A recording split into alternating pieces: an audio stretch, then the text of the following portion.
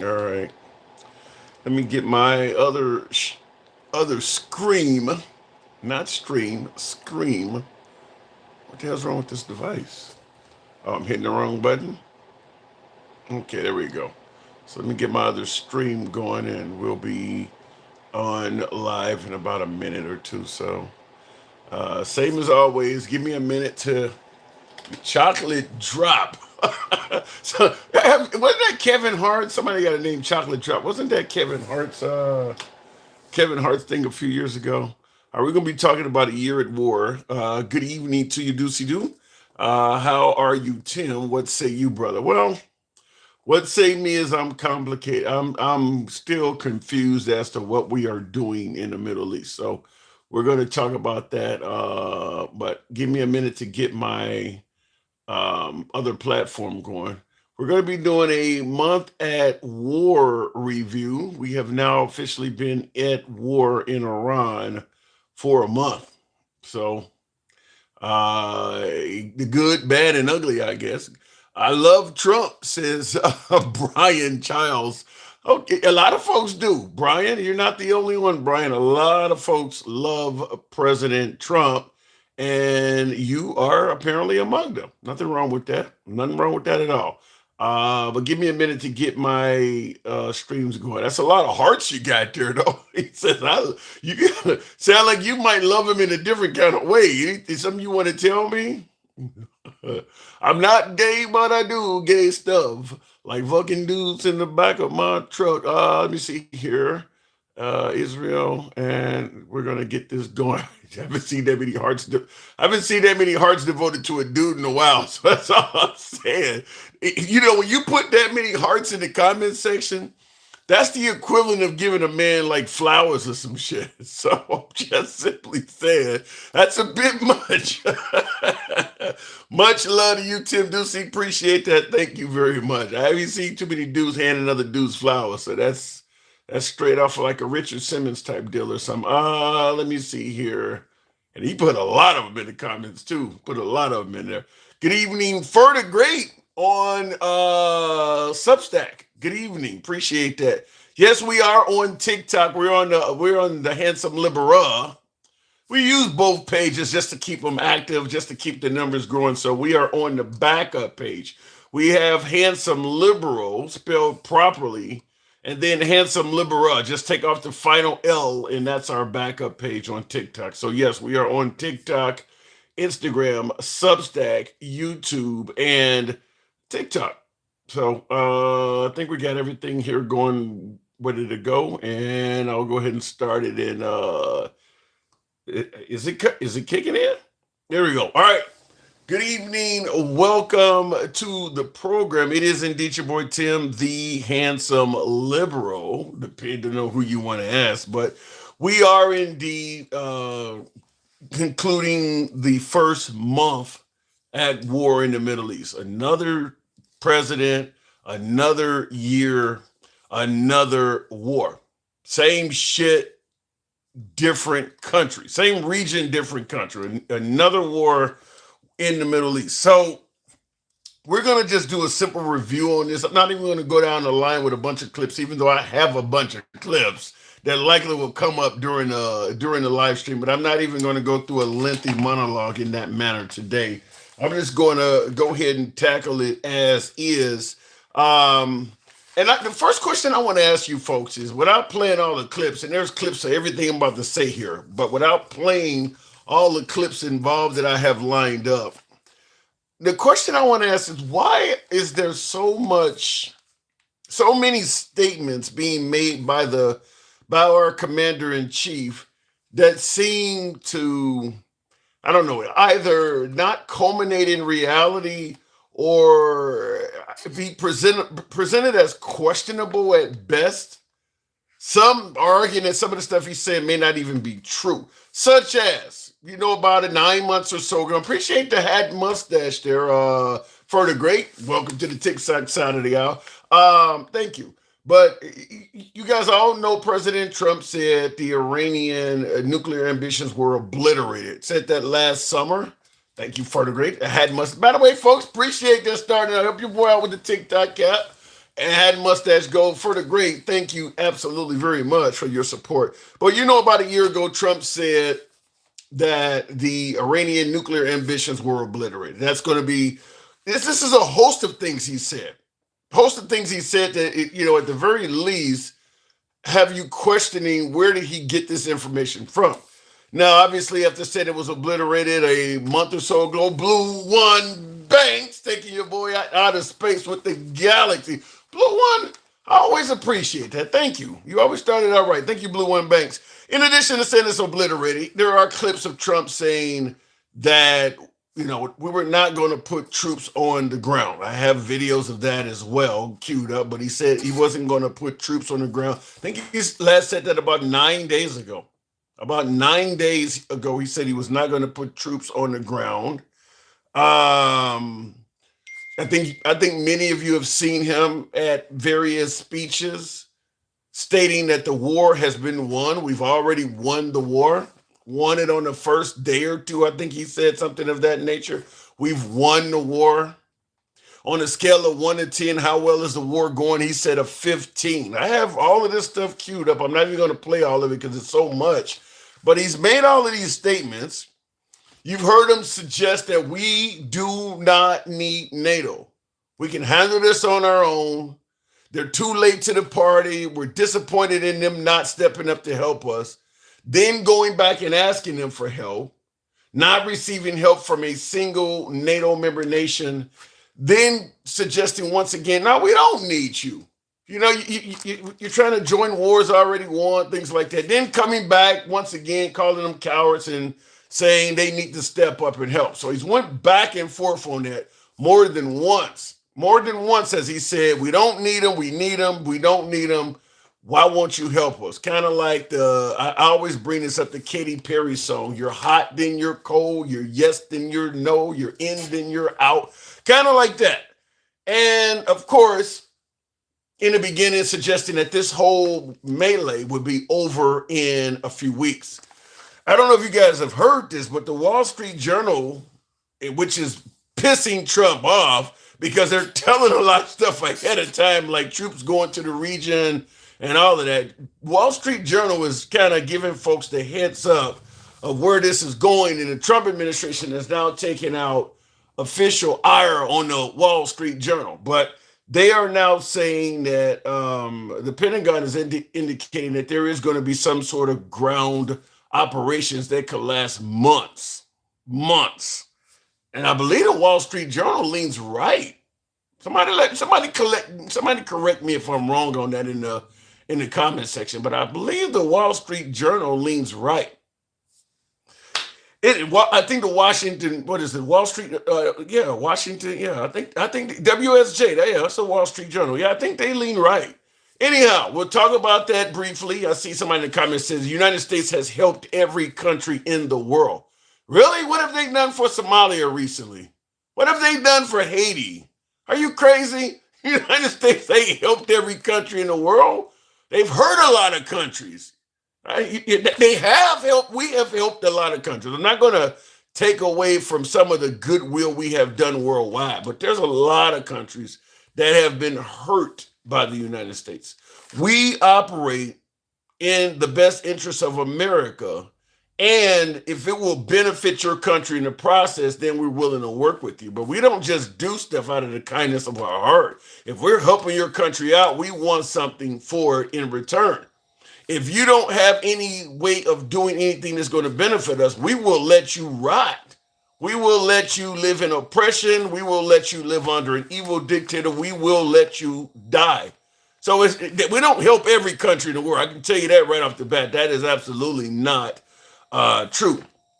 Last but not least, shorter topics today, but I want to hear from you folks, kind of like a review and of what's going on. I think you guys all know the TSA, the Transportation Security Administration, the folks at the airport, and other federal agencies that are along with this are not getting paid. They haven't been paid in over a month now. They've missed a couple checks.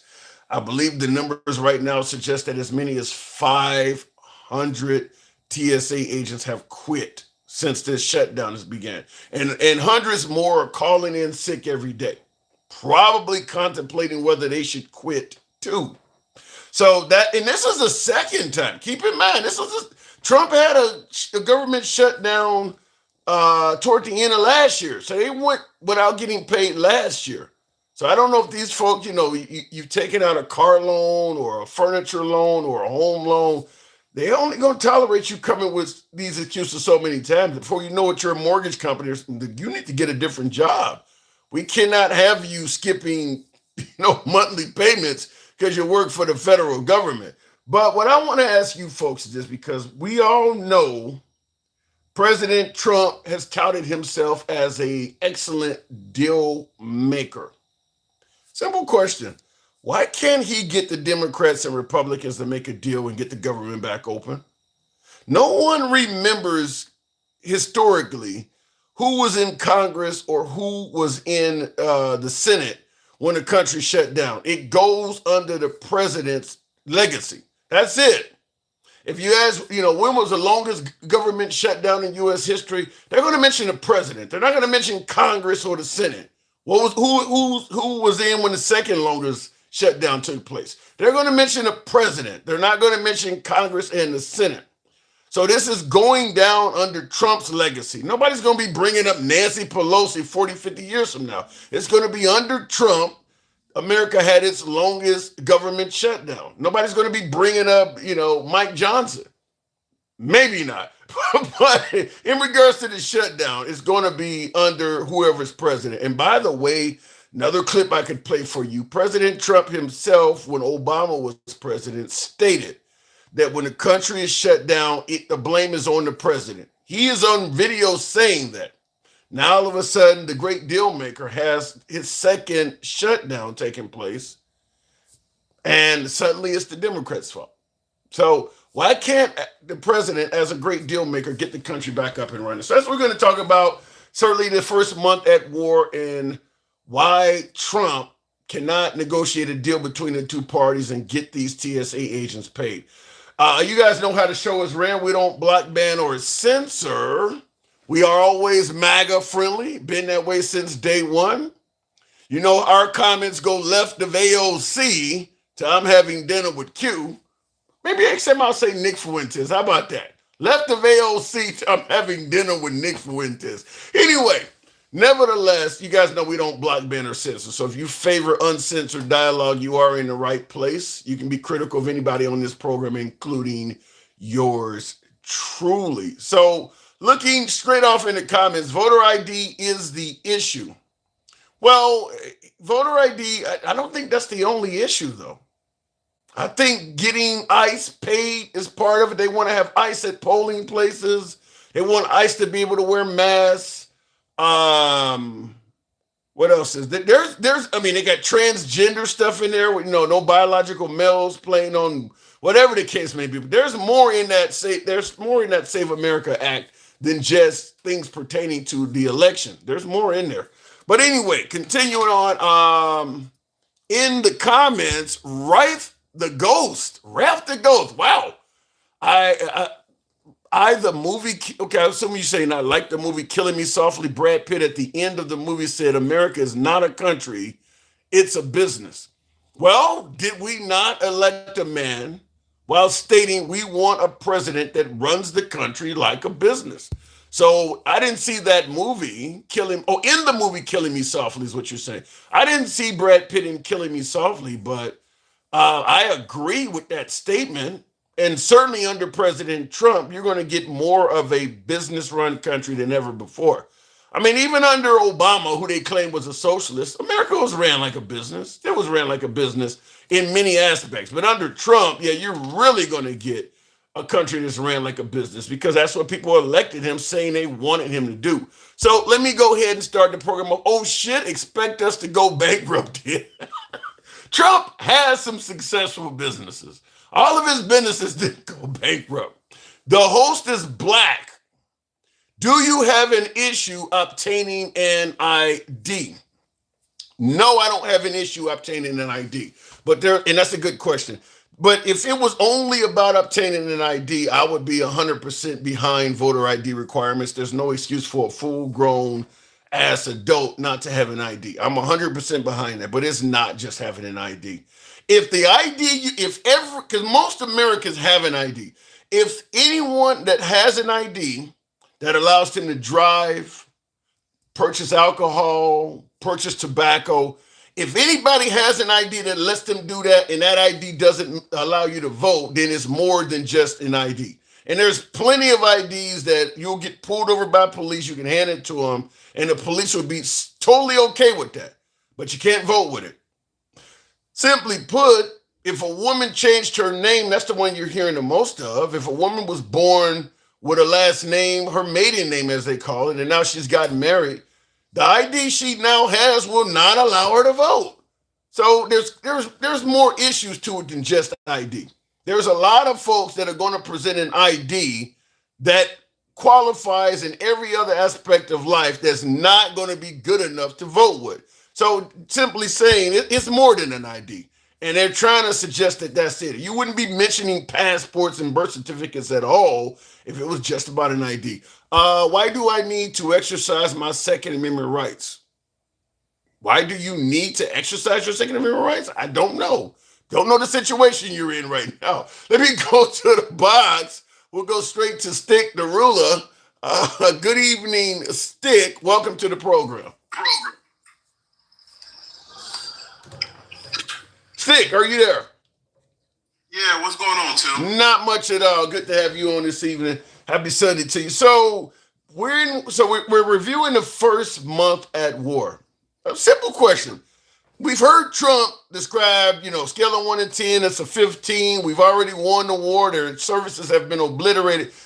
What is your analysis? How do you think it's going? I think it's going horrible. I think it started off horrible. Even the things that they had going on in Venezuela, it was all horrible. None of it felt legal. How about that? It didn't even feel legal. Well, apparently they're suggesting Venezuela has turned out fine. Trump is saying Venezuela is doing a good job now. Real quick, Hale, before you continue, I don't block, ban, or censor, but Cyrus, if you want to spam, you're kind of begging me to block you. I'm going to leave it open for you, Cyrus. I get that you think I'm an Uncle Tom. You've made your point. But typing it over and over again, you're blocking other folks from inputting. So if you want to spam, I'll drop you. Otherwise, move on. Go ahead, there, Stick. Oh, so yeah, are you good with the pushback? He probably new to the program. He piss everybody off. Don't worry about that. He's not an Uncle Tom. His name wouldn't be liberal. You gotta understand what's going on. So I don't mind people calling me. I don't mind their names. I got skin that's sticking in an alligator with no lotion on it. It's just when he's doing that, he's preventing other people that might want to insult me too. That's where the problem is. So, so you say it's horrible. yeah, it's horrible, and it's one of those yes and no. I get what you're saying, but at the same time, man, come on, man. Do understand what's going on. He would not be known. Well, he is an Uncle Tom. How about that? He is an Uncle Tom because Uncle Tom was the hero. Uncle Tom told everybody what's going on. That is Tim. So if you was a slave back then, apparently Tim is the one you needed to know. All right. So moving on. This definitely is trash. The way he's moving. They already trying to put it on Whiskey Pete. And what's the other guy? God dog it, I just had his name in my head. Whiskey. You're obviously talking about Pete Hegseth for the first guy, but who's the other guy? Yeah, Whiskey Pete is the first guy, and then the other guy is one of the white nationalists he's got working for him. Anyway, you talking about Miller, Stephen Miller? Yeah, there you go, Stephen Miller. So they crazy. It's crazy when you say one of the white nationalists and people in the country. Everybody know who you're talking about. Exactly. That's bad. Exactly. So that's the point. That's the point right there. Everybody knows what's going on. Like even some MAGA. I'm not saying all, but some MAGA are waking up, man, and they're like, man, I didn't vote for any of this shit. I didn't ask for any of this shit. I didn't say all. Yeah, I get that, but I'll tell you one thing: when we put troops on the ground, and you start seeing, I don't care if it's a couple casualties every other day. Once that start happening, you're going to get more MAGA because some of them are going to be MAGA. So you're going to have some MAGA mommies and MAGA daddies and MAGA aunts and uncles. Like, I voted for this guy. I didn't vote for him to kill my cousin or my nephew. So it's going to get bigger when that starts happening. And that's just the point, Tim. It's like where does it end? You're saying we won, but you're sending troops. Yeah. You're sending troops to the area because they just said the Middle East. They didn't say Iran. So let's keep it G, y'all. But at the end of the day, why are you sending troops if they're not good? If they're just gonna do what they did in Washington D.C.? Is that what you telling me? They're gonna clean up? They're gonna clean up Iran? Well, the question of why are you sending troops, to, in my opinion, and I'm sure I'll get some of my beloved MAGA like straight talk to maybe help me clear this up. But I'm going to say saying you won while sending troops, asking NATO for help, and it makes it look like what you said is not true. It's as simple as that. That's the whole point, Tim. Like, okay, so again, he fed them a lot of lies. He fed them a lot of promises. He fed them a lot of what they wanted to hear. And then here we are a year later after he got, what he needed, which was, escaping. And what he always needs is escaping. He got the nominee or he got the presidency.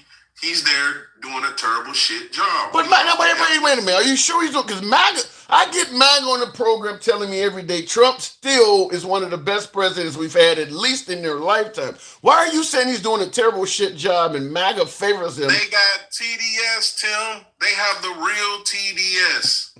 That is TDS. When you go to the grocery store and you see a price that's higher than when Biden was in office, and you say, well, it ain't that bad, you goddamn blind. When you got the president and his Secretary of War, remember it used to be peace. Now it's Secretary of Defense. It used to be Secretary of Defense. Now it's I mean, you know something, I could never have thought that they would have so appropriately titled a department. I mean, when they say Secretary of War, goddamn it, they meant that absolutely. They really titled that properly. And what happened under Biden was the same thing that happened now. They said we was in a war, right? But MAGA says, oh, we're not officially in a war because Congress hasn't declared it. They never did it under Biden either. So we weren't in a war under Biden.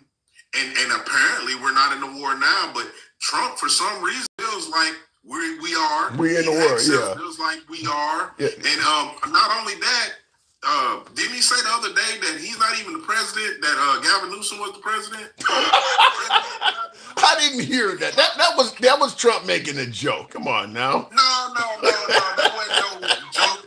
He said, we got this guy, Gavin Newsom. He called him Newsom. You know what I mean? The president of the United States said it clearly. The president of the United States. You know something, though? Gavin Newsom should actually take that as a compliment. And he's on, he actually is on deck should he come up. But I will say this. He should take that as a compliment, because when Trump gives you a nickname, you have officially arrived. If you're under his radar and you don't mean shit, you don't get a nickname. When he gives you a nickname, you mean something. You are actually deemed as real competition. Yeah, he's real competition because he got the complexion for the election, right? Yeah. He's a straight white male Christian, and he has a conservative side, but that's not the point. Our point is he can win, right? So, like, you can be mad all day. It's just like Texas, right? Texas is showing you exactly what the rest of the country is thinking. That Gavin Newsom has the complexion for the election. So this is just my prediction. You're talking about by shooting down Jasmine Crockett and putting in Tallarico. Tallarico's his name. Exactly. I don't know if it's just. I'm not gonna take away from what you're saying, because I see King Finn is already in it with the hashtag Stop the Fluffing. I don't want that shit to go viral. But what I do want to say is, Tallarico, in my opinion, from the video, his message is better for the country moving forward to me than Jasmine Crockett's was. I think his message is better. Nah, when you go look at his platform and see that he's really a conservative Democrat, I mean, it all depends on what's your flavor. I'm gonna just say it like that. But Jasmine Crockett, to me, this is just my opinion, not because of her skin color, but just because of her resume, and just because how she's willing to go ahead and take the punches and punch back, and that's what we need. And if she gets in there as vice president, I'm good with it. I don't.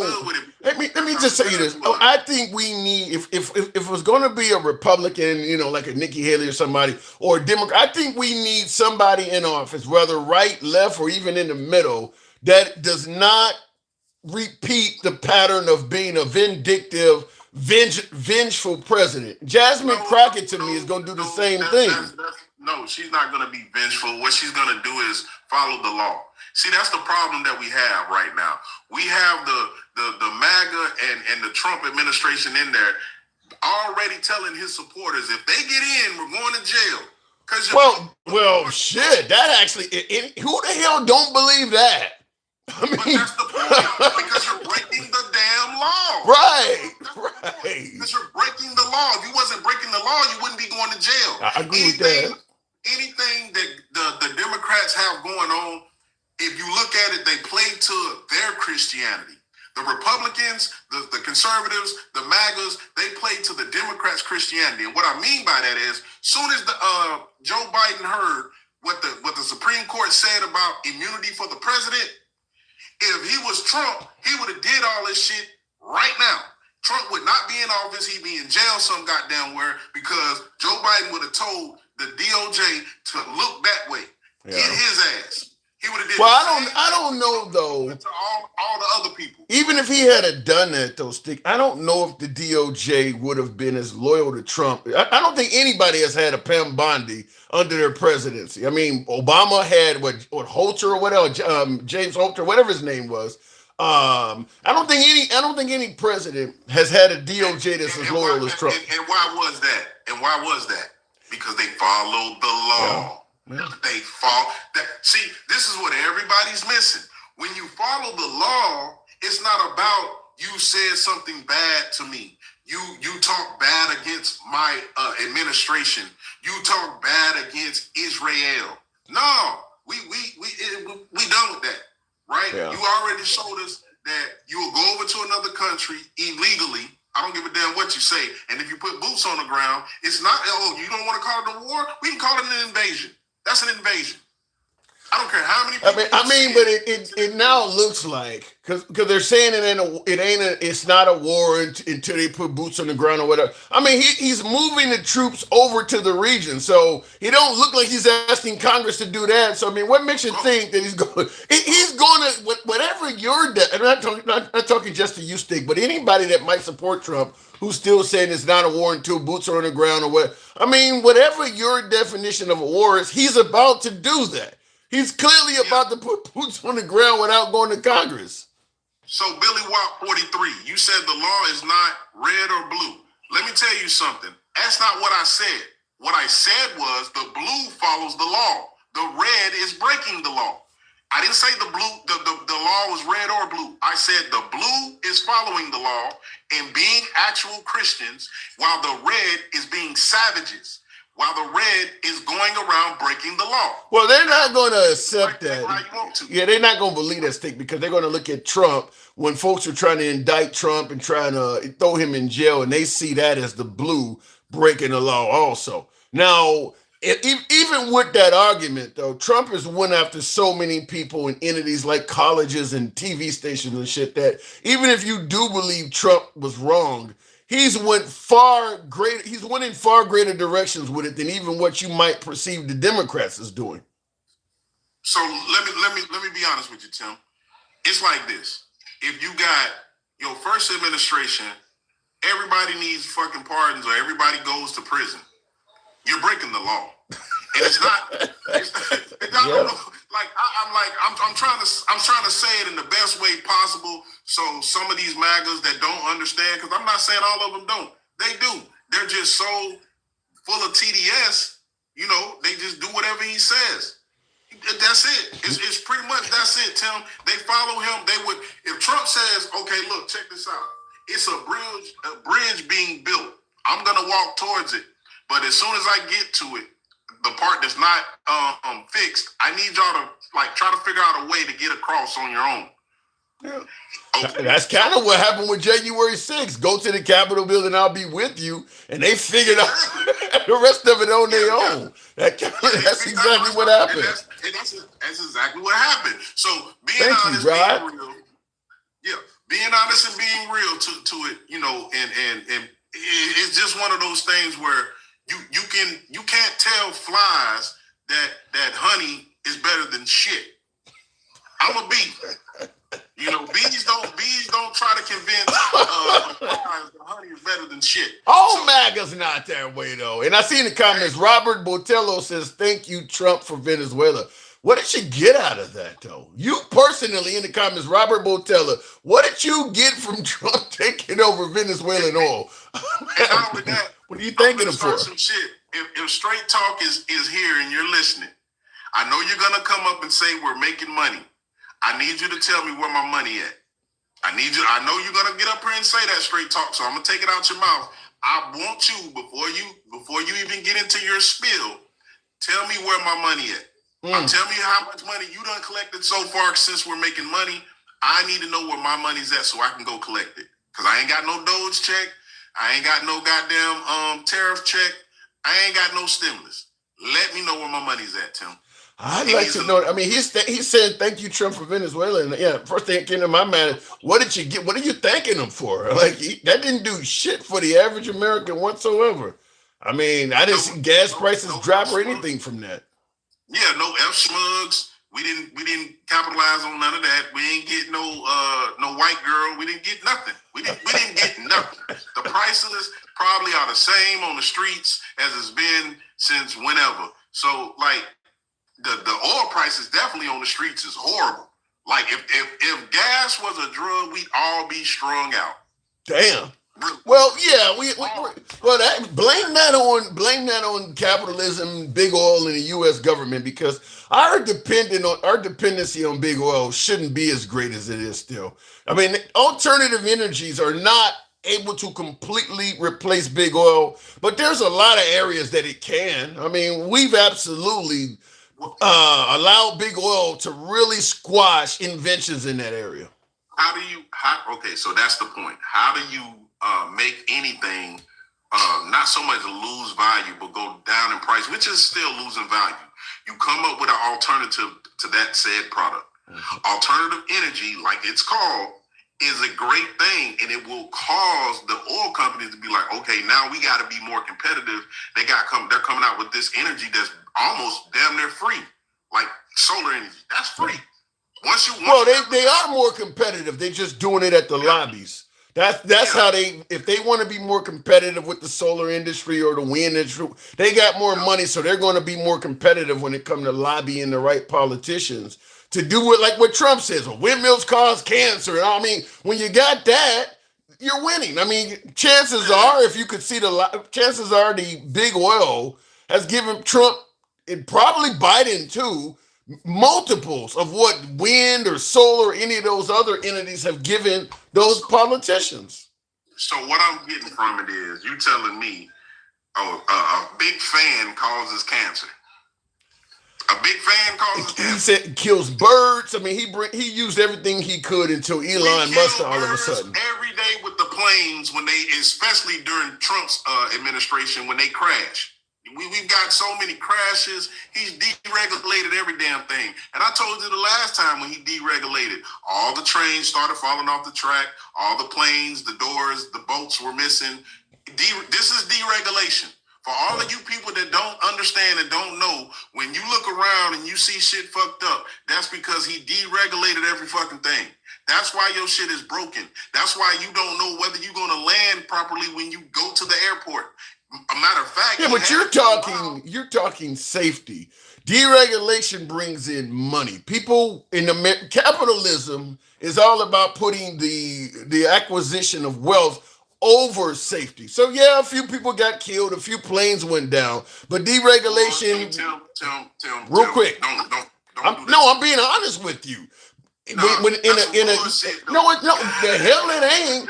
The hell is That's some not. I mean, bullshit. why do you think firearms and stuff continue to prevail even though people are getting killed? Capitalism is about putting money over your safety. They absolutely will do that every I'm time. gonna tell you. I'm gonna tell you what they do. They do just like the cigarette company does. Right. They get sued and then they raise the price. They get sued and then they raise the price. So when you got a plane go down and everybody unalives, that's lawsuits. If it's 200 people on the plane, plus the pilot, plus anybody else, especially if it's coming from you weren't doing shit that was regulated. Your flight path, what was wrong. All the shit that you can be blamed for, you're gonna get sued for it. So where you think that you're saving money, you're actually losing money at the end because your ass is getting sued so much for the fraudulent shit you got going on running your company. Maybe. Like everybody coming to eat at your joint and leaving with salmonella.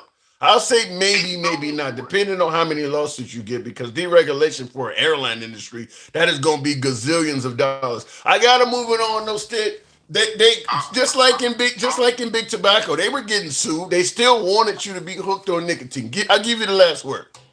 Yeah, and that's just the thing. They still want you to fly around on these unsafe planes while you got people like CK talking about, I wonder if the black pilot got, and then that shit right there is bullshit. You know why? Because ain't none of us crash no planes, Tim. Go look at the statistics on who crashes planes. I'm just gonna end it on that. Go look at the statistics. And I've made a similar quote myself. Stick, appreciate you coming through. All right, Thank you. Charlie Kirk is never going to live that one down. Well, then again, he is dead, so I guess he doesn't have to worry about living it down. But that quote will live in infamy with Charlie Kirk. The quote about, I get on the plane and there's a black pilot and I wonder, am I going to be safe? that will never go away. Looking in the, let me get my thoughts for them. Having a Biden moment. Tap the screen, get the likes up to 30,000 if you will. If you're watching us on Instagram or TikTok, Substack, follow the program. You happen to be watching us on YouTube, give your boy a sub. We are indeed MAGA friendly. Our comments go left of AOC to I'm having dinner with Nick Fuentes. How about that? Tap the screen. You can be critical of anybody on this program, including yours truly. Just don't spam. Tap the screen, get the likes on up. Certainly, if you're watching us on YouTube, tap that like button. Helps out the algorithm, brings in more MAGA. And it shouldn't. He spoke about excellence based on not on skin. Well, he brought up skin color. I don't know why he brought it up because, like my last caller pointed out, the African American pilots that are in the industry, you almost never hear about a crash where the pilot was African American. Not even women. It's generally white males. When you hear about a crash happening, generally the person that was at the helm was a white guy. So, I mean, that is a good point to make. Like, why are you so concerned about black pilots when there's no record of them ever doing anything wrong? We've had black pilots in this country now for at least a generation or more. They're not known for going for air. They're not known for even close calls. Why is that coming up?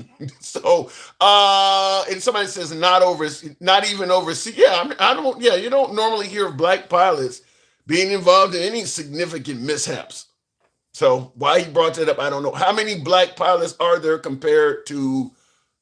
How many black pilots are there compared to black pilots?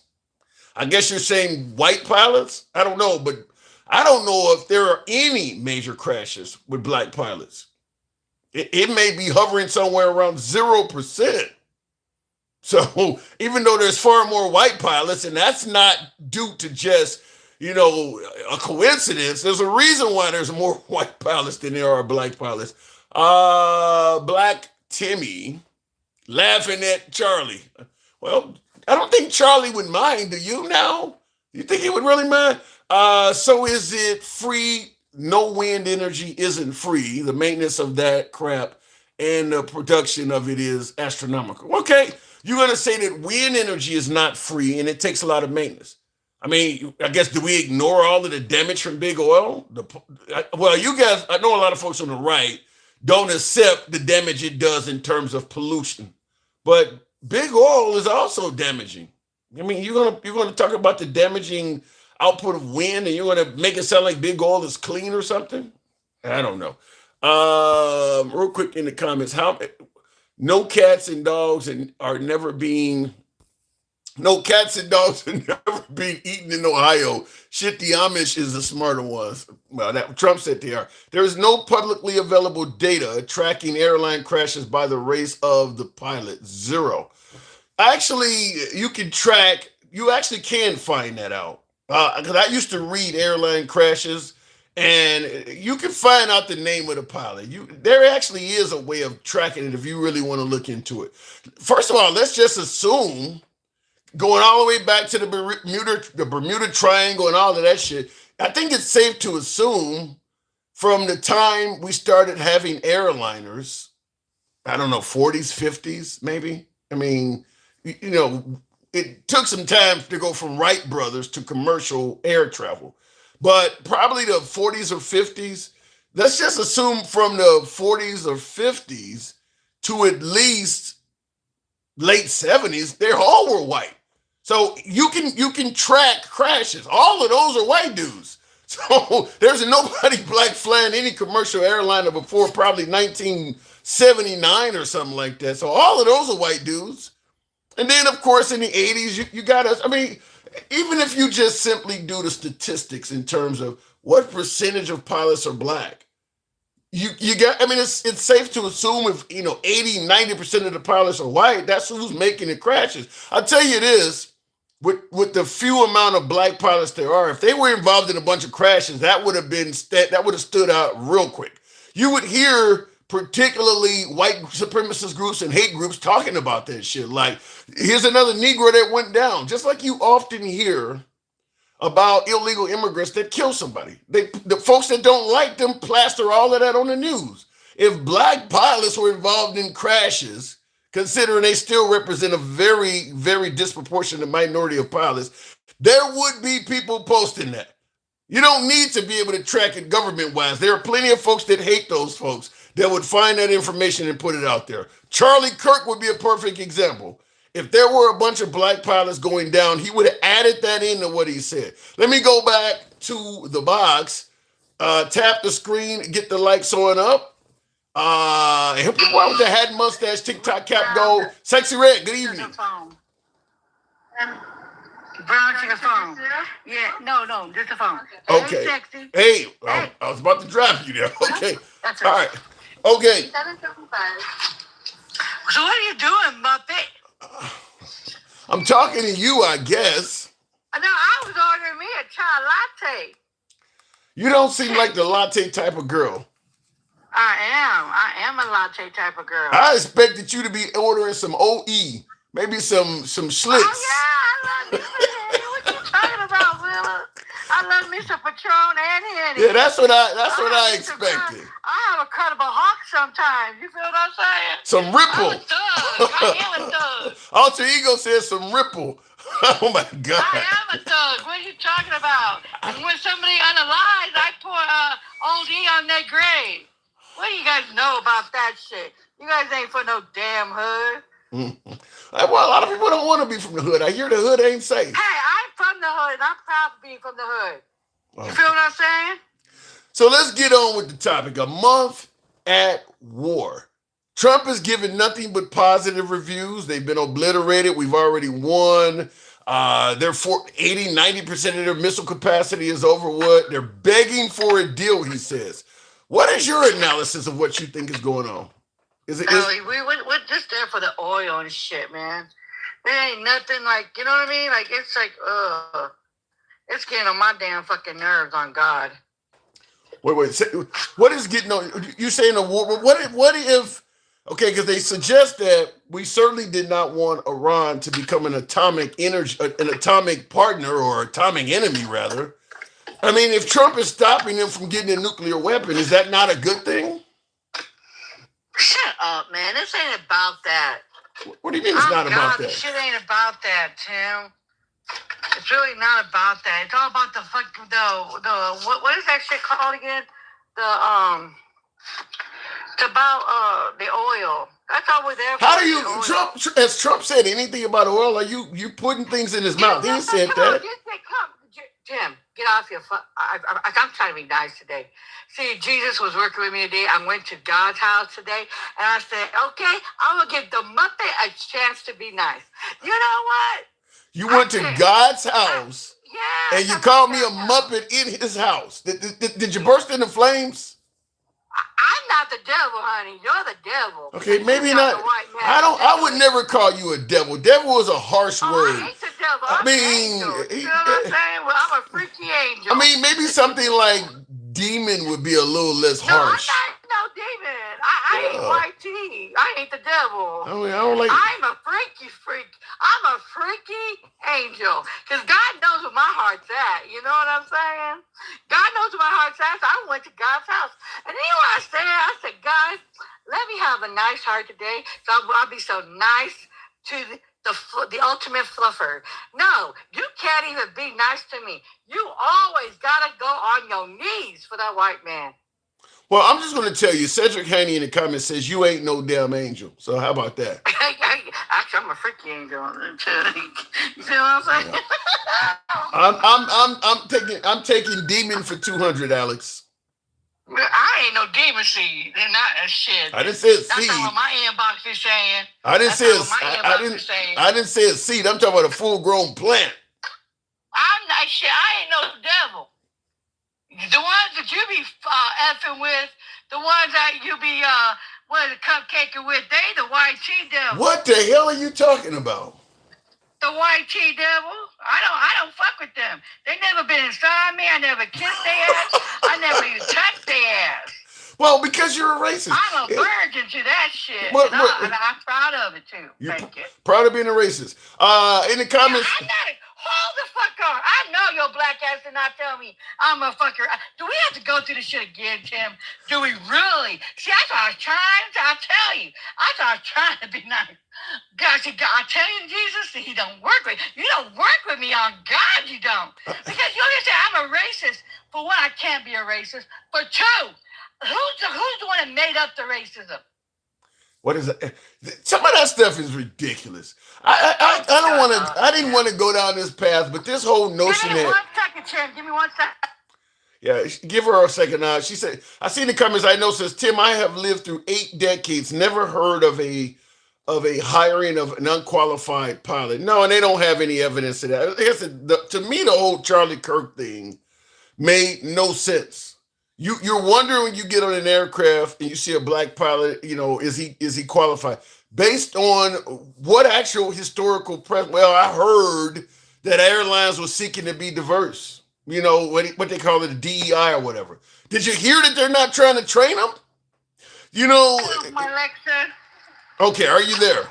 Yeah, I'm here. Okay. And I see in the comments, how did all that bullshit make people love him so much? Because they love what he was saying, talking about Charlie Kirk. So moving on with the program now. So you think you're so goofy. I swear to God, you're goofy. What the hell are you talking about? You're goofy, man. Let me tell you this. I'm so sick. I had to stop for a second because I had to pay for my chai latte, okay? But let me tell you something with your bow-legged, cross-eyed ass. I'm bow-legged? So sick. Bow-legged, cross-eyed ass. Let me tell you something. I'm so sick of you calling me racist. When you have the mofos on your fucking platform spitting out racism shit, spitting out, I'm proud to be a proud boy. The fuck needs a damn oxygen tank on his ass. I'm not bitch. I'm not drunk. No, I'm high as shit, but I'm not drunk. But anyway, that's unfortunately until tonight. You know what I'm saying? Well. You're talking about Proud Boys and people spewing. You don't think you're racist, huh? You really don't think that stuff you're saying? You know what, Bear? When I call a white boy, oh my God, she's being racist. No. Oh my God, that's being racist. The kind of white boy is not being racist. Travelman, thank you for the TikTok cap. Thank you, Travelman. Let me ask you, what is a snow roach? What the hell is that? What do you think a snow roach is? They white. Why are you calling them roaches?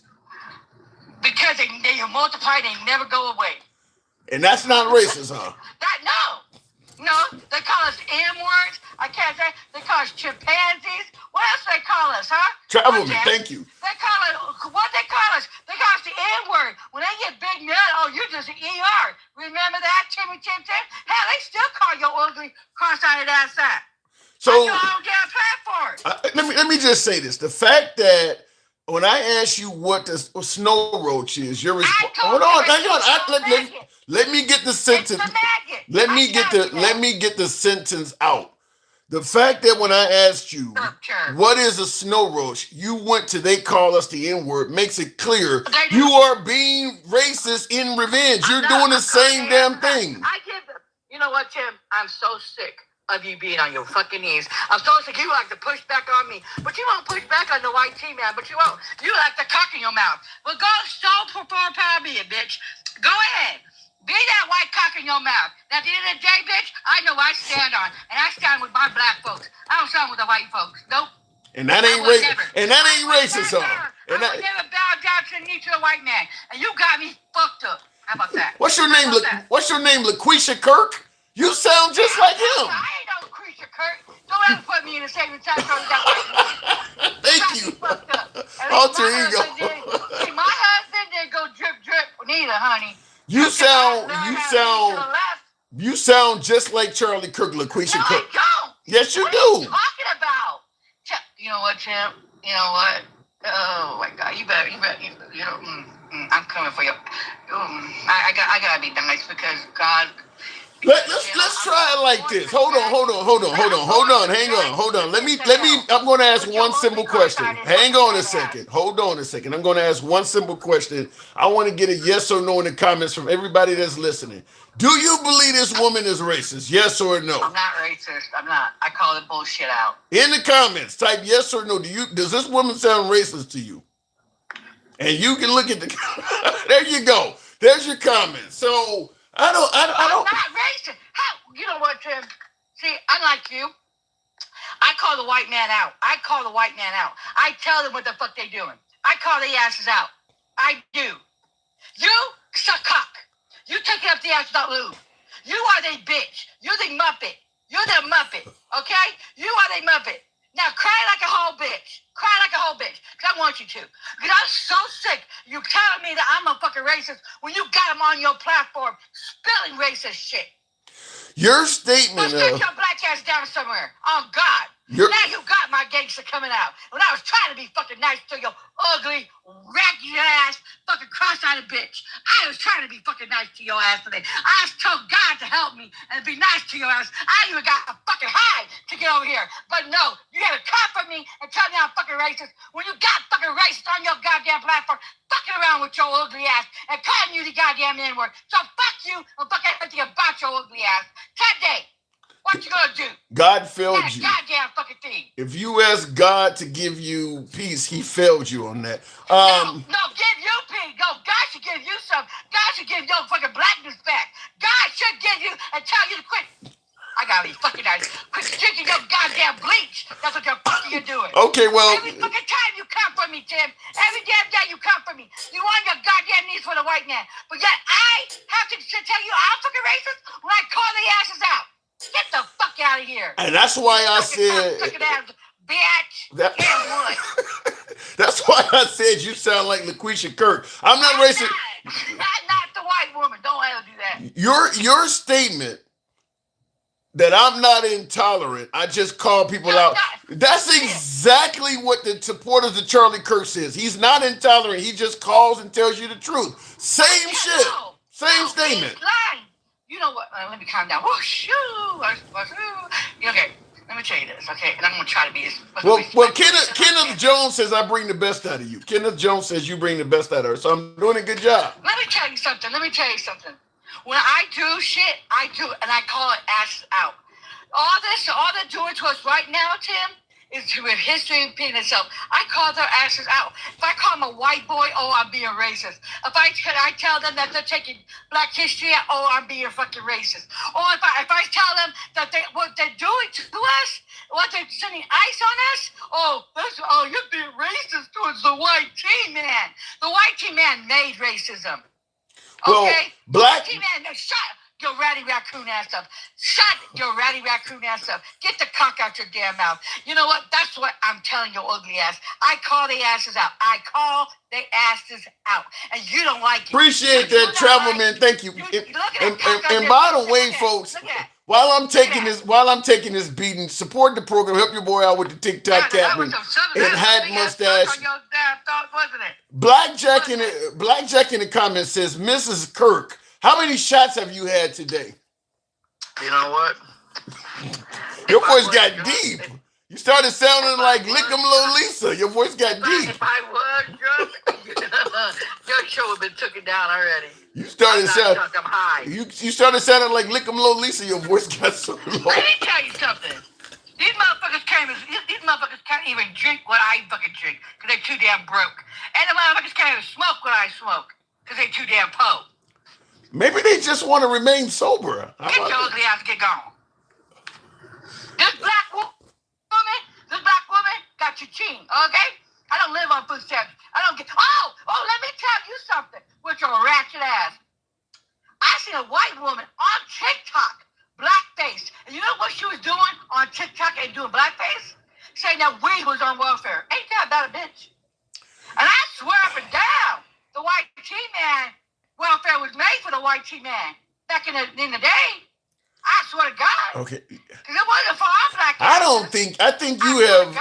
I think you have lost the right to criticize what white people say with all the things you say. You've lost credibility on that. You need to get the cock out your mouth and don't tell me and quit telling me what the fuck I need to do. And quit trying to check me. You need to check your black ass and come back to reality if they don't like your ugly ass. That's what you need to fucking do. Don't ever come at me and tell me what I need to be talking about. So they don't like me, but I'm supposed to believe you do?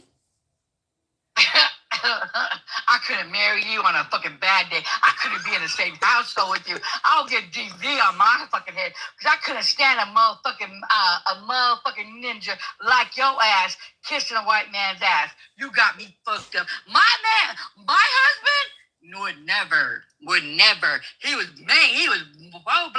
pro-black as you could ever get.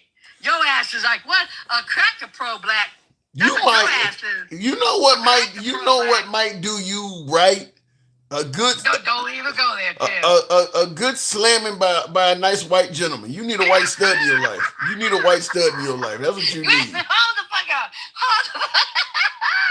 I know your ugly ass did not say I need some ding-a-ling from a white man. I'm just saying. Ugly trash. Hold the fuck up. No. I will go straight as lesbian. I will go strictly no dickly, no coochie, nothing. I will buy me a fucking toy before a white man ever touches me. How about a nice, good-looking military hero with the square jaw like Pete Hegseth looking at you looking up at him with all them tattoos? That would turn you on. No uncooked protein will be ever in my vajayjay. Never. It has to be chocolate and it has to be BBC. Ain't no but God. God, you don't make me so up, and I'm in my damn card. Now, you need to stop. You like the uncooked protein. You like Melania Trump looking, roast beef looking ass down there. That's what you like. You need to go cupcaking up with that shit, not me. Well, it's all chocolate this way. Well, I've made it clear. We've seen photos of Melania unclothed. She does not look bad. She doesn't look ugly. Melania Trump doesn't look ugly. Tim, let's keep it real. You a fucking stop. You would fuck a hole in the fucking wall if it had some pink pussy on it. You would fuck that. You would fuck anything. Me? Hell no, I got standards, honey. If it ain't chocolate, it don't melt in my mouth, you ain't touching it. You got me fucked up. You got me so fucked up. No. I can't even get drunk enough to fuck that. Okay, well, I'm going to go ahead and move. No, you know what, Tim? Real quick. I'm going to go ahead and move on. Go ahead. I'll give you the last word. They took her off. I kind of felt it was coming, so I was going to let her wrap it up, but unfortunately the TikTok censors dropped her before she could get to that. By the way, tap the screen, get the likes on up to 45,000. Auntie on the loose, says Beast World. Now, getting back to the actual fucking show.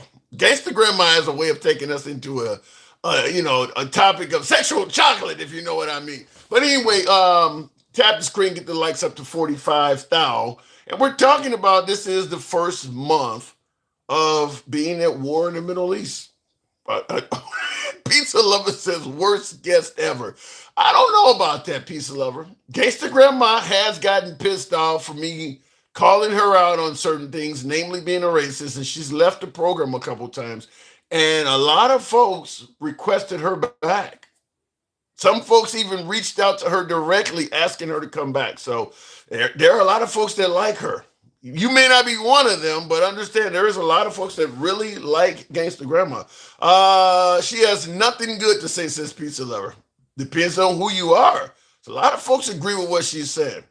When she's tearing me apart, a lot of folks are agreeing with her and not me. But that's how it is on the free speech program. Anyway, tap the screen, get us up to 45,000. We'll take the next caller. We don't block, ban, or censor, as you just probably realized with my last caller. This is an open forum. Our comments go left of AOC to I'm having dinner with Nick Fuentes, like President Trump did in his first term. Anyway, we are always MAGA friendly, always will be. That's Esther from Sanford and Son. Now, I got another guest that really does sound like her. There's a lot of people who think like her, black radio sells it. True. I don't know about black radio, but there are people that think like her. I'm sure of that. No, you know why some black men, many white women, less. Oh, wow. That's a controversial comment coming from Michael back. He says, you know why some black men marry white women? They're less problematic. Ooh, as MC Hammer says, can't touch that. Your racist chat like her because she says the racism they want to say. That's what it boils down to. Stevie D, I don't disagree that there are people who I won't say galvanize, who gravitate to, that's the word I'm looking for. There are people who gravitate to those who say what they want to say, but maybe they're not in a position to say it themselves because of employment. They don't want to ostracize their family or something like that. So there are people like that. For instance, Charlie Kirk, Nick Fuentes, as I bring up, them folks have an audience of people that probably don't talk like they do, but feel the way they do. Well, you're right. It happens on the left as well. It happens with people of color as well. But yeah, you're right. I'll give you an example. Find any African American that holds a platform where he or she, but it's usually he, just always bashes the antics and behaviors of African Americans. A black person that all they're doing is talking about bad behavior by black people. Look at their audience. Look at their audience. It's full of those kind of people you're talking about. Folks who agree, but ain't gonna come out and say that. It's full of those kind of people. Candace Owens was like that in the beginning. Now she's branched out in a lot of other directions, but Candace Owens, her claim to fame came that way. There's a guy, Andre something, I can't think of his last name. Somebody in the comments let me know, but he's an African American, Andre Williams or something like that. He's an African American that all you see him doing is bashing black folks. All of his videos are like that. There's a guy on TikTok, another guy, Wolf Hat. He's an African American he wears a hat that's like a wolf or a wolf's tail. All you see his videos, he's bashing African American behavior. So you don't hear him talking about, well, here's a college where the whole graduating class were graduated with honors. Here's a HBCU. None of that. It's all negative stuff. It's all negative stuff. Officer Tatum, yeah, there's plenty of those folks out there. Hodge twins, you're pointing. Yeah, so look at their audiences. It's the same kind of folks what Stevie was talking about. People who want to say this stuff, but they're in a position where they don't feel comfortable doing it, so they gravitate towards somebody else that's doing it. And I do agree with you, Stevie. It happens on the left as well. Going back to the box, help your boy out with the hat, mustache, TikTok cap goes. You know what I always say, support the program. Going to Travelman, never heard of them. I hope I never do. They're big on YouTube. The Hodge twins. They're Travelman. Good evening. I can't hear you. Drop me down. I have to come back up. I can't hear you. Okay, fair enough. I'll move on and we'll try it in a minute. I'll skip guess and then maybe it'll help out. Tap the screen. We'll go to, I think that says do some. Charleston White. Yeah, Charleston White is starting to slowly come back though. Charleston White pointed out, because somebody told Charleston White that, hey, can you guys hear me? You guys can hear me okay? Make sure I can get audio. I know on the other platforms, but on TikTok, let me know if you can hear me on TikTok, just to make sure it's working. Yeah, okay. Charleston White started pushing back because they told Charleston White that he was kind of like the black version of Charlie Kirk. And it was coming from white members that support him because he was bashing the antics and behavior of black so much. And he spoke up and said, no. He said, I am not the Charlie Kirk, because I point out bad behavior and bad people on my side. You know, he said, look, when you look at Charlie Kirk, he ain't pointing out he's pointing out black people. He's not pointing out anybody that's doing things wrong that's white. He's attacking black people. So he said, no, I can't be the Charlie Kirk for black people, because Charlie Kirk ain't doing what I'm doing. Charlie Kirk is bashing the same people I'm bashing. He ain't bashing his own kind. He's not pointing out problems with his own people. Like, you know, Charleston White might point out problems with the woke left and stuff like that, or the LGBT or the trans stuff. He's a black person perceived to be liberal, pointing out flaws in the liberal community. Charlie Kirk was not doing that for his side. So he was like, no, this guy is hanging around some of the worst. So he kind of came back with that. Thank you for that, Galaxy Stevie D. Appreciate that. He was worse, bro, says Travelman. Worse in what way? Let me go back to the box. And thank you, Stevie D, for that, Galaxy. I appreciate that. We'll try it again with Byron Martin. What's up with these orange zombie syndromes that is going on with MAGA? What is an orange zombie syndrome? What is that? Byron, good evening. Byron, are you there? He's there and then he's not. Apparently not. Let's try it again with Travelman. Did Travelman come back? No. I will go to Tamar, New Jersey's best. I don't know. Did TikTok fuck around with my live guest thing? Got the gangster grandma? Tamar, are you there? Yeah, I'm here. Okay, there we go. I was having problems bringing up guests. Okay, so first month at war. What say you? Because Trump is saying it's going very well. Scale of 1 to 10, it's a 15. We've already won. We've obliterated them. They're begging for a deal, says President Trump. This is not a war, Tim. And if you say so otherwise, that's un-American. Yeah, and real quick in the comments, Miss Mobetti said you were number 2. No, it was actually my first guest in Gangster Grandma. When I first got on, those are the 2 people that were there. You weren't there, so you weren't number 2 at that point. So you're saying if you say it's a war, well, you're not supporting America. No, you could be. I get the sarcasm, but you could be supporting America and calling it a war simultaneously, could you not? No, I don't think so. Is it a war? You hear me? No, I don't think so. What do you think? I think it's a war. Okay. I think it's a war, but that's what they're saying that it's not. But well, even though he goes on TV saying war all the time, yeah, talking about it. And I was gonna say the same thing. King Mo in the comments is saying, didn't Trump call? Yeah, Trump is calling it a war. That's his supporters, because folks are saying what he has gotten us in is an illegal war without going to Congress. So his supporters are trying to defend him by saying it's not a war, but Trump is all over TV calling it a war. Yeah, except when he was at that speech the other day, the Republican one. Okay. Because we can't say the word war, but yeah. I'll tell you this. I brought this up before, that deserting the military during the time of war, an act of treason or whatever the case may be, could be punishable by as much as death. But if someone serving in the military became a conscientious objector, or they took the path of what is the guy's name that just left, Joe Ken or whatever, that left his administration, saying that this war was unjust. If you're in the military and you leave and just say I'm not fighting, which would be treason, if they try to charge you with desertion during war, I suppose your defense could say, well, the president said it's not a war. So it would limit the amount of punishment. That's true. Yeah, dereliction of duty, but that's better than treason. this whole mess is it's just crazy. This administration is unbelievable. We've got possibly one of the most unqualified guys in Whiskey Pete, and then you got the Cash in the FBI. He's unqualified. I'm gonna say Pam Bondi's unqualified. So the three of the most important positions, we've got possibly the most unqualified people in history.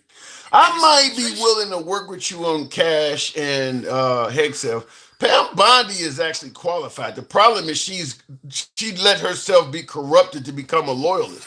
I mean, so she's probably a unqualified. well, no, I mean, you just went you went left.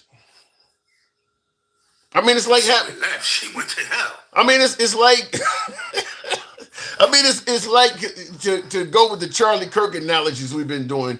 Let's say, for instance, you're a really qualified pilot, but you just decide to commit suicide one day while flying. I mean, he was qualified up until he did that shit. Pam Bondi was qualified up until she became a loyalist. She must have got a lot of money for doing some of the stuff she did or something, because she's definitely losing her license to practice law. So she must be getting a very nice payday on the back end or something.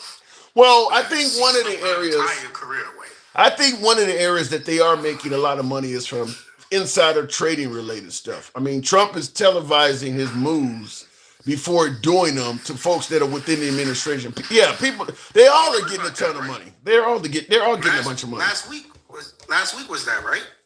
When somebody made a whole bunch of money off of Trump saying that there was a pause in the war, basically, and that's. Bro, this is the most uncorrupt administration I've ever seen. Yeah, it's challenging. I mean, I heard about 10% dinners at the White House. Remember last year? I think when they first he had like $1 million plate dinner at the White House to get access to him. Yep. I mean, listen, I heard about Biden's son and Burisma and 10% to the big guy. This stuff is on a whole new level. I mean, I think all politicians at that level do some corrupt shit to a certain degree. It's just that with Trump, they're not even trying to hide it. I mean, they've been out in the open with it. Like, how do you, honestly, in your honest opinion, how do you fix this? When, let's just say, it's Gavin Newsom, Boucher, or whoever, president. Like, what's the first thing that you adjust to fix in the next administration? Well, a lot of it's going to fix itself because the next president is not going to have the public and the politicians, Congress, Senate, and governors. They're not going to be as loyal to the next politician, whether it's Gavin Newsom or J.D. Vance or Marco Rubio. None of them are going to get this kind of loyalty. And so that right there will stop them from backing some of this stuff. That's true, but I'm talking about like as far as like relationships with other people, all the research that's been lost, how we're falling out of place with the renewable energies. Like there's going to be a lot of stuff that's going to be years that's been messed up because of him. So when you come into a new administration, God knows how it's going to look in 3 years from now. It's going to be challenging. I mean, it's going to be. I mean, some things will be corrected. Others, you're right, like relationships and contracts and deals that have been lost. It may span beyond our lifetime to correct some of this. I mean, like the dollar might be lost by the main currency by the time Trump is out. You said what? The new president comes in. Like basically, the dollar might fall off as being the world's currency by the time Trump is done, because it can happen. That ain't too far fetched to say. The way Trump is, I'm still wondering if FIFA and the World Cup is going to be hosted here. I don't see if I was over that, there's no way I would hold that in the United States. Yeah, you got ICE at the airports. I don't know how long that's going to last, but I have a feeling even if they start paying the TSA people, they might possibly keep ICE at the airports too. Well, if they go to the airports and they don't treat it like Minneapolis, it could work. They're not wearing masks. If they don't go and rough people up and talk to people like shit and tell them, if you raise your voice at me, I'll take your voice. If they don't get caught doing all that crazy shit like they did in Minnesota, which I believe in Minnesota, Bovino gave them instructions that they had free reign that they did not have when they were operating in cities like New Orleans and Memphis. They were told they were going to Minnesota on a mission. These are fucking blue-haired liberals that, they're undermining us. We're going to go there and show them a thing or two. They went there on a mission like goons. They didn't go to New Orleans or any of these other cities that Trump sent them to behaving like goons. That's why they had so much problems in Minnesota and not in other places. That's true. I actually heard somebody say that them putting ICE in the airports was like part of Project 25 too. Because I see somebody in the comments saying that too. But it depends on how they behave. Though. That's what if even in Minnesota, if they had a one in Minnesota and perform the duties of immigration officials without all of the harshness and the goon like mentality, it would have went smooth. I mean, you didn't have these problems when they went in Memphis, when they went in New Orleans. You didn't have those problems, and there's a bunch of liberals in those cities. They went in that town. And they were told, if anybody fucks with you, teach them a lesson. I mean, they went in that town with authorization to be immune, basically, because J.D. Vance took to social media and said, don't forget you got immunity while you're there. I mean, so... I wonder why. Right. Why they thought, Minnesota was that bad of a place that they had to go in there like that. Because the Somalis... Minnesota. Because you got Tim Walz... You got the Somali population. Mayor Fry of Minneapolis was speaking negatively of Trump. It's just a sea of liberalism. Just like Chicago gets bashed all the time by the right, because it's a sea of liberalism. Gun laws, connection to Obama, Democrat governor, Democrat mayors. I mean, it's a great target because it's all enemies. That's true. So that's true. Yeah. And with Tim Walz as governor of that state, it's the same thing. Yeah, that's true, because he really doesn't like that guy. Right. But the crazy thing is everybody got prosecuted and arrested that was doing that fraud. It never was about the fraud, because I tell you, when they were in Minneapolis going after, and by the way, you never heard ICE really messing with Somalis at all. But the thing about it is, you got a lot of noise in the background there. So like you, yeah. When ICE was in Minneapolis, Trump was pardoning big time fraudsters like once a week when they were there. So it never was about fraud. Trump don't pardon a whole lot of white collar fraudsters. Did he? He pardoned somebody he didn't even know who he was. Yeah. Asian guy. I mean, and he admitted that he didn't know. So why would you pardon somebody you don't know because somebody don't promise you something for doing it? Why would you risk your reputation and pardon somebody you don't even know? It's because somebody you favor that's looking out for you in some way, fashion, or form said, pardon this guy. And you did it. Because it was all about the money. Yeah, I can't even believe he would admit that, though. Why would you come out and admit you pardon? I mean, can you imagine one of these liberal judges letting out an illegal immigrant or a felon, and that person go and do something? Well, I didn't really know him very well. I mean, they would go for they would be ballistic. Yeah, they would be getting a rope like somebody wasn't serving paste pecani sauce. I don't get how he can say this kind of stuff and the right be like, yeah, he's a great guy. Like, what? You don't know a guy you pardoned? Mm-hmm. Didn't Israel attack Iran? Didn't they blow up like 3 steel things or something like that? Still like their 3 largest steel factories in doing Israel just did it like a couple days, like yesterday. I'm not for certain, but it sounds like Israel will starve you to death. There is nothing in your country that is off limits to Israel. They literally will bomb like places that feed folks. I mean, what they did to Gaza shows that. So it wouldn't surprise me. Yeah, those aren't even military targets though. Yeah. And Iran's. Yeah. Those are basically war crimes, especially if he's talking about hitting their energy. He's blatantly talking about committing a war crime. Well, that's where you're hearing the notion that if Trump doesn't win the midterms, they're going to lock him up and all of this stuff, and why they're saying that, which I actually believe that's true, that the liberals will try to at the very least impeach him, at the worst lock him up, because I believe the boats off the coast of Venezuela, if they don't prove that, I believe some of that stuff is a war crime, especially the one where they claim they double tapped the boat where the folks were floating at sea, so you just killed two stragglers. I don't see how that's not considered a crime. And he's giving them ammo. Oh, you don't see too many boats in the Caribbean anymore. Like, wow. Like, Yeah. you just, bro, if it does happen, they've got more than enough stuff to get him. Yeah, I mean, his mouth has not helped him out. I mean, whether you're striking Iran and you're posting pictures with cartoons and rap music and stuff, it just looks like you kind of enjoy killing.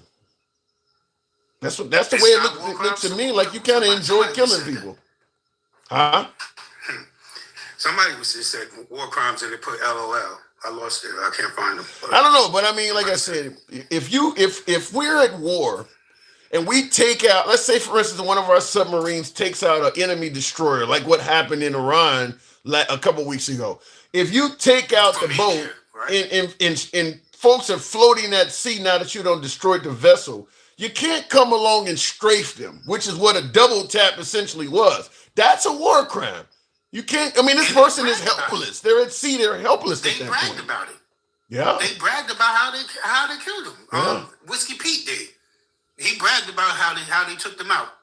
Saying that there's no restraints and shit like that. Well, how about this though? They're not following the regular war codes, basically. How about this though? You said? At the beginning of the conversation, you mentioned long-lasting damage that President Trump has done, and how we could maybe, what kind of way could we possibly repair this stuff? That could be one way, is showing the world if he actually did commit a double tap, we're going to offer, his accountability for this as as an olive branch to show the world we are not like. I mean, if he's allowed to continue, living a rich life until he finally passes away or whatever. Let's say he serves 4 years and he's still out there somewhere living very lavishly. I mean, if he actually ordered a double tap, which is a war crime, that could be one way to show the world we're serious. We're actually going to hold him accountable for doing that, because that is a war crime. At least the people in his administration, or at least the people that involved in it. Well, it goes right. It goes right up to the top. It goes right up to the top because he's made it clear that he saw it and he's okay with it.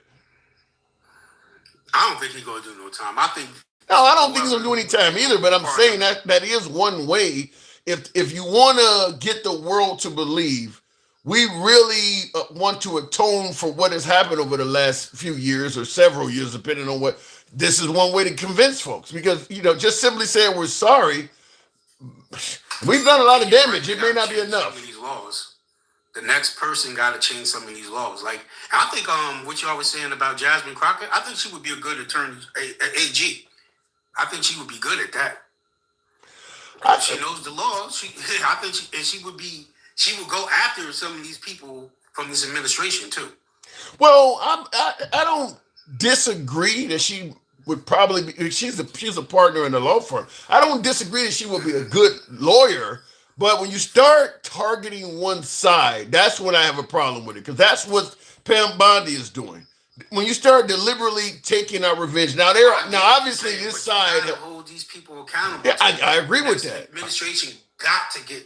You cannot allow this to happen. You got to change some of the powers of the presidency. I don't know how to go about it, but you cannot have what's happening right now, because they're taking every loophole and every law and twisting it and pushing it to the limit, and actually just doing stuff over like they know they're not even leaving. Like, they're doing stuff like they know, I don't care, we do not care what we're doing because we're not leaving. We're going to turn this into a one-party country, and that's going to be that. It's going to be MAGA. And the only time you're going to have a Democrat will be at the government level, like this each state. That ain't going to last, but that ain't going to last either. I mean, if it does turn into a one-party state like you're talking about, the Democrats at the gubernatorial level would not last. I mean, there's a lot of things the right want, like an abortion ban nationwide. You're not a liberal government is not going to authorize that. So it would eventually have to be a full right wing country. It would just Yeah, well, eventually it will get there, but it will get there, and it will be like it won't be the actual regular what is it, regular Republicans or conservatives. They probably will be just going to just be MAGA and just that.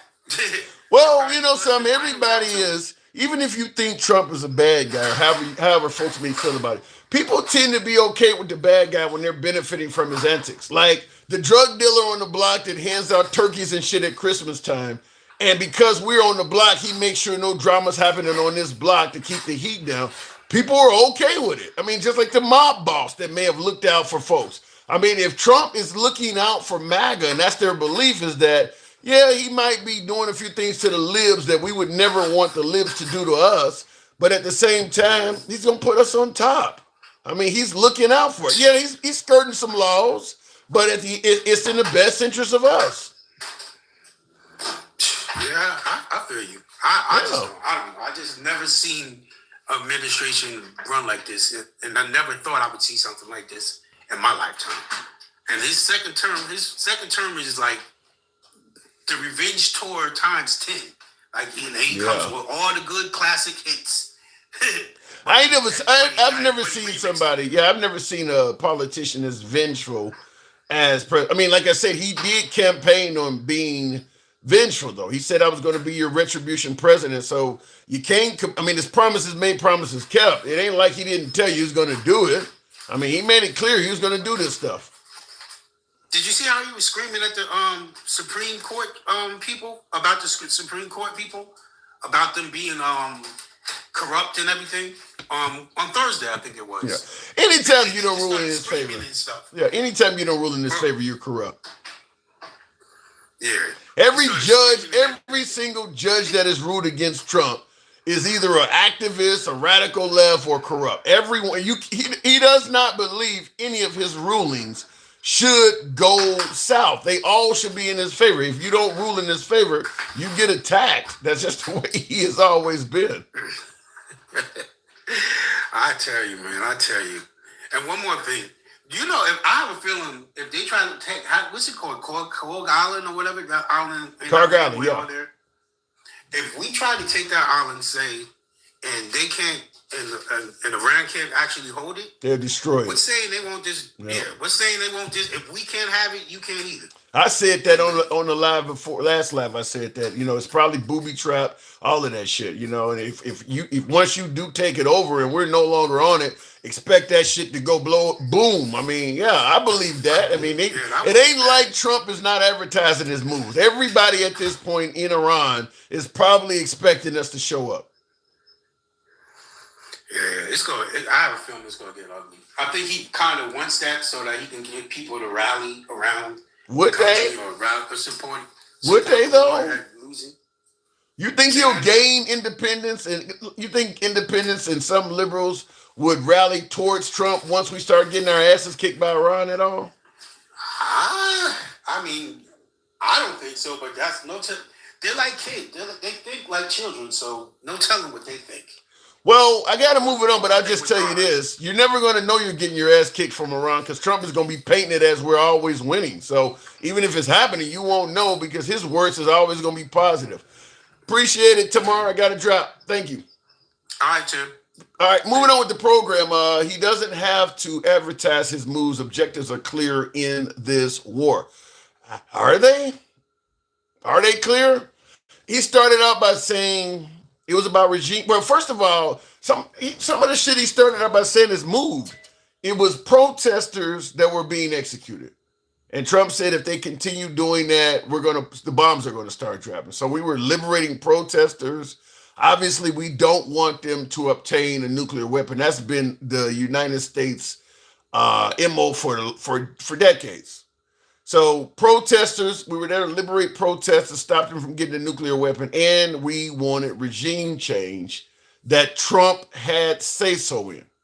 Those are the three objectives Trump gave for going into Iran. Those aren't going to happen.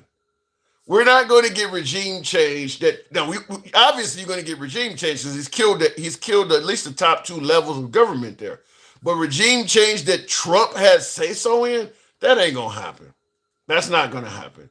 Liberating protesters is insane. That's ridiculous.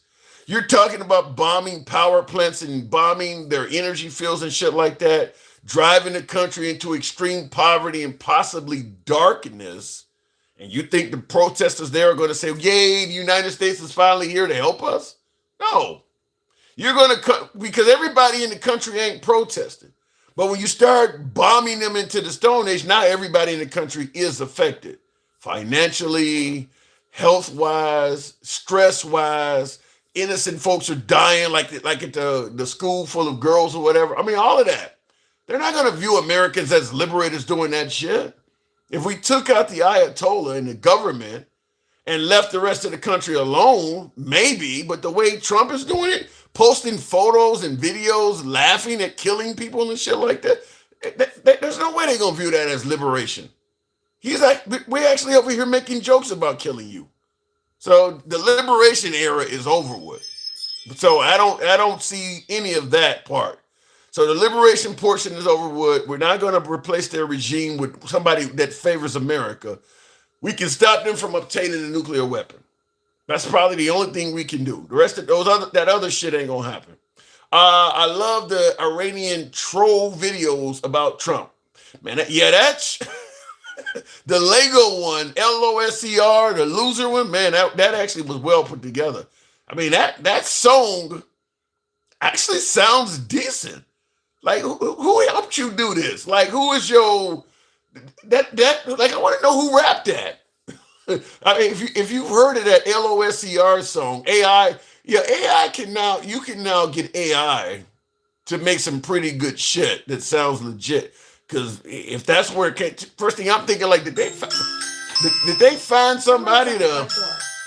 Got somebody open it. Did they find someone? Because the person obviously sounds black and American. Because there are black rappers in UK and shit like that. I used to listen to them when I was in Australia and in UK. And you can hear the accent. This sounds like somebody in the hood rapping that song. So AI did a good job if it was AI. Anyway, looking in the comments, though, well, what's happening in Venezuela? Are they now working with us? I would never underestimate Trump, but I do realize the Mideast is a different animal. I don't think I think what's going on in Venezuela is they took out Maduro and replaced him with a woman that don't want to be Maduro. That's it. I don't think the people in Venezuela are suddenly doing much better or the country is flowing. None of that. I think we took out Maduro, put another person in power that was from his administration. I think the vice president. It's a woman. And she's just simply going along to get along because they don't threaten her. Trump even came out and told her, like, you can be next. Just like he told the leader of Colombia. I'll just tell you this from a bully standpoint. There are bullies that successfully bully people, and then there's a few people out there that stand up to bullies. But they always do have people that bow down. Iran is standing up. And I'm yes, I am. I know some of my MAGA folks don't like hearing this, but yeah, I am saying that Trump is a bully. I mean, all of Trump's demands come with threats. Since he's been president, he's constantly threatening. That's how he gets shit done, is he threatens you. When he was trying to get the Democrats to work with the Republicans, he threatened to put ICE in the airports. He didn't say, well, we'll just do this while they're figuring things. No, he threatened. Started mentioning arresting Somalis or whatever. Started talking about Ilhan Omar. He uses threats. That's how he gets shit done, by threatening people. So as I'm saying, there are folks who bow down to bullies, and there's always a few that stand up to them. Fortunately for Trump, far, far, far more people bow down to him. I don't think all of the Republican Congress and Senate agree with some of the things he's doing. They're bowing down to him. They're bowing down to him because they see what happens to the likes of Mike Pence or Adam Kinzinger or Liz Cheney or Marjorie Taylor Greene. So they bow down to him. But once Trump is no longer in power, Maybe he's passed on and MAGA is not as strong as it is right now. A lot of them are going to be writing books telling you how frightened they were. And, he threatened my family. So because they're going to have to do something to prevent themselves from being held accountable. Just like when January 6th prosecution started happening, a lot of them, Trump told us to do it. I mean, they started bringing up shit to defend themselves. The Republican Congress and Senate are going to be doing that. Some of them probably have letters that are printed out where, they didn't agree with some policy that Trump was doing and they were going to speak out and probably received a letter or a fax or something threatening them. Some of them probably have saved those letters. If you do this, I'm going to do this to you. If that happens, you can expect this to happen. You're going to hear about all this stuff once he is out of power. Anyway, looking in the comments, bullies always run and hide when you fight back. I don't know about he's at a position of power that is so great. I don't think he's going to run and hide, so to speak. But the Iranian war, for instance, is one of those where we're kind of backed into a corner on that. That's going to go on for a while. Obviously, now Trump is claiming that the Iranians are begging for a deal. I'm not seeing that. And they're claiming that that's not true. The Iranians are denying. We're not true. Why would we make a deal with you? We made a deal with Obama and you broke that one. Why would we think that you're going to hold to the deal we make with you? The Iranians are not interested in making a deal with Trump. Just logical wise, why would you? The guy is making jokes about killing you, talking about, well, we just keep bombing our little hearts out. You want to make a deal with that guy? Does he sound like somebody who you make a deal with may not decide? We know the terms we made. Maybe I messed up there. Let's do it this way. And if you don't, he's threatening to bomb you again, which is why you heard Iran state, the only way we ever do this is we got to make it so that America does not attack us again. And they asked to speak to, I think they want to negotiate with J.D. Vance. They don't even want to talk to Trump. The guy is literally making jokes about killing you. Why would you want to negotiate with that guy? That guy don't care about you. Anyway, tap the screen. As always, get us on up to 85 or 80,000. We'll take the next caller at 80. If you're watching on YouTube, feel free to smash that like button. Looking in the comments, it sounds more like a white rapper to me. Really? You think that Iranian video sound okay? Well, it sounds like an American. Let's put it that way. Trump knew how to get out of Vietnam War with his bone spurs, but this one was a little harder. Yeah, he moved too quick in this. Are you telling us that the world's strongest nation in the world should be passive and let other countries run us over? We became the strongest nation in the world for being strong, not weak. No, I'm not saying you should let other nations run you over. But I think a lot of folks in America believe that Trump is claiming nations are running us over that are not doing that. Such as you've seen members in his own administration that resigned and said, these people are not a threat to the United States. Iran was not, Venezuela absolutely was not running us over. Venezuela wasn't running us over. Greenland ain't running us over. He's threatening people that ain't running us over at all. Iran was not running us over. They were trying to develop a bomb. Yeah, they're saying death to America. He's joking about killing them. What's the difference? So, I don't know. I mean, he's calling Somali garbage. What's the difference between death to America and calling the country garbage? I mean, so, I don't know. I mean, unless it's just a matter of our shit don't stink and theirs do. My God, protect President Trump and the United States of America on behalf of the people of Iran. May God protect President Trump and the United States of America on behalf of the people of Iran, says Donald Trump 2020. Good luck with that. If there's one thing I can say with confidence, we don't give a fuck about the people of Iran. This whole, we're there to liberate them bullshit, we don't give a fuck about those people. Now, we may be genuinely there to stop them from developing a nuclear weapon, to take out their leadership, like the Ayatollah and those folks that we don't agree with. We don't give a fuck about the Iranian people. I say this on every live. If a few Iranians leaving that oppressive government, I don't know, jumped on the bottom of a boat or got up in the wheel well of an aircraft or something and made their way to the United States and went to the Trump administration, went to an embassy or wherever the hell you go and pleaded for asylum. We're coming from an oppressive regime. You're even on TV telling us how oppressive. We wouldn't let them stay. We would not let them stay. We don't give a shit about those people. The idea that MAGA suddenly cares about Iranians when you were totally favorable to cutting off USAID, you don't care about them people. That's just something to tug at the heartstrings to hopefully get more people to side with what we're doing in Iran. But we don't give a shit about the Iranian people. How do we go from America first to, well, let's take care of the Iranians? Make that make sense. The people from Iran give a shit. Yeah, but we don't give a shit about them. We don't care nothing about if they rise up against their regime or not. We don't care nothing about if their regime is oppressing them or not. We don't care nothing about any of that shit. If they got in a leader that was favorable to Trump, favorable to the United States, did not develop a nuclear weapon, let us inspect to make sure they weren't developing a nuclear weapon, we wouldn't give a shit about how they were oppressing their citizens. We make deals with the Saudis and they kill women for infidelity. You can't even be gay in the country and survive. And we make deals with them all the time. We don't care about people oppressing citizens, goddammit. Trump went over and shook Kim Jong-un's hand and talked about how great of a meeting he had with Kim Jong. They killed family members for speaking out. Kim Jong-un kills family members for speaking out. You don't hear Trump saying nothing about that. All of a sudden, when it comes to Iran, we suddenly care about a nation that's being oppressed.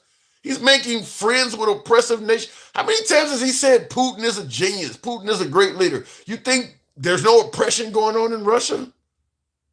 Putin kills his adversaries. He wins all elections because the guy running against him usually dies.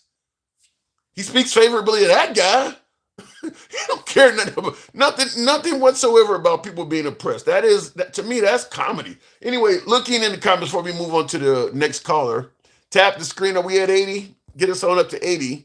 Who the fuck is America to decide who makes nuclear and who not?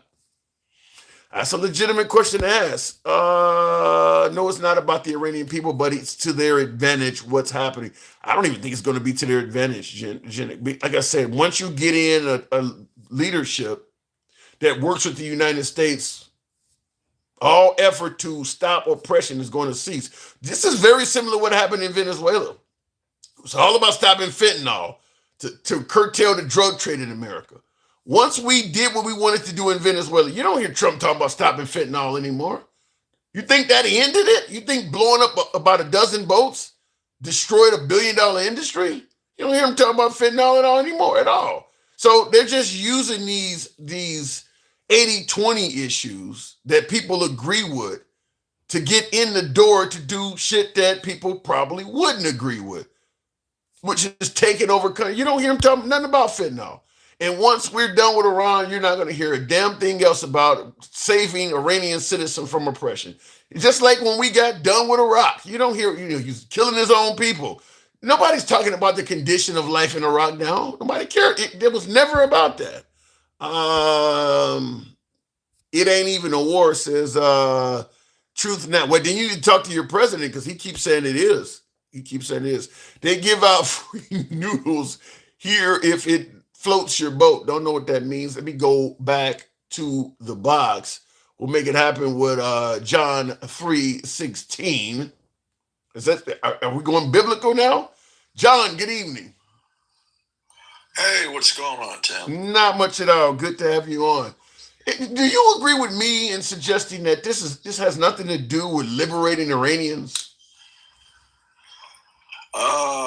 Well, I think that was the going thing he said to start with. Yeah.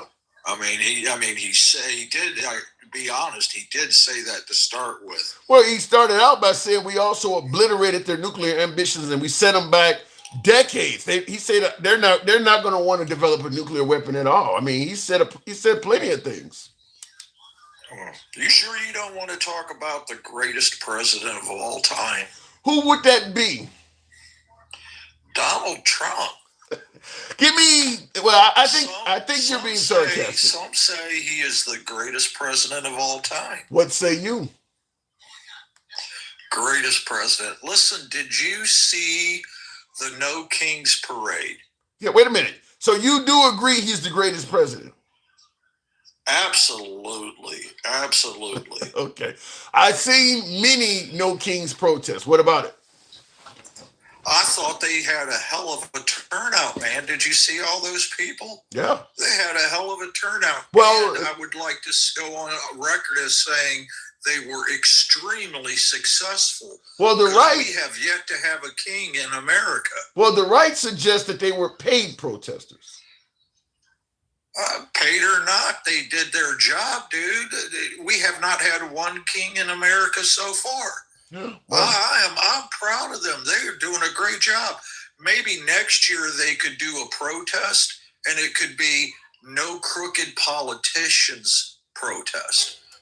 Of course, that would knock out almost all of the Democratic Party, but still. So let me ask you this: so if you did a no crooked politicians protest and you knocked out all of the Democrat Party, so you're only left with Republican politicians, would that end the corruption in your opinion? No, man. Come on. I've told you before, they're all corrupt. Okay, they all get paid by AIPAC. All right. So in other words, if they did it, I'm just fucking. I know, and I'm just holding you to it. That's why I know you are, but I gotta hold you to it when you say something like that. Yeah, no, dude. Listen, it actually was a pretty impressive turnout they had. I'll give them props. I mean, the fact that we never had a king and they look silly as shit had nothing to do with it, but it was an impressive turnout. I don't know. To me, no kings is akin to stop the steal. I mean, they're protesting. Stop. Nothing's being stolen. There's no no proof, no nothing that anything was being stolen and they didn't have any proof at all. Only 2 months after the election on January 6th, but yet they were saying stop and steal. Let me ask you a question about the No Kings protest. Maybe you would know. I honestly don't. Let's say a Democrat wins the presidency. Are they still going to have the No Kings protest? If a Democrat wins the presidency and they're acting like they want to be a king, they should have it, yes. Yeah, they should have it, but will they have well, it? You would, yeah, they would. Let's say Gavin Newsom, which is one of the most crooked politicians there is, runs with AOC and they win the White House. Are they still going to do the No Kings protest? If they get in there and they got a loyal DOJ and they got all this loyalty, yeah, it would be on the right. You would probably have far more right-wing protesters, but there would absolutely be a No Kings protest. Well, at least we know if it was a right protest, we wouldn't be burning down cities and shit like that. Still, me and Maga Reacts talked about that. I cannot find a single city that burned. What are you guys talking about? Cities? What you said? All the people there died? Right. And I'm going to apologize. Because I should be more specific. Police stations and looting stores and burning down stores and my favorite one of all, when they took a couple of blocks of a city and turned it into their own little thing. Man, that's a different kind of special they were working but you're conflating. Okay, the Chaz, what you're talking about, I think that happened in Portland where they took a few. That was Antifa. That's not BLM. So you guys are just lumping all of these events up. I apologize. That was who? Antifa. That was who? Antifa. That was Antifa, and Antifa, just because I don't know much about Antifa. Antifa, they're Republican or Democrat? I'll play your game with you. They are anti-fascist, and you guys were calling Biden a fascist. So they weren't Democrats. Okay, so they're progressives. No, they might be Republicans. Well, that's what I'm asking. Are they Republicans? I don't. Something to be. No, hold on. Here, this is a good question. I'll tell you. It's just like with BLM. A lot of these motherfuckers don't vote at all conservative. A lot of these, just like they say BLM or Democrats, a lot of these guys are not even, these folks breaking into Best Buy and stealing TVs. A lot of them folks ain't even 18. They're not old enough to vote. Others are felons. Many of them they don't participate in elections at all. They're just in it. They're opportunists. Chaos. Yeah, they're opportunists. Okay. All right. I'm gonna give you that one because honestly, I don't know about them. Yeah. But I did want to mess with you on the No Kings protest, dude. That was hilarious. I'm sorry. There was an impressive turnout for, country that has never had a king, but still. But that's how. As far as your topic wait, goes, hold on. Before we move to the topic, I don't get how the No Kings protest, when we've never had a king, as you say, is so unusual. When Obama ran for office, we were saying no socialists. We've never had a socialist. Under Trump, they took over the Capitol building saying stop this still. Nothing was stolen. That's how you protest ahead of the event to prevent it from happening. That's how it happens. Well, then I would like to invite you to my protest. No more taxes on the poor protest. Come on. You going to join me? No more raising the cost of groceries protest. No more taxing us to death protest. And no more politicians taking money from AIPAC protest. You going to join me on that? Hey, we'd be the only two there, I guess. Hey, that's all right. I've been good company. The only two there. I would go with you, but then again, AIPAC may send me a check and say don't show up. So I don't know. Will you do me a favor if you go? Will you wear that cap behind you? Yeah, I'd put it on. In fact, I'll put it on now. I should have known. Okay. I'll put it on. No problem there. All right. So, but all right. What president are we trying to topple this time? Shit, he's talking about Cuba's next. So who knows when it comes to that? But we're talking about it's been a month now. Trump has spoken nothing but positive tones of the war. He said we obliterated them last June. He's talked about we won the war in the first few days.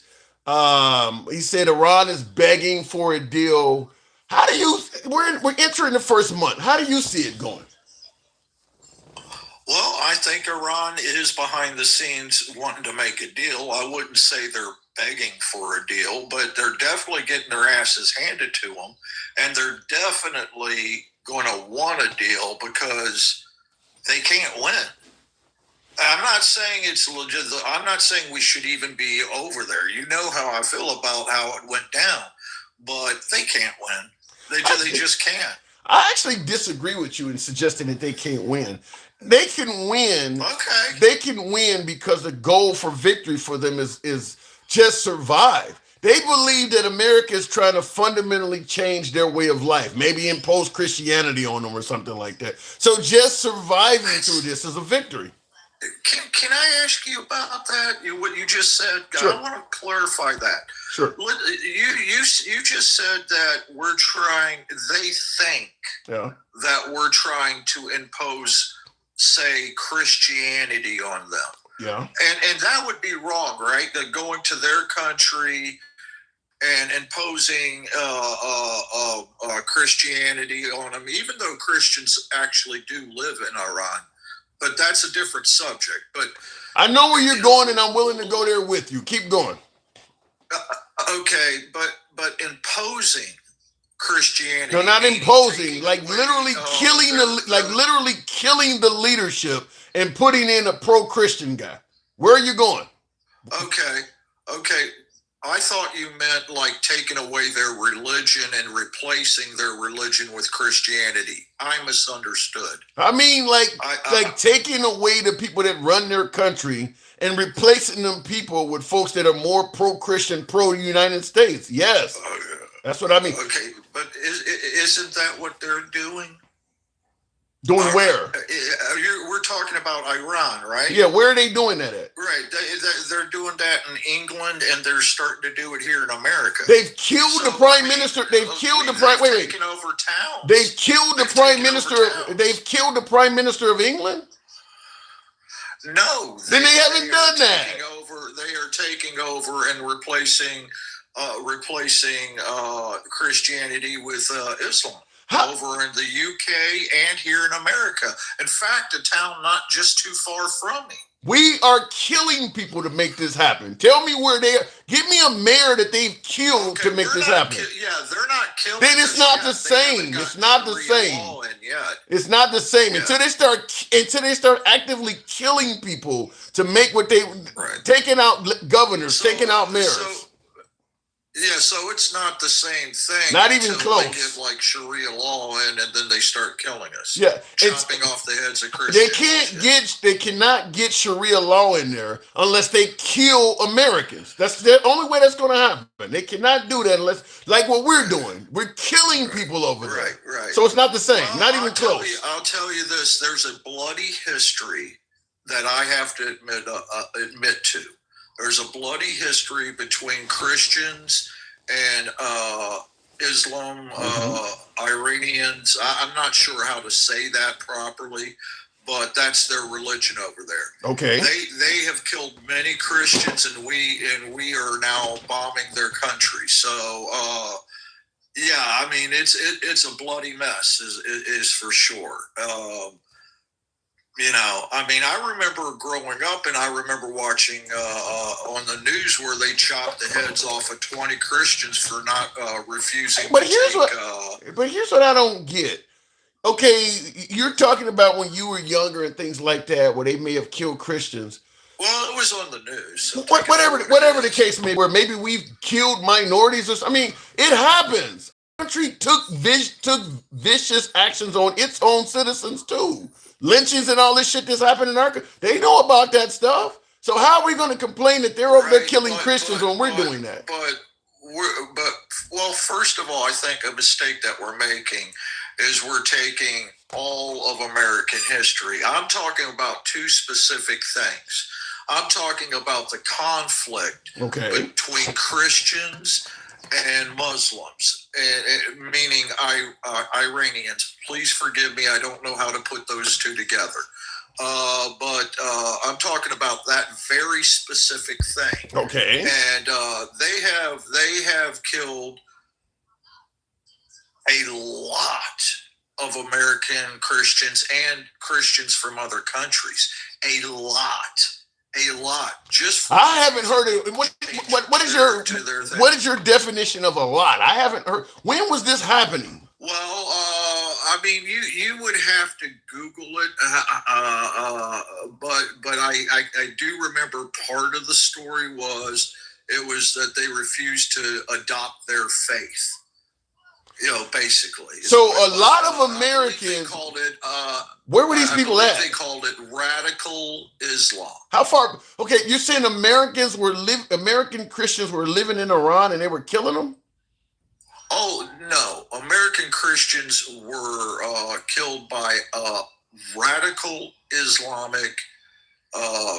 It's like a branch of Islam. It's a branch. Are they Iranians though? I apologize. What? I mean, there are Christians all over the world. You don't want America being bombed for what Romans are doing? I mean, if they're not Iranians, it's irrelevant. I mean, if there's some radical Afghanis, if they're radical from Afghanistan, that has nothing to do with this. Irrelevant or not, I'm just saying that, in my opinion, I think there's a long, bloody history between the two. That's my point. Well, and honestly, I don't know that we're going to replace the new guy that's in charge. As far as I know, he hasn't even been seen yet. He's like in the bunker somewhere. He don't need to be seen. Smart. I'm with you. I don't know if we're going to replace him either, or whatever the case may be. But the president is on the world stage saying we are going to do that. That's all that really needs to happen. Is him going around bragging, saying he's going to do it. That's good enough. I mean, yeah. But yes, there are Christians living in Iran. I didn't know that, and I actually looked it up with my brother, and I was shocked. I was genuinely right shocked. Now. But you say they killed many Americans. Yeah. There are towns that have Christians, and there are no. But you said they were Americans though. Christians, American Christians in Iran. Yeah, American Christians, other kinds of Christians, Christians in general. The word is Christian. It doesn't matter where they're from, but Yeah. Christians. And I said that because you said we were going to take and replace their leader or their leadership with a more friendly Christian leader. You do realize most of Western Europe is loaded with Christian countries. If all of these Christians are being, why aren't they? They don't seem to have a problem with it. Why is America stepping up on behalf of Christians when there's Christian nations all over the place? I mean, only us? Well, I mean, okay. Would you say? Would let me ask you this to answer your question, let me ask you this. Would you say the UK is a Christian country? Hell yeah. I wouldn't. Yes. Absolutely not. Turn on the news. Watch what's going on in the UK, dude. Don't do the Fox, CNN, or MSNBC news. Go on to YouTube, pull up whatever news channel you want, one that you feel you can trust, and see what's going on in the UK. They're not a Christian nation. Tell me what's going on in the UK that's not going on in America. They're being taken over. Taken over how? They claim it. Through bringing them in. They're refugees. Conservative. Our president is on record saying that we're being invaded by Hispanics. So you would think America is a Hispanic country, according to President Trump. You got folks on the right that are saying Sharia law. There's a place in Michigan, right near, what is it, Dearborn, Michigan. Yeah. Hold on, Dearborn, Michigan. I'm right next to it. Right, but they're ringing some type of prayer bell.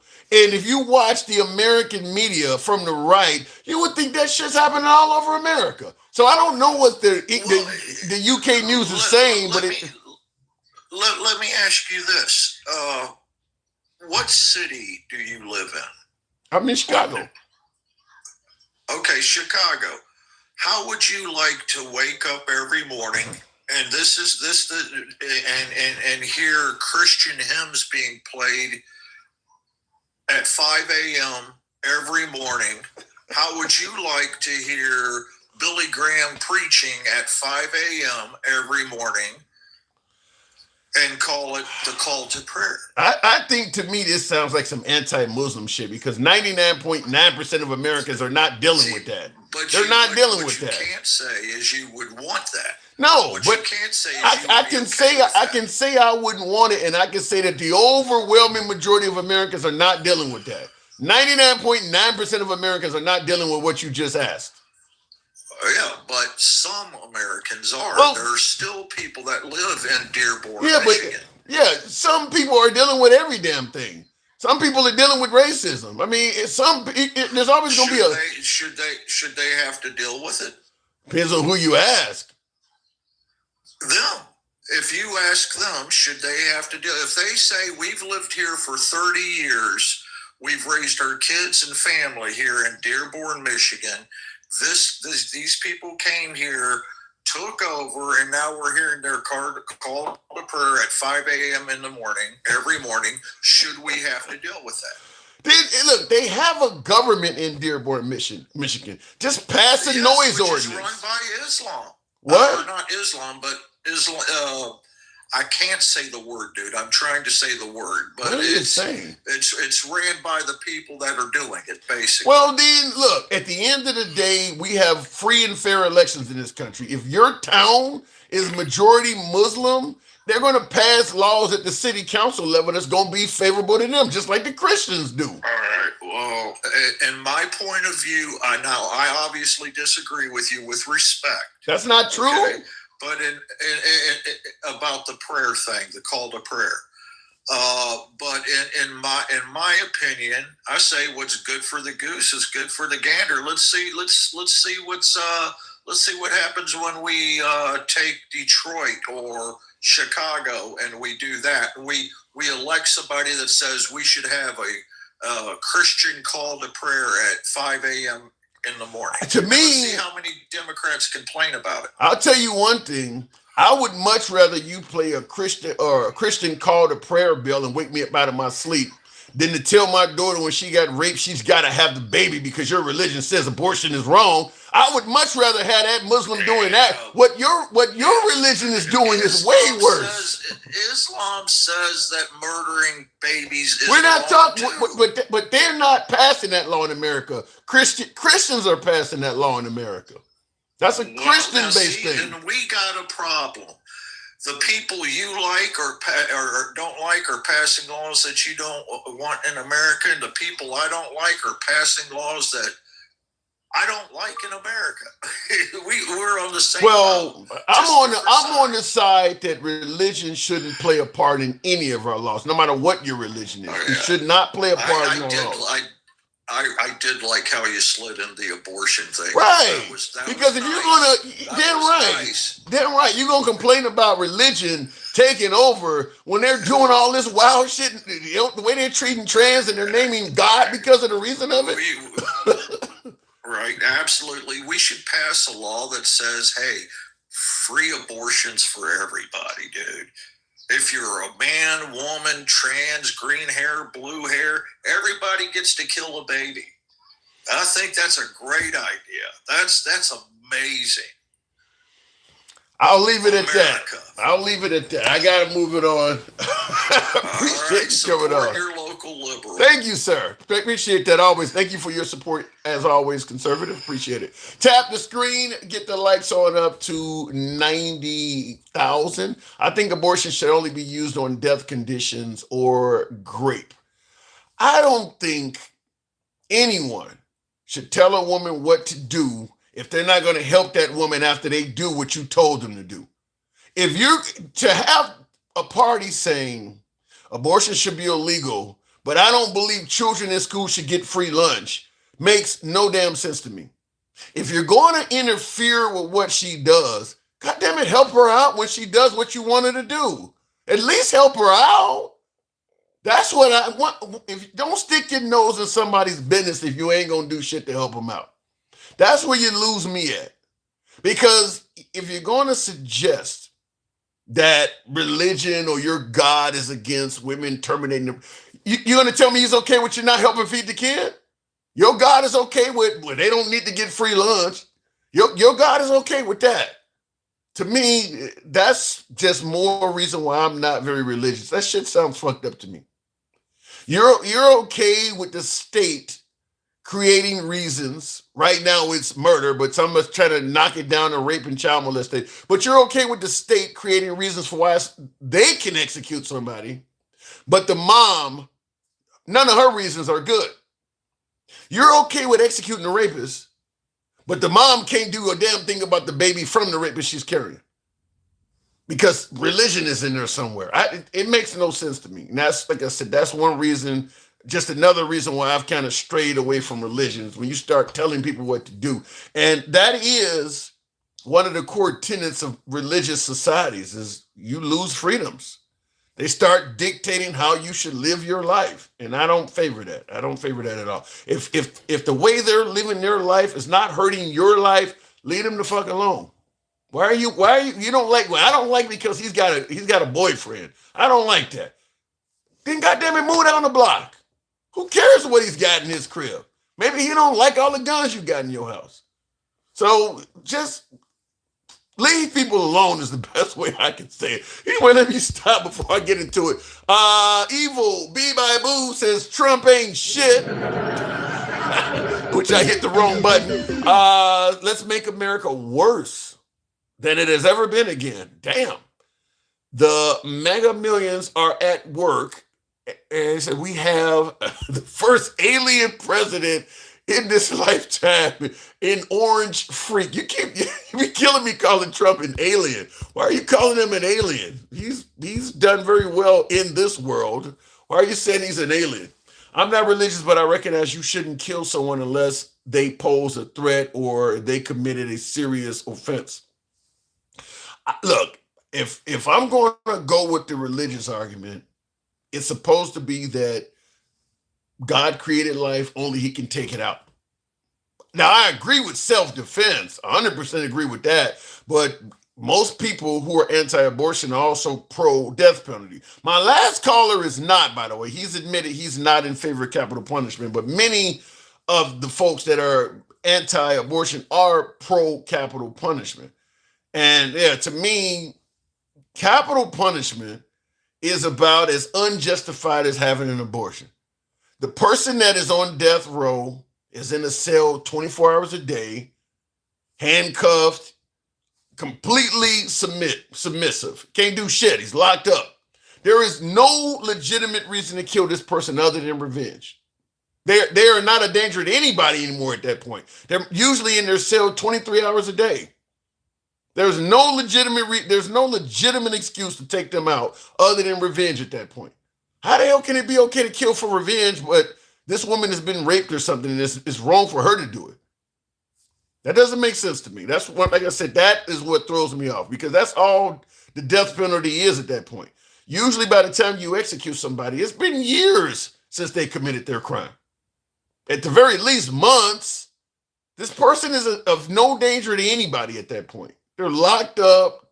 You've thrown away the key. They're never getting out. There's no necessary reason to kill them other than to appease the public and their victims. It's solely for revenge. That ain't necessary. Advocate the stupid fund. What is the stupid fund? They take in taxpayers. Yeah, that's another one. You know, we don't like them on death row because they're costing taxpayers money. So the woman who's pregnant that says, you know, I'm not ready financially to be a mother and I'm broke, it's not okay for her to terminate a child while she's admitting she's broke. But the guy sitting on death row, well, he's costing the taxpayers money, so we can kill him to save everybody money. So it's okay to take out the death row guy for financial reasons, but the mom saying that she is not financially able to. The hypocrisy and all this shit is insane. The hypocrisy, you're literally saying, let's kill people quicker to save taxpayer money. Why should he be on death row for 20 years? It's costing us tax money. It should be only 2, 3. We want to kill him quicker to save money. But the mom committing an abortion is wrong? You're literally talking about killing people to save money. Show me the page in the Bible that talks about that. Thou shalt kill to save income. The handsome conservative says, here's some money for you. I enjoyed the debate and I'm willing to admit you're wrong on the point. I'm not. Look, there is no right or wrong answer to me. I don't think there is no right or wrong answer on abortion because I'm not the mom going through it. And it's not my place to tell her decision is right or wrong because she has to deal with that for the next 18 plus years. I don't. So how can I tell her what decision she's making is right or wrong? She's going. If she makes your decision, she's going to make a bunch of more for the next 18 years. Anyway, let me go back to the box. We'll try it again with Travelman. Hopefully this time it brings up one of my subscribers. Travelman, good evening. Good evening, bro. How you doing? Oh, man, a whole month. War for a whole month now. How is it looking in your opinion? Yeah. It looks like we stepped out. Look like they stepped off in Iran without doing too much planning. Well, maybe they were worried about Sharia law being in. My last guest seemed to be really worried about that. They think the Muslims. They so full of shit. Yeah, man. You know, I guess Sharia law is a conservative thing, man, because they constantly bring that shit up. But then they don't bring up the fact that they trying to force religion on kids in school. You know, it's a great point. That's a great point. So, all religion is for the most part conservative. It has that. Yeah, it's all conservative. You know, and Tim, you know, people. I don't know. People they forget this is the United States. If you try to impose anything on people here, you gonna get serious rebellion. Yeah. Okay, that shit just ain't gonna happen. All right, so that crazy shit they be talking about, man, they kill me with that. Well, he chopping heads off and so, excuse my French, so fucking what? They ain't gonna do that over here. Yeah. And yes, the UK is a Christian country. Now, the people that declare themselves as Christians have decreased. And some of their churches have closed. Yes, that's true. That's true here. I mean, yeah. I mean, it is what it is. Yeah. You know. I mean, I know for instance, in the black community, growing up as a Gen Xer, our community is far less religious than it was when we came up. It was way less religious. Way less religious. Yeah, way less. But you know what? I ain't got time. I don't even deal with them damn holy rollers. Man. These people kill me with all that religious shit. You know, they're the big. You want to see a bunch of freaking hypocrites? Go to church on Sunday. Okay. I believe in the man upstairs. You know, and as a kid, I read the Bible front and back. When you had computers and shit, so I had to read something. You know, and it was like soft porn anyway. Oh my God! Well, they are talking. There's a lot of stuff in the Bible because they don't want the. I believe in the man upstairs, but they used the quote scripture while they was beating the hell out of slaves.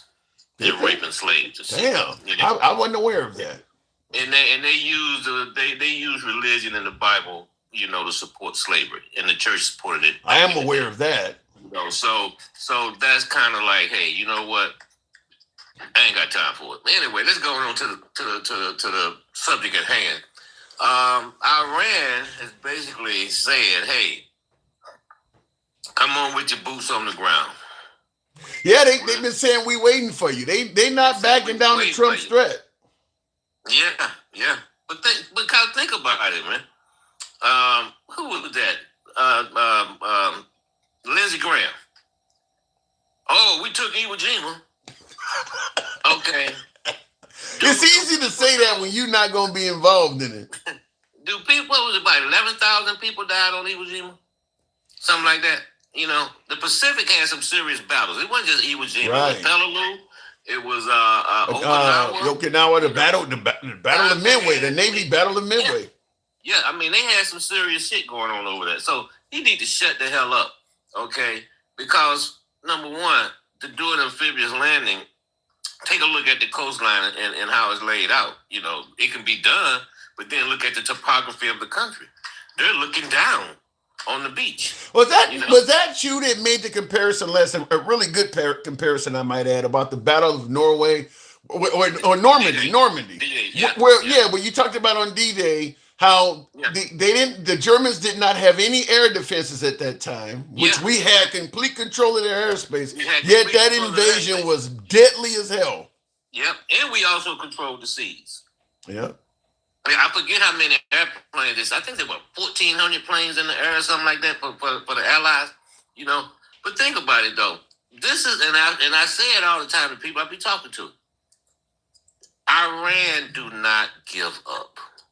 This is not Iraq. Okay, they do have a large army. Yes, we wiped out. We haven't wiped it out, but we disabled a lot of their missiles. The technology. We took out the technology.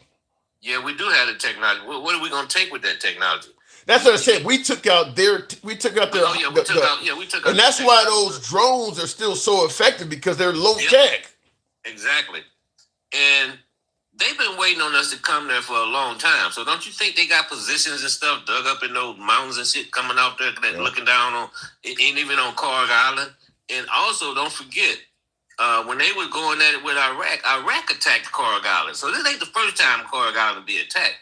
But they also, Iran has an alternative pipeline to pump oil out of the country besides Karg Island. Yeah, I've heard of. Well, they would destroy that.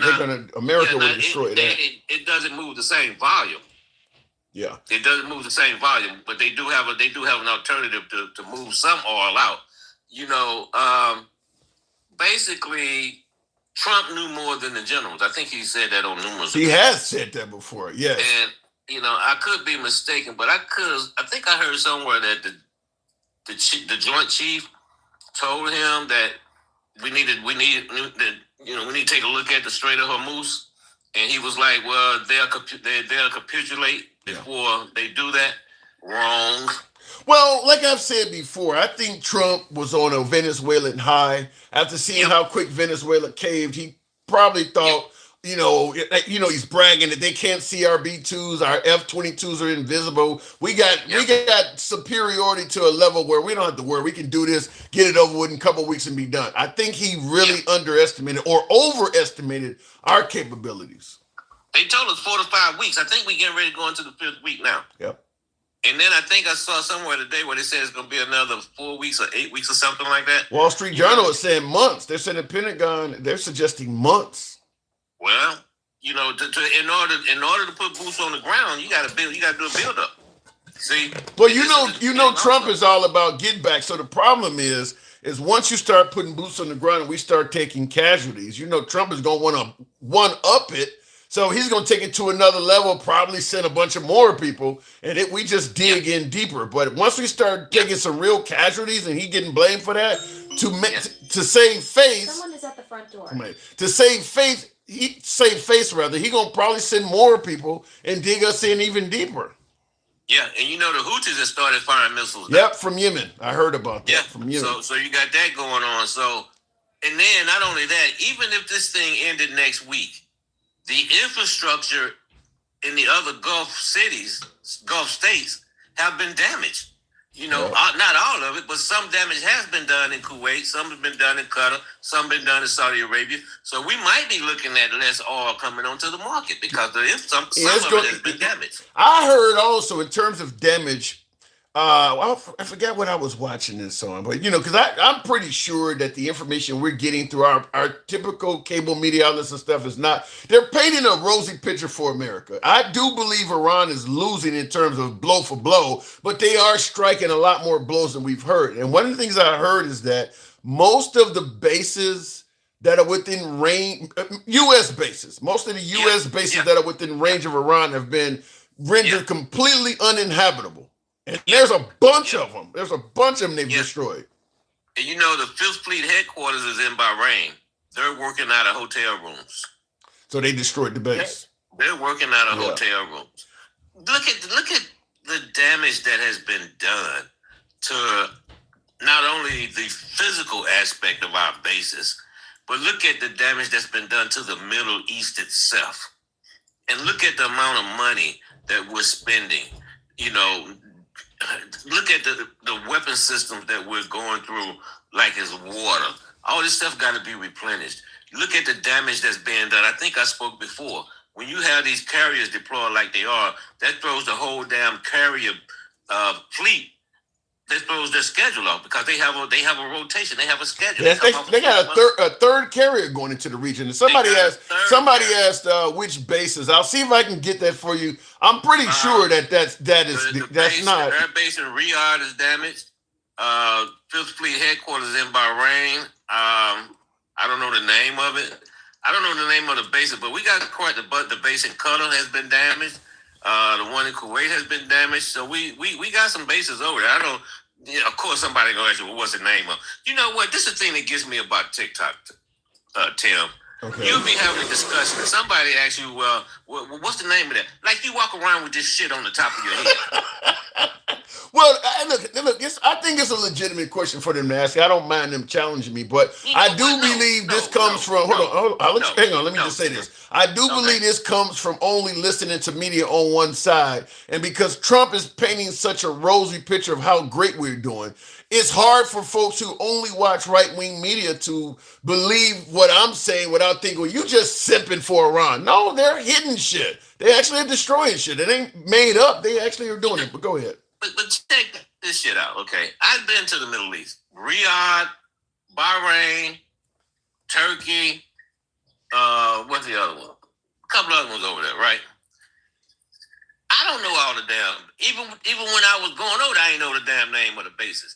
This is the kind of shit I'm talking about. If you want to know what bases they're hitting, damn it, it's called Google. Get your ass on there and look it up. Yeah. You know what I'm saying? You know what that is? That's a gotcha question. Because if you can't name a base, they're gonna say, well, how you know it's true? How you know it's true? Because they damn reports say people working out of hotel rooms. Not only that, but they've also, like, you can get you can actually get satellite images. The United States has made it so that you can't get those images now. Because they have been able to show some bases via those images that if you can see it from space, this shit is blown up. So so they've been able to show some of them. Yeah, and we have stepped off in it, and what's the exit plan? What's the exit plan? And I'm gonna tell you, Tim. I'm gonna tell you, man. And I said it before. We put boots on the ground. Called a body bag manufacturer and told them to crank up production. Yeah. Because we're gonna have some people coming back. We're gonna be doing a lot of dignified. But then that's when it gets worse, because like I said, if they do get some good numbers on America with Trump as president, he's not going to be, a cooler heads kind of guy. He's going to, if they do, he's going to take it up to the next level. So we'll just dig in. Trump, him and Netanyahu, well, fuck it, we're going to just turn this place into a parking lot, which could be done, but it's going to include a ton of American casualties. See, Trump cannot handle stress. He cannot operate under stress. He cannot operate when things are not going like they're supposed to be. I can give you a perfect example. His last term in office, he had one crisis. The pandemic. He had one crisis in 4 years. That was COVID. And he blew it out his ass. Okay? He's not a leader. He's not a leader. Well, in defense of Trump, I know Gacy Grandma hates when I say this phrase. In defense of Trump, I don't think his poor handling of COVID was about bad leadership. I think it was about trying to get reelected. When COVID broke out, he was seeking a second term, and his number one talking point was how good the economy was. And medical professionals, the Dr. Fauci's and the like, were suggesting that we need to social distance, shut things down, which would ruin the economy. So he was left with, how can I do what the medical professionals are talking about doing and save lives, and versus trying to get he was literally putting his second term in office above doing what was best in regards to the pandemic. So basically, and that is bad leadership. I guess that's right. That's bad leadership, bro. That is bad leadership. At the beginning of COVID, we had no leadership, and then as he got more involved in it, we had bad leadership. Yeah. So basically, he too damn dumb to do two things at one time. Think about it. And I always say the organization would be a reflection of the leader. So if he would have stood up there and said, "Hey, we got this thing going on here. It's very contagious. It's this, is that. We got to wear a mask. We got to do this." The country would have followed him. Instead, he politicized it. Yeah, he would have. If he had handled the pandemic right, he would have. I don't think Trump's first term was that bad. Elected. Yeah, he would have got reelected. Yeah. We didn't have a national plan. The states were competing against the feds and competing against each other for equipment. Okay, but that's kind of an aside. Let's go back to where we're at today. Okay, I was just kind of giving an example. He's not a good leader. He don't know how to handle stress. He don't know how to handle when things don't go. He makes you feel good though, Trevor. Minute before you respond to that, I see Evil Bebop says Trump is a bad leader. He's very incompetent and very stupid. He has always been a bad budget leader. Well, a lot of people like him, though. So I'll leave it like that. A lot of folks like him. But, look, he would absolutely won again if he had managed the pandemic better than he did. He would have won the second term. He would have, and now look at what he's done. Look at what he's done. We haven't seen anything, any proof or anything. How many people have they unalived over there on them boats that they blew out of the water? Venezuela? About 100? 100, I think. All the boats they've been dropping bombs on. In Venezuela, I think it's over 100, I think. No, not Venezuela. I'm talking about the drug boats, the drug boats and stuff. How many have we unalived? And what have we seen for that? Nothing. What? Nothing. What have we been told about Iran? Well, that's the thing with Trump. If you believe in Trump, because you have to. He don't normally provide evidence to what he does. You have to take him at his word. That's true, because think about this now. Out of all the meetings he's had with Putin, what kind of information has the American people got out of it? It was a great deal. It was a great meeting. Exactly. He tells you the same thing with Kim Jong-un over there. Kim Jong-un gave him a letter or something. It was a good letter. You don't get to see it, though. What he say. What was accomplished by him stepping across the demarcation line? Nothing. Yeah. Nothing. They're still shooting missiles into the Sea of Japan on a consistent basis. Maybe not as much before, because now they got their in UK, so they don't have to do that. I heard that. I think they just did something like that last week. Yeah, they did. Yeah. They did. And now we're over Now we're over here, and I tell you what we have done to Cuba is inhumane.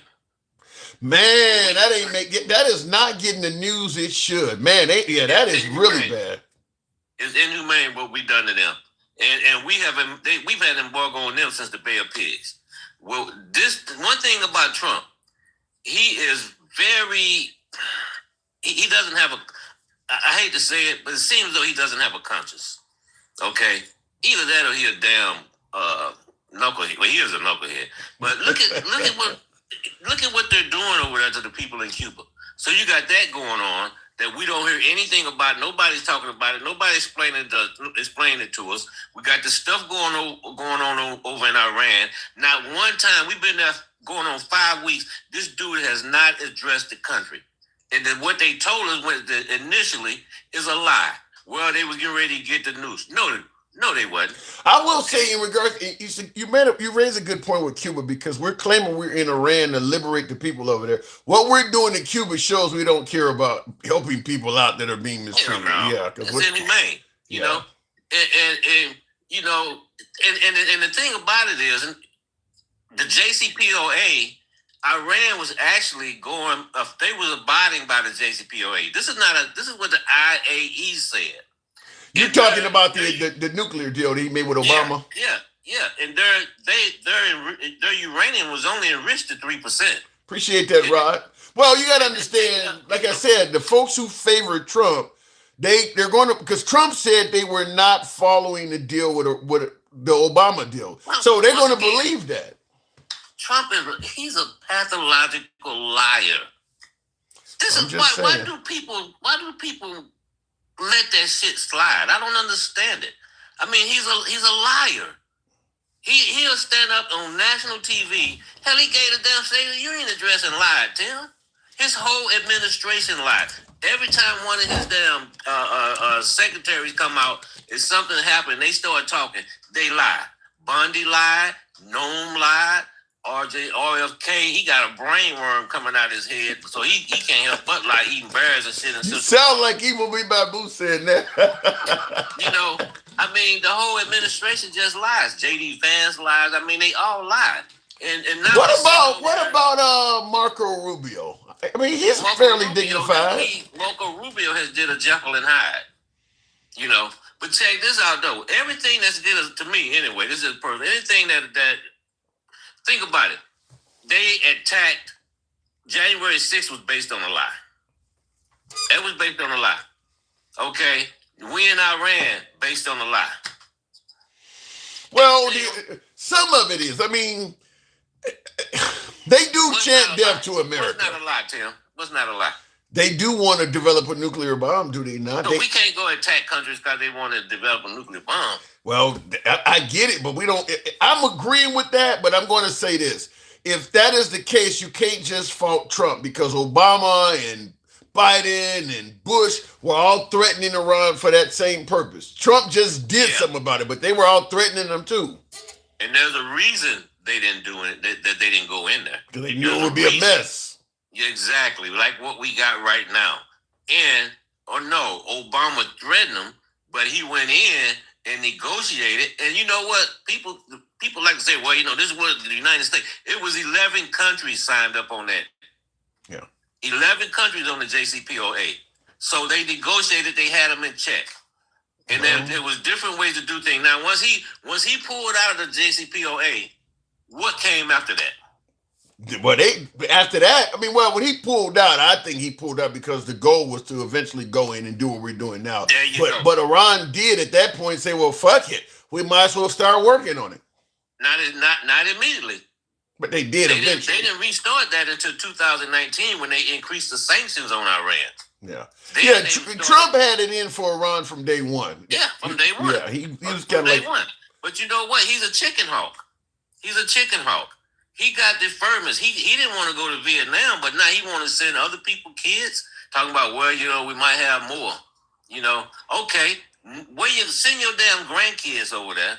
Let Barron sign up. He's of age. If he want to wait till he's out of college, he can do that because we might be there for that man gonna be a billionaire, so they ain't trying to fight in the war. I gotta move it on, no travel man. Nobody in Trump's family, not just his son, nobody in his family since they've been in this country has served in the military or served for this country. I think his sister, somebody might have been a judge, but other than that, that's pretty much it.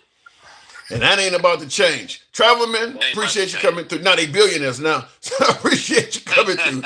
Thank you. Take care now. All right. And by the way, some wealthy families do, sir. I was going to say that kind of would be normal, but there are. I mean,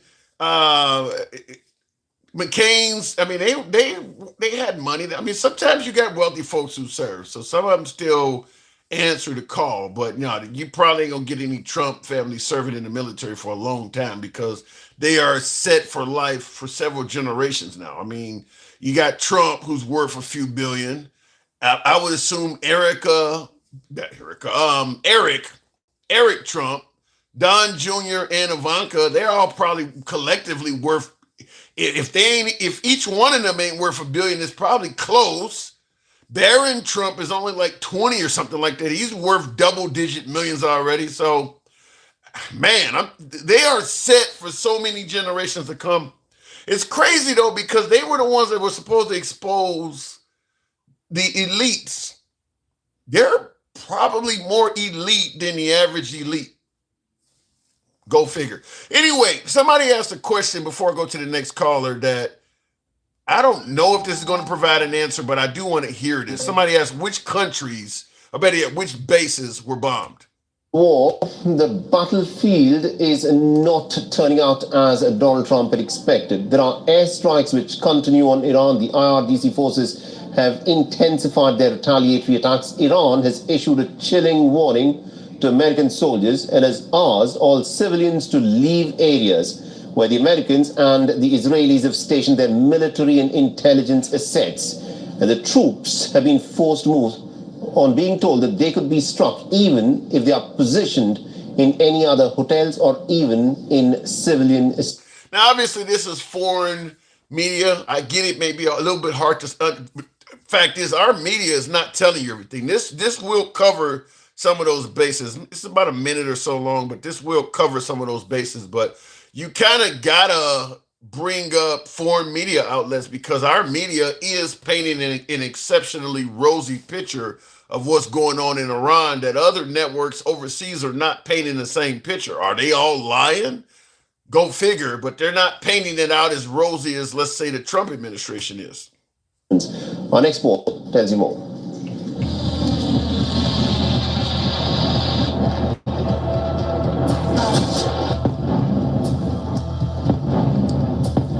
Now, they say Iran hammers U.S. military bases.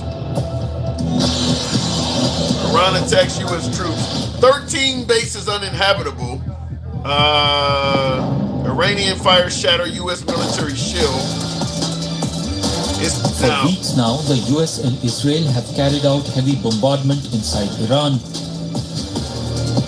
Military infrastructure, missile sites, and strategic facilities have been targeted in repeated waves. So we estimate it would take approximately 4 to 6 weeks to achieve our mission. 26 days in, we're really a lot ahead of schedule.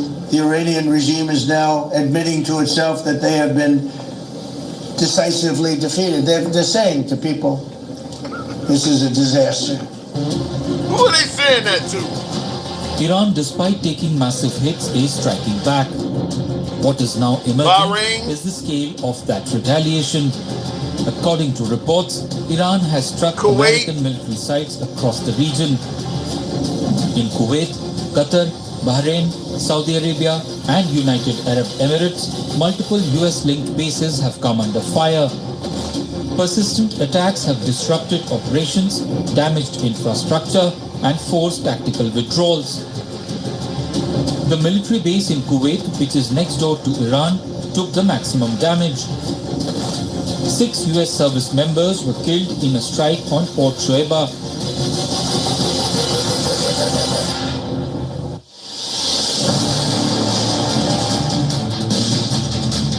Irib Iran's IRIB. Revolutionary Guards have put. I'll stop it here, but they're showing you the names of you can't see it on the screen because it's small, but they're showing you the names of the bases and the bases on fire. So Iran is not only blowing up shit, they're taking footage of it and showing it. It's just not really something being televised here in America. Because keep in mind, those bases they're destroying, them folks have told their families, I got to go back. We were at this. I mean, their family members probably know which base they kind of hang out at or whatever, because those bases were all peaceful until this broke out. So it's a good chance their family, a lot of those people's family members know which, or we in Kuwait this time. So when you see Kuwait base in smoldering rubble, that would scare the shit out of their family members. So we're not showing that stuff here. But it is available online if you look at other international sites. Alter Ego, appreciate that. Thank you very much for the hat. Folks, help your boy out with the TikTok cap. And Hat Mustache Go, thank you very much. Tap the screen, get the likes on up to 130, if you will. Iran acts like our guns don't go off either. No, Iran isn't. Iran is taking hits. They've lost their navy. They don't have any air force. Iran is absolutely taking hits. The difference is America's leading us to believe that we're not taking hits. They're claiming as many as 300 Americans have 300 of our people have been injured in this.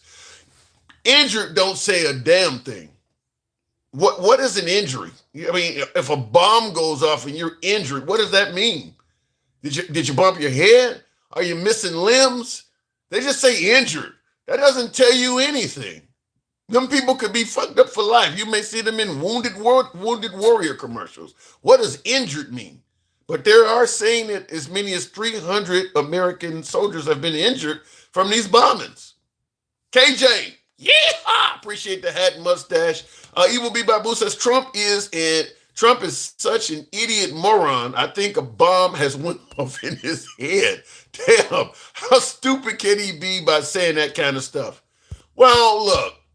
COVID will be gone by April. I mean, I know more about the wars than the generals. Trump, he's known for painting a rosy picture. Every call he has is a great phone call. That's just what he does. He exaggerates and leads you to always believe things are going well. So you're probably going to be told the entire time we're dealing with Iran that things are going well. That's just kind of his method of operation. That's what he does. But continuing on with the program, we'll go to Miss Mobetta. Good evening, Miss Mobetta. I normally love to hear you talk about shit. Today you are way out of bounds. Let me know when I'm out of bounds on. Correct me. Let me know when I'm getting wrong there, CF Bates. And I appreciate you tuning in. He's known for lying to him, says Calvin. They only say that shit when you talk against Trump. You don't hear it saying any other time. Well, look. Especially coming from your YouTube users. They say you. He said I'm out of bounds. I want to know. He said I'm out of bounds. I give him. I don't mind the criticism, but I do want to know what he's saying. What am I out of bounds about? Thank you, my little spectacles. Hey. Listen, I'll be like Tim if I ain't have them on. Be like, yeah, I'm looking at so many screens and the text is smaller and larger. You got to get you some stylish focals. You know what I'm saying? I lose them so much. I got about probably 20, 30 pairs of these all around the house because I lose these things. I break them. I lose them. You got to have them everywhere in the house, in the car. Yeah, because I got about 4 or 5 pair just laying right here on the desk. I mean, I don't keep up with it. I went out and paid good money because distance wise I can see fairly well, but eye doctor was like you can still get a prescription. Paid like $500 or $600 for a pair of glasses and lost them. So I'm buying cheap shit. No, mine aren't cheap. I get it, but I still, But thanks to me having decent insurance, I could get me a pair or 2 every year. So. Well, nothing wrong with that. But like I said, I don't generally wear glasses at all to see distant stuff. But I went out and bought a pair. You probably should because you struggling over there. That's for close up. For close up, yeah, I need them for close up. I do have to wear them. Yeah, these are progressive, so I can drive with them, read with them, do everything. Yeah, but then when they progressive, you got to be looking down and. No, you get used to them by like about an hour or so of having them on. then your eyes adjust to them. I suppose. And I see in the comments, Billy Wap says, I got a red fox drawer. You see when the big ass eyes? Nope, that ain't it. No, you gotta have bifocals to do that shit. I can't imitate it, but that's funny because I think he did that in Harlem Nights. If I'm correct. He did that on the Sanford and Son show. He's like, hold on, let me get my glasses. Oh. He pulled the drawer out and pulled a whole handful of glasses. Oh, really? Okay. All right. Fair enough. Yeah. I don't have that. They just scatter. I mean, I got about 2 or 3 pair in the car. So when I'm looking at, it's only when I'm looking at the phone or reading a book that I need them. Other than that, I'm okay. I get it. I get it. So Trump is saying this is really going well. What do you think? You think we're doing pretty good over there? You know, he's always lying about something. You know, he just likes the sound of his voice. And you know what the bad thing about that is? Because he probably does have people on in the back end telling him the real numbers and shit, and he's not going to put them forward because it's going to make him look bad. You know what I'm saying? He's the face. So, you know, all we hear is him talking. So he's like, I'm not telling people that shit. Yeah, but I'm better than that. I'm the biggest, bestest person in the whole wide world. Ask me. That is Trump. But the problem is, there's only with this going on, there's only so much of a rosy picture you can paint before you lose trust and credibility of the people, because you can't say you won, but yet you're sending a third carrier to the region. You're sending thousands of more folks. That don't look like something a winning side would do. I mean, you said you're not going to put anybody on the ground. Now you're talking potentially troops on the ground. So it does appear. And a lot of troops, too. My thing is, I want him to go as BB to send his folks. And that's crazy that we doing this, and Israel is not sending anybody into Iran. They're not. You know what those people, his military are doing? Because I seen they show in the video how they're going in. They're in Lebanon. They're going in Lebanon. In Lebanon, they're going in and they're putting on the women's underclothes, putting on their lingerie. If they got lingerie, yes, they see them trashing their homes and with sledgehammers and putting on the thongs. I tell you, you got to see that video. You got to see that video. IDF, Israeli Defense Forces, doing all that? Yes. I was watching that video earlier today. Yeah. It's disgusting. Like I said, he sent his people over there. This is his. Netanyahu is kind of like Stalin on that shit. Like, if you fuck with us, we gonna turn our people loose on you. No, fuck war rules. We gonna let them do whatever they want. I mean, Netanyahu don't believe in rules. He got his little trick doing all his dirty work. That's what pimps do. Pimps sitting their bitches out on the block and get that paper. That's what's happening. That's what's happening with these here United States corporation that we're talking about. Are you suggesting that Netanyahu is Trump's pimp? PIMP. I don't know about all. That's a bit heavy. Well, how do you don't know, Tim? How much money are we paying per day to fight this war that began with Israel? Billion? Yes, it's a lot. I've heard that. If that's not pimp behavior, I don't know what is. I'm saying, Tim, I don't know what else to call it. MAGA thinks this is necessary. MAGA is knee deep in it. MAGA's celebrating this wholeheartedly. MAGA's slow. They really have Trump derangement syndrome. They really do. They keep saying everybody on the left have it. No. They have Trump derangement syndrome. Y'all are deranged about anything that he does. And they'll twist themselves in a pretzel to make people believe otherwise. Well, they can see the proof and still deny it. Well, if the folks are yelling death to America and they're trying to get a nuclear bomb. Well, shit, Trump said he hates Democrats. So what's the fucking difference? He talks about his own peoples. Yeah. So what difference? I expect people like them who are opposition to say things like that. You don't say that about your own people. And I agree with that, certainly as a president. Pope Bill in the comments says, I'm undercover MAGA. Do you see me that way? Yeah, sometimes you be fluffing hard. Oh, my God. Hard earlier. Yeah. I can't point out exactly what it was you was fluffing, but I was like, Wait, hold on. This is a no fluffing zone. Let me tell you something. This damn King Finn, I got nothing but love for King Finn, but this damn hashtag stop the fluffing or whatever, they gonna fuck around and make that go viral on me. I don't need that. I don't need that. Tim the handsome fluffer. Oh my God. Never. You do be fluffing sometimes. You try to give Trump the benefit of the doubt when it's not there. Bro, the benefit is just not there. He's proving more of not doing right by anything else. I think sometimes the folks on the left criticize Trump in ways that are somewhat unfair to him, and I point that out. That's like fluffing. How, Tim? Like how? I'll give you a perfect example. It ain't like Trump is the first person that suggests something needs to be done about Iran trying to get a nuclear bomb. Yeah, and how many years have they been saying it, and where's the bomb?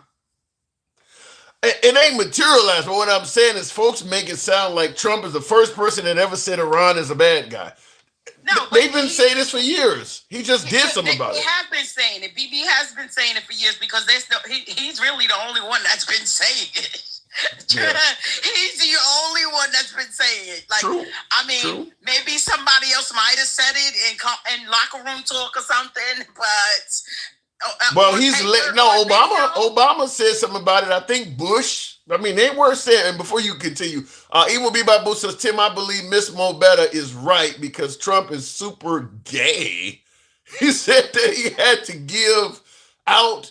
He said that he got to give out, and he likes YMCA. Oh my God! And he also he misses Bubba as believe. Well, he was doing something with a microphone, was he not? Yes, he was doing that. He's not gay. He's not gay. He. That's why I keep telling you, he goes at the LGBTQ community hard because I'm telling you, he. It's a distraction because he's really attracted to him. He's really attracted to them. That's why I got it. See, this is what I'm talking about. Why I have to defend Trump. This man has been hanging around number of supermodels his whole life. He ain't gay. So, how many gay people that you know that has wives, that has children, that's been in whole relationships and crossed over? That means absolutely nothing. You don't think it means nothing.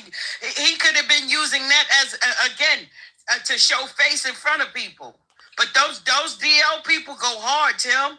And again, he uses YMCA, which is a whole rainbow song by Rainbow Men.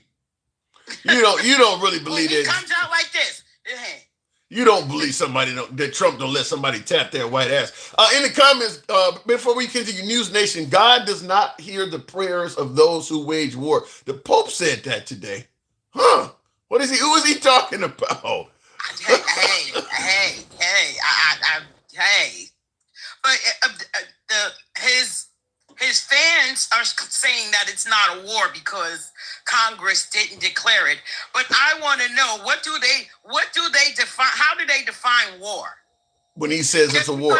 And the reason why Congress is not declaring it because it's not our war.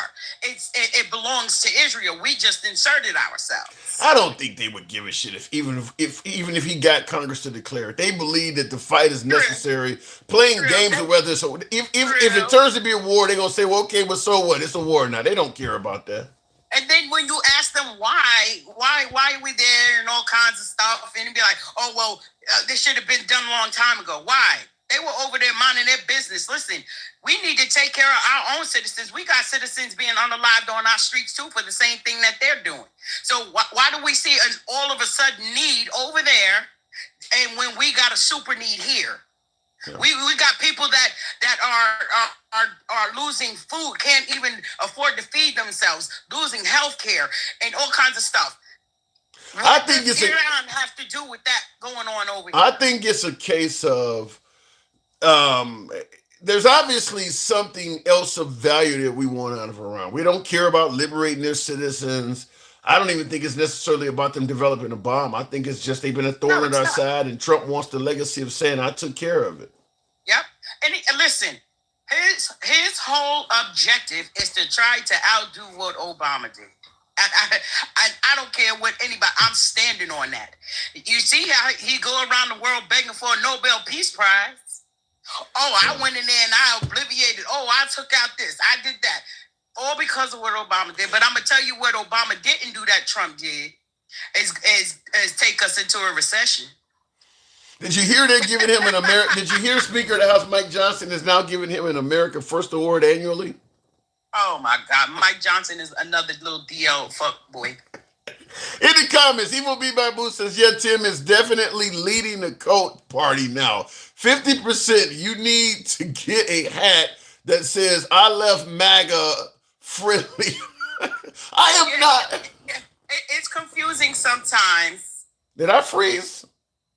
I'm famous. Oh my God. God bless you guys. Something just happened on TikTok. Hang on a second.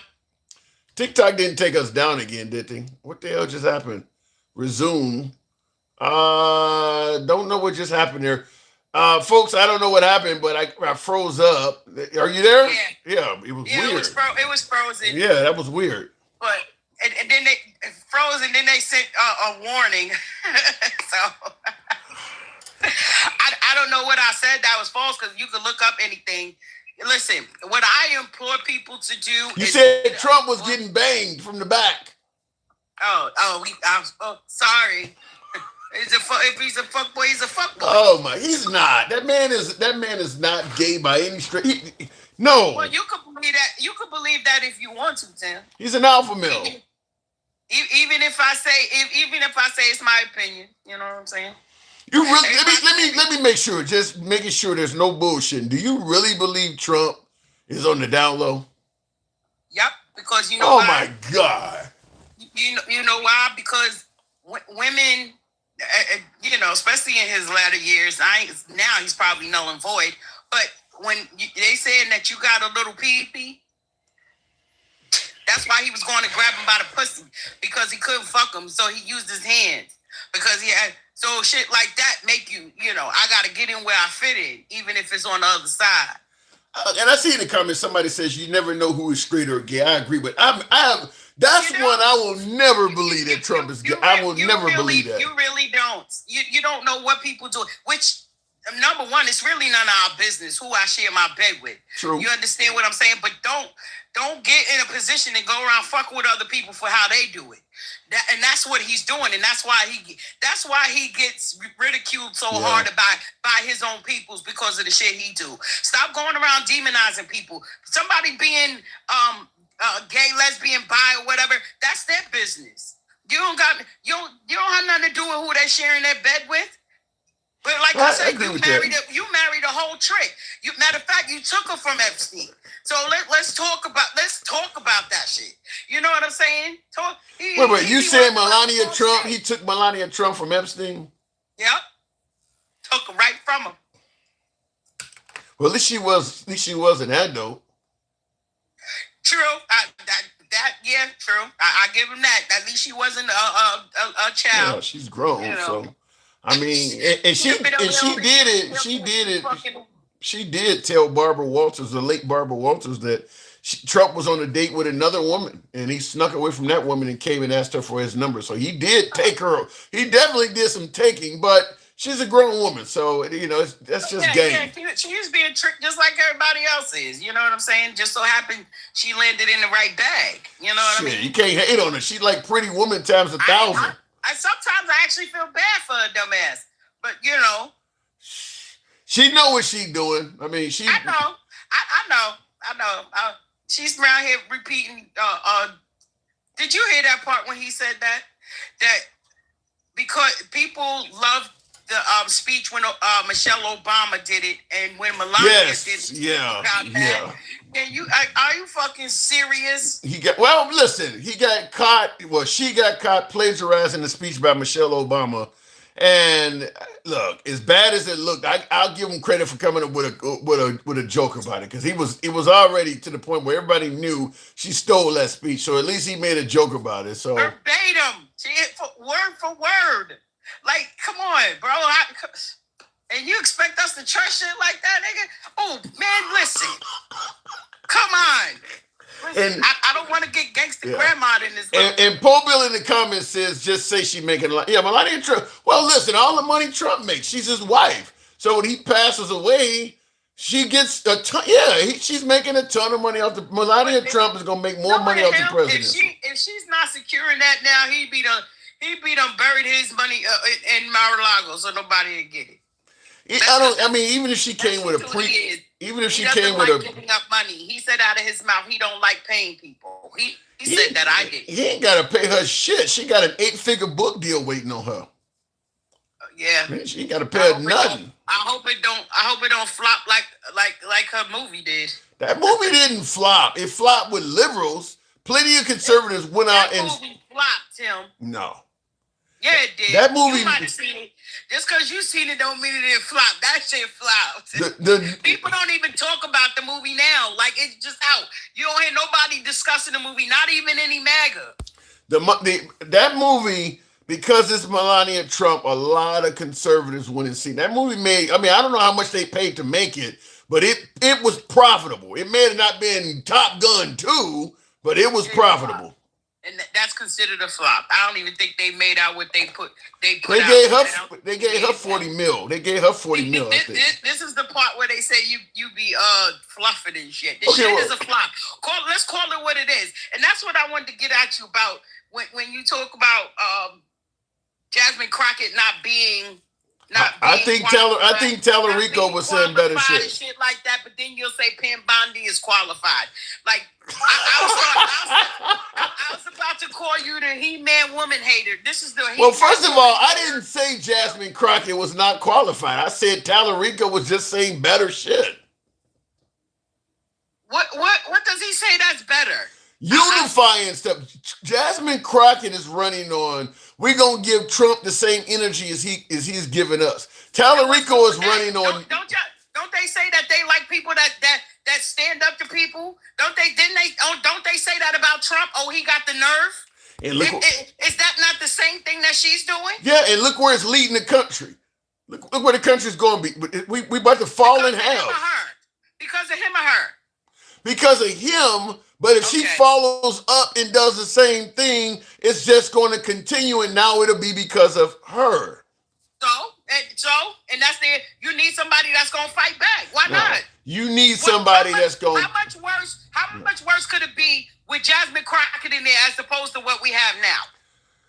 I don't want to gauge it on how much worse. I want to gauge it on an effort to do better. And I think Tallarico, by just saying, look, Tallarico is talking unity and how we can move forward, not let's go and attack the folks from the past.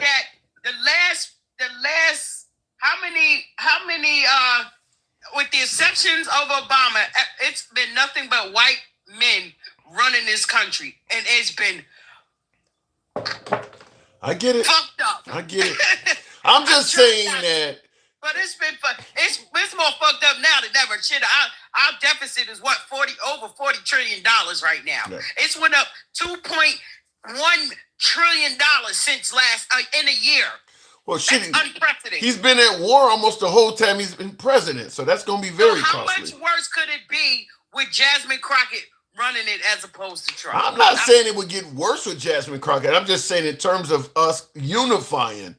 Not money, not the economy. I'm talking about just in terms of unity. We don't need somebody else. We're divided now.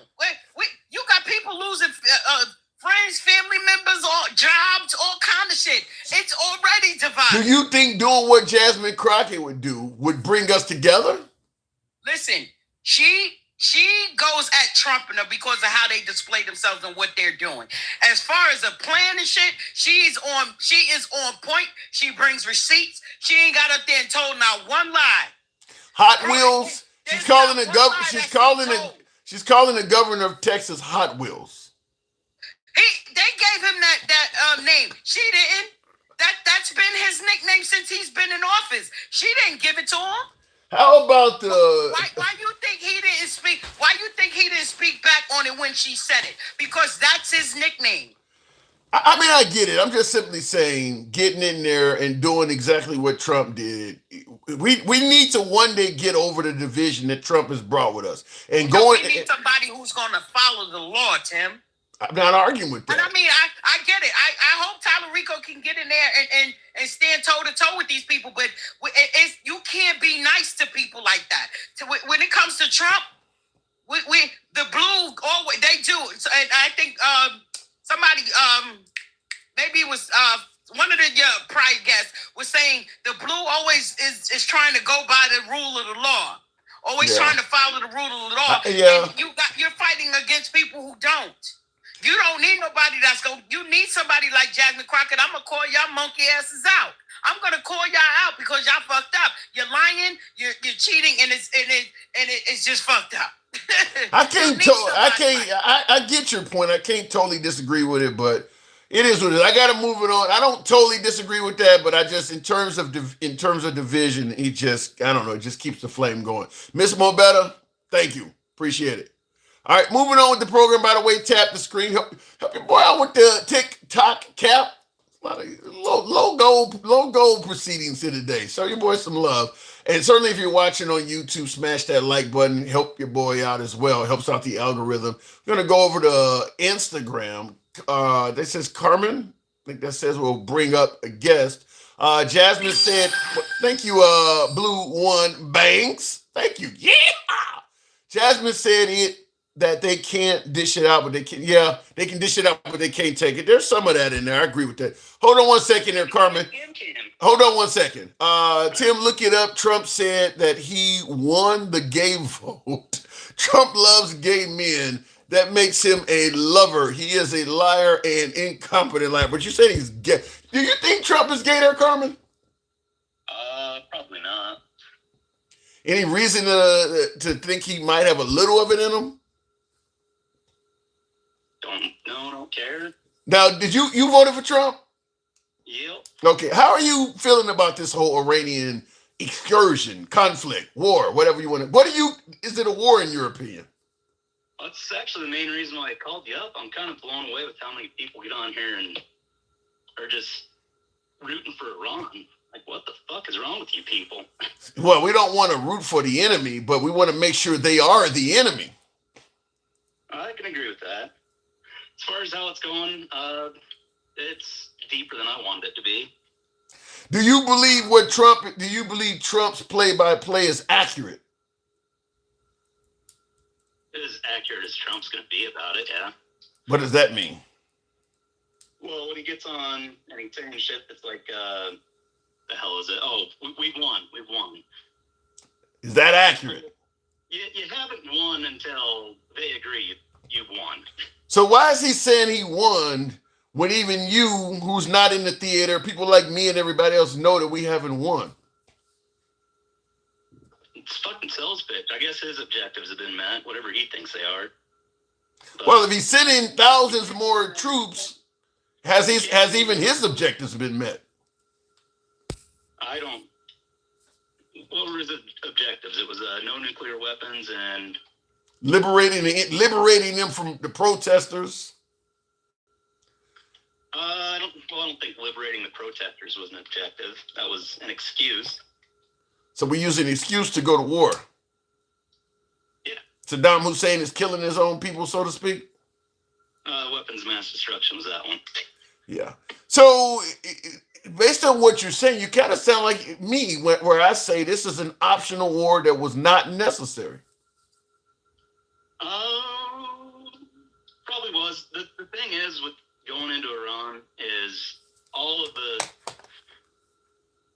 still believe it was bound to happen. The thing is with the protesters, and we're going to go in and liberate the protesters, so to say. Mm-hmm. That's just a sign like, hey, Iran's government is actually weak right now. Like, now's the time to strike. The iron is hot. Yeah, but you would assume that when you're bombing schools full of kids and you're putting internet jokes of killing people, you're galvanizing their public. Can you imagine somebody bombed us and they started making cartoons about it and shit like that? Well, that happens. Is that what we normally do when we're killing people? We make jokes about it at the presidential level? We did that in Afghanistan. We did that in Iraq. I don't recall Bush posting cartoons and making jokes about killing Iranian or killing the Iraqis. Fair enough, the U.S. government isn't posting that. That is a little childish coming out of the White House. Let's say that's the way way things are going with social media being more prevalent than it was. Yeah, but Twitter was maybe a thing, sort of. I don't remember when all that came out. Yeah, but it's a big difference between a citizen saying something and the president of the United States doing it. Yeah, sure. I think you're going to see more of it in the future, too. Well, yeah. That's why we're going to calm down. Because I'm actually on your side. It's like all this political divide bullshit. Like, what the fuck are you guys doing? I want to talk about Trump derangement syndrome. It's just both sides, whatever your opinion is. You're going to just argue in favor of your opinion, no matter what. And that's on both sides. Call it whatever you want. Trump derangement syndrome kind of fits for both parties. Yeah. Well, to me, I always say to my MAGA viewers, and you're MAGA, you voted for him. I say to MAGA, anytime you hear Trump derangement syndrome, you see somebody with it, you see it in the media, or you should stand up and cheer. You should be happy. Because if you're celebrating liberal tears, you're celebrating that he always sticks it to the left. That's what creates Trump derangement syndrome. So you're celebrating the stuff he is doing that creates TDS. So you should consider TDS as a victory. That is the outcome of that. Not quite following on that, but well, what you think the people that like Trump have TDS? By your definition, yeah. But what about by yours? Well, I think it's the same definition. What is your definition of TDS? You're going to make your argument for your political party regardless of what's happening. So if Trump's, what would we say? Like Trump's over there saying that we're winning in Iran when it's like you don't win until the enemy says you won. Right. Like both parties get a vote in that. And you want to come up here and say like, oh yeah, we're winning. Like we've done this, we've done that, and all this other bullshit. And that means we won. And it's like, well, that's a really weird definition of one, but okay. And the other side of Trump derangement syndrome would be like, we're going to put ICE in the airport, which, whatever, they're fucking training to do that. And, oh my God, why is ICE in the airport? They're just going to brutalize us in the airport. ICE just brutalizes us. And it's like, ICE does not fucking brutalize you at all. You haven't seen ICE do anything that was wrong or brutal? They have been engaged in conflicts with people where they had to use lethal force, and that's it. They were in that situation that they had to use lethal force. You haven't seen them grabbing people simply because they had an accent. You haven't seen the video of the guy telling them, if you raise your voice at me, I'll take your voice. There's a lot of videos out there you must have not seen. ICE has been doing. Take your voice. Yeah, he's sitting in the car and telling the citizen, if you raise your voice at me, I'll take your voice. No, it's probably grounds get terminated there. But they're not being terminated. Do you think that Alex Preddy was a domestic terrorist? He wasn't a terrorist. Alex Preddy getting shot, unfortunate accident. How was it an accident? He was engaged with ICE. He was over there being a fucktard. They attempted to arrest him. They took a gun off of him. Before they took the gun off of him, someone said gun. He's got a gun. Grabbed his gun, walked away, and a gun went off. I believe it was his. Yeah, so or someone saying, "Hey, gun, gun, gun!" Boom, you hear a gunshot, and it's like. And they see all of what, and they see everything that you and I saw, and the administration, including President Trump, views the death of Alex Preddy and tells the public he's a domestic terrorist. I don't know how the fuck you could say he's a domestic terrorist. That's shooting your mouth off before the facts come in. Well, I mean... It's like, she was a dumbass doing dumbass shit. Should she have died? No. Absolutely not. So once again, more optional killing. I wouldn't call it optional. Did he have to take her life? Did he have to? You talking about Renee Nicole Good? Was it a case of if he didn't take her life, he would have lost his life? Apparently, the laws determine that's what happened. Yeah, I mean, I'm just asking you personally. I'm asking you personally. When you watched the video of Renee Nicole Good losing her life, did you look at that as, man, if he didn't do that to her, he would have lost his life. He would have died. Possibility, yeah. Kind of bullshit, but it's a possibility. You put yourself in the situation of you had half a second to make all the decisions you make. He's firing at her through the side window. What was she going to do? How was she going to take his life? Get out the car and shoot him? That wasn't the first shot. That probably was the last shot. Yeah, but he was still alive to take it. So he's shooting somebody that's not obviously going to kill him. Yeah. So it's an optional shooting. In that split second, yeah, possibly look at it and say that last shot there, that was one too many, asshole. So you believe, just like I do, in both of those shootings, Renee Nicole Good and Alex Preddy were optional shootings. Self-defense, yes. Defense from what? If they hadn't shot Alex Preddy, what was going to happen? Nothing. That was an accident. So that one's optional. In the moment of, hey, we're arresting this guy, hey, he's got a gun on him, and then you hear a gunshot go off. Yeah, but if you... Either he's shooting at us, or I'm engaging in sympathetic fire, which is not something you should do, but it does happen. Yeah, if you're firing rounds into a suspect, aren't you supposed to see the threat? It could be somebody in the crowd yelling gun. You're firing, you clearly are not seeing anybody armed that you're shooting at, because he's not armed anymore. So you don't see, when they asked him in court, what led you to fire? At best, they can say what you said, gun, because clearly you're not seeing any visual threat that you're shooting at.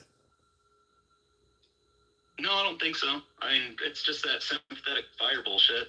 You're not supposed to engage in that, but it just happens. And well, I would submit a little bit more training might have helped, stuff like that. You're sending these folks in and they're not trained. You got 6 guys on this dude, and now you're popping. Not to mention they're banging him upside the head with a canister of pepper spray or whatever before they shot him. They were beating his ass too. That first dude engaging him, he's got some fucking anger issues. Okay. That guy probably be riding a desk for a long time. So the first guy that engaged has anger issues. Now, we've started out this conversation with you saying nobody's being brutalized by ICE. Now we've come around to you admitting at least one of them has anger issues.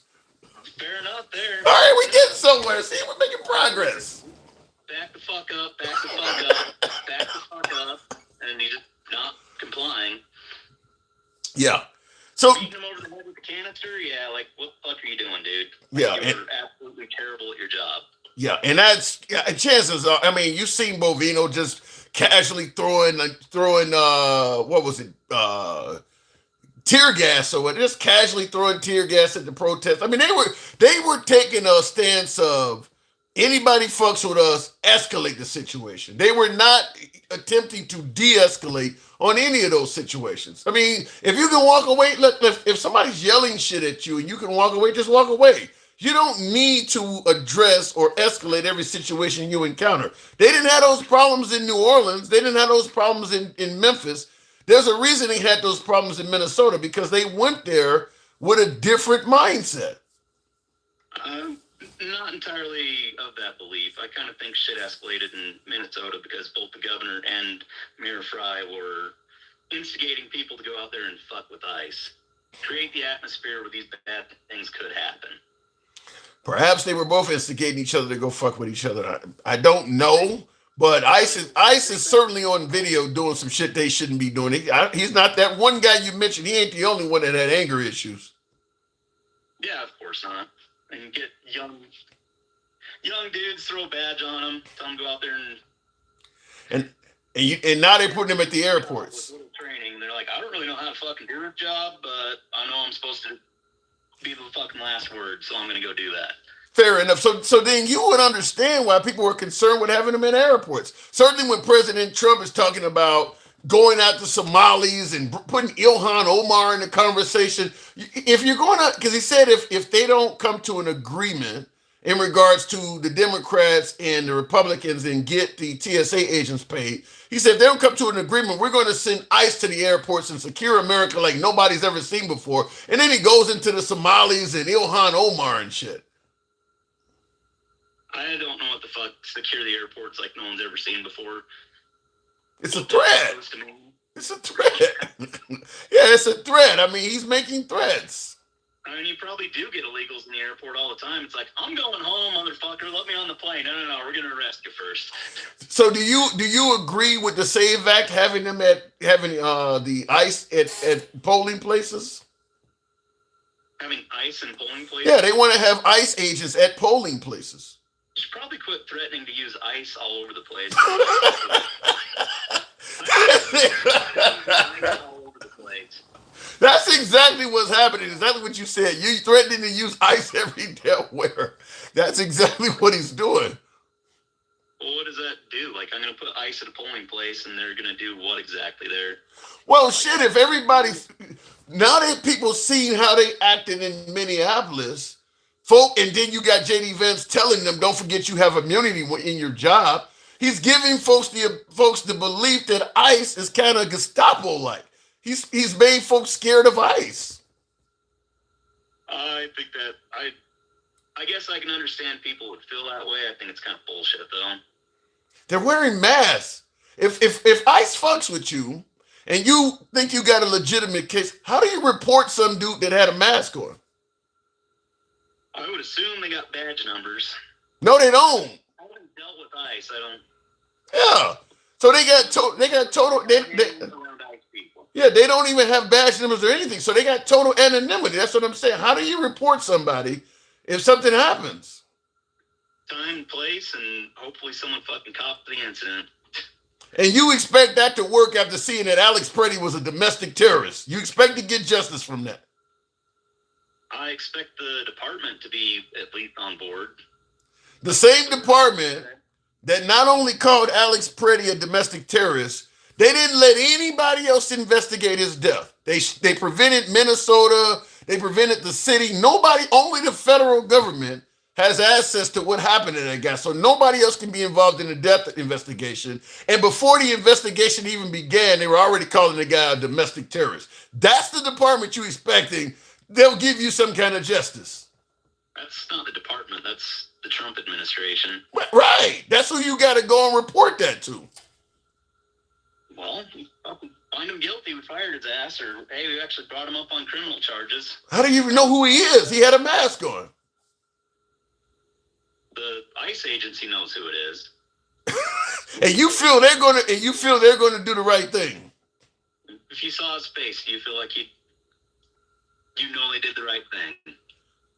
City cops that you can identify by name on their tag, they don't even often do the right thing. They'll tell you the body cam is turned off, or we're still investigating, we can't release it. You expect a dude with a mask on and no name tag.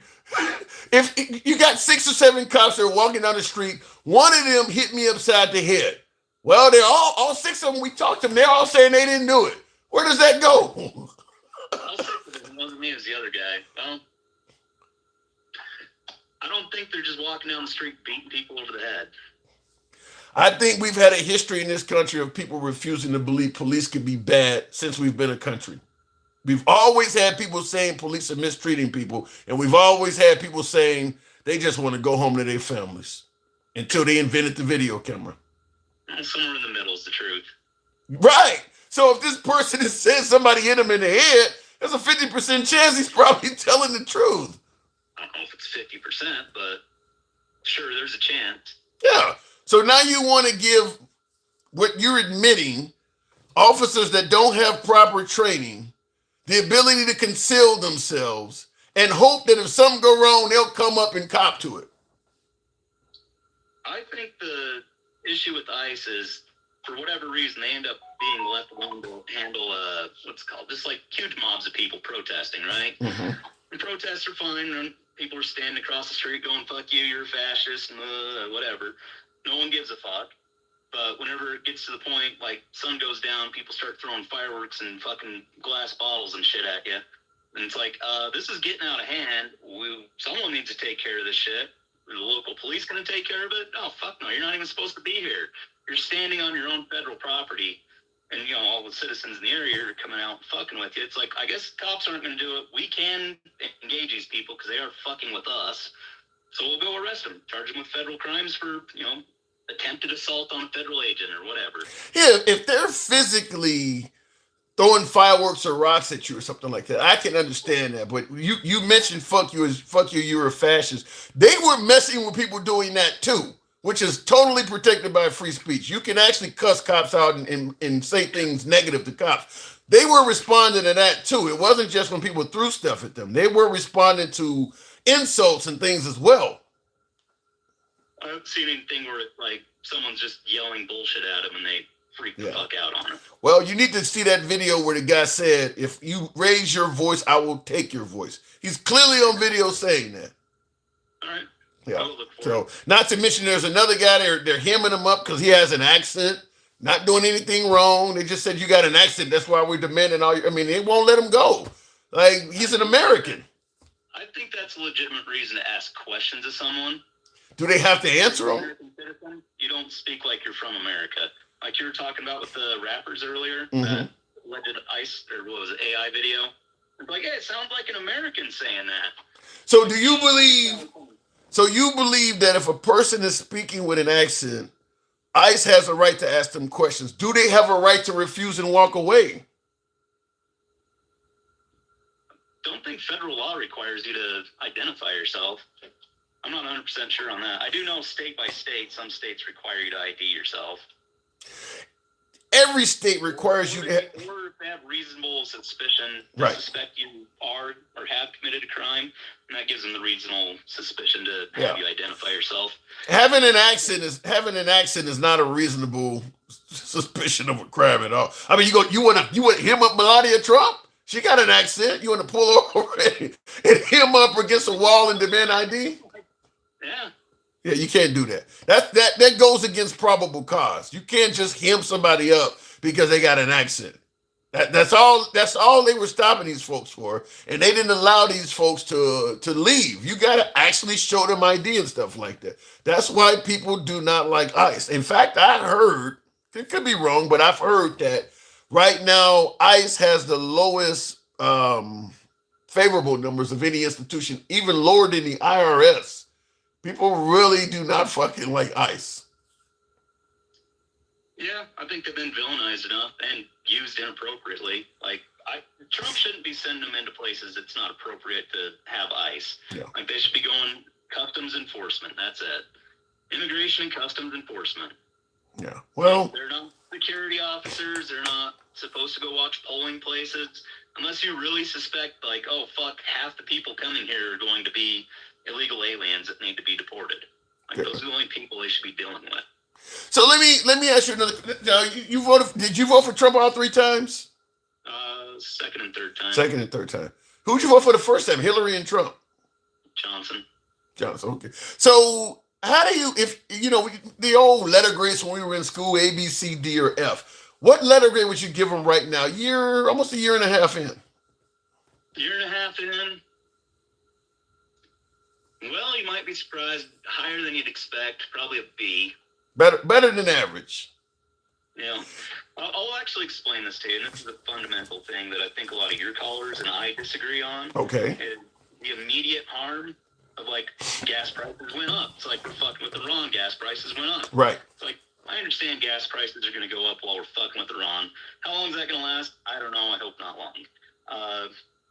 But do you understand we're fucking with Iran? I get that. You're right. Gas prices are going to, but he didn't. Did he lead you to believe we were going to be fucking with Iran when he got in there? No, definitely no. I'm trying to figure out how this B is going. Keep going. I want to know where this B is coming from. Well, the thing is, the idea of what America should be and the long-term goal of it, that there is some definite, like, it's going to be painful getting taxes back in order, getting shit back to where it's like you're kind of addicted to big government, so pulling government back. You think that's what he is doing, is pulling government back? He said he wanted to nationalize the election. You think that's what he's doing? And I don't nationalize the election. I'm on board with, like, if you're going to vote in a federal election, you have to follow federal laws. So you would be okay if Joe Biden or Kamala Harris had nationalized the election and put Democrats in control, because he said he wants to put Republicans in control. You'd have been okay with that? Probably wouldn't have fucked up the election a whole lot. So you're taking away some states' rights, at least when it comes to elections. When it comes to federal elections, you shouldn't have, like, well, California allows illegal immigrants to come vote local elections. And by the way, we might accidentally hand you a ballot that maybe you shouldn't have voted on. How do you know California is allowing illegal immigrants to vote? I've heard this one before. Allow illegal immigrants to vote in their local elections, like the city. So your city, you're allowed to vote for your school board. And if you're an illegal immigrant, you live in California, certain cities in California, we want you to have a say in who's educating your children. So come vote for the school board. It's on election day. Are they allowed to vote in federal? I haven't heard this, but are they allowed to vote in federal elections in California? No. So why would the federal government? You said you want the federal government to take over if they're voting in federal elections. Now you mentioned California, you go into state and local elections. So you're saying that illegal immigrants are not voting, at least in California's federal elections, right? Not legally, no. So why would you want the president to take over? Here's the thing. We're going to have our local election ballot. We're going to hand it everyone that comes here one of those. And we might accidentally hand you a federal ballot as well. And we're not really going to ask questions if you fill them both out. Is there any evidence of that happening? No. So you're going to take over something based on, so it's not based on anything that really happened. No, it's possible. It's what happened. Well, shit, an asteroid is possible. You want to join NASA? Anything is possible. I mean, those are the claims by, this is how federal election could happen. We want to solidify how those loopholes where it could happen, make it to where it's basically impossible for it to happen. And I think a lot of people like myself that are conservative, you look at illegal immigrants living in your city, it's kind of like, you shouldn't even fucking be here in the first place. Why are you allowed to vote? Yeah, but how do you know if the federal, let's say Gavin Newsom is allowing illegal immigrants to vote. I haven't heard of this, but let's say he's allowing illegal immigrants to vote. And he becomes president in 2028. You don't give him the ability to federalize the elections. So now he can now do that at a federal level. Yeah, I'd totally throw a shit fit about that. Well, so don't give the federal government the power to do something that you may not favor when the guy that you don't like gets in there. Fair point. Okay. Let me ask you another. You make for a good call. Let me ask you another one. Who won the 2020 election? You didn't know you asked me this like 3 times. I'm getting old. The memory is waning. Yeah, I'm right behind you. A little ways behind you, but I'm behind you. As far as the election, winning the election goes, the person who raised their hand and swore into the office, that's who won the election. So Joe Biden won in 2020. That's who won. So when Trump says he won by a landslide because he didn't raise his hand and get sworn in, he lied. You said the person who raised their hand and got sworn in is the person who won. Trump did not raise his hand after the 2020 election. Biden did. Yet Trump is saying he won. So Trump is lying because according to you, the guy who raised his hand won. Fucking hell, dude. I'm just taking your words. That's what you said, right? I don't want to change the subject too much. I don't really give a fuck about the 2020 election because it does come down to who actually got sworn into office. That's who won. All of this stuff we're doing is because of what he claimed in the 2020 election. Save America Act, ICE, all of this stuff is the derivative of him claiming that. Secure the elections kind of thing. Yeah, got you there. Well, he ain't necessarily just securing them. He's coming up with new rules and things that is based on just like the mail-in voting. That's based on accusations that people are cheating. ICE at poll places. That's based on accusations that illegal immigrants are voting. But all of this stuff is short on actual evidence. For the reason he's implementing it. He's implementing new changes, and he's giving you the reason why, but he's not showing you proof that the reason he said is why has ever happened. Whatever. I don't give a fuck about the SAVE Act, honestly. I'm not into the minutia of it. Getting somewhere. I know there's something about IDs and women with they change their names after being married, something. Don't know. Fair enough. Last question before I let you go. Who's responsible for the TSA not getting paid for nearly a month now? Over a month. Who's the one saying we're going to hold out until he changes bill, something? The bill you just said you don't really care about. The minutia. everyone's responsible for it. You can't figure it the fuck out. It's like you guys need to be locked in a room until you can figure it the fuck out. But you voted for the greatest deal maker of all time. Yeah. What's happening with it? I'm hearing this B. Where did this B grade come from, teacher? Professor, you gave him a B. On Congress, you know? Like, you can't fucking send B2s over the Capitol. Fuck. You said, are you giving him a B because he has potential? Or are you giving him a B because he actually passed some tests? That's probably the one. The idea of what the government needs to do, I like where he's going. What he's fucking doing today, tomorrow, I got hope that he's heading in the right direction. I don't know. I think you're teaching at Participation Trophy University. I gotta move it on, but you're giving him a B based on what he may do in the future, not what he's actually done. That's way off topic before you throw me off. Sure. Well, whatever. The other thing that he always claims he lies about, the medical bullshit, where it's like 1,500% lower bullshit. Like, I'm going to drop the cost by 1,500% on prescriptions. Yeah. Let me make it make sense. So, pharmaceuticals, they are marked up like 2,000%, 2,000%. So, it costs you $1 to make a pill, and you go to the pharmacy and you buy that pill, it costs you $20 to purchase it.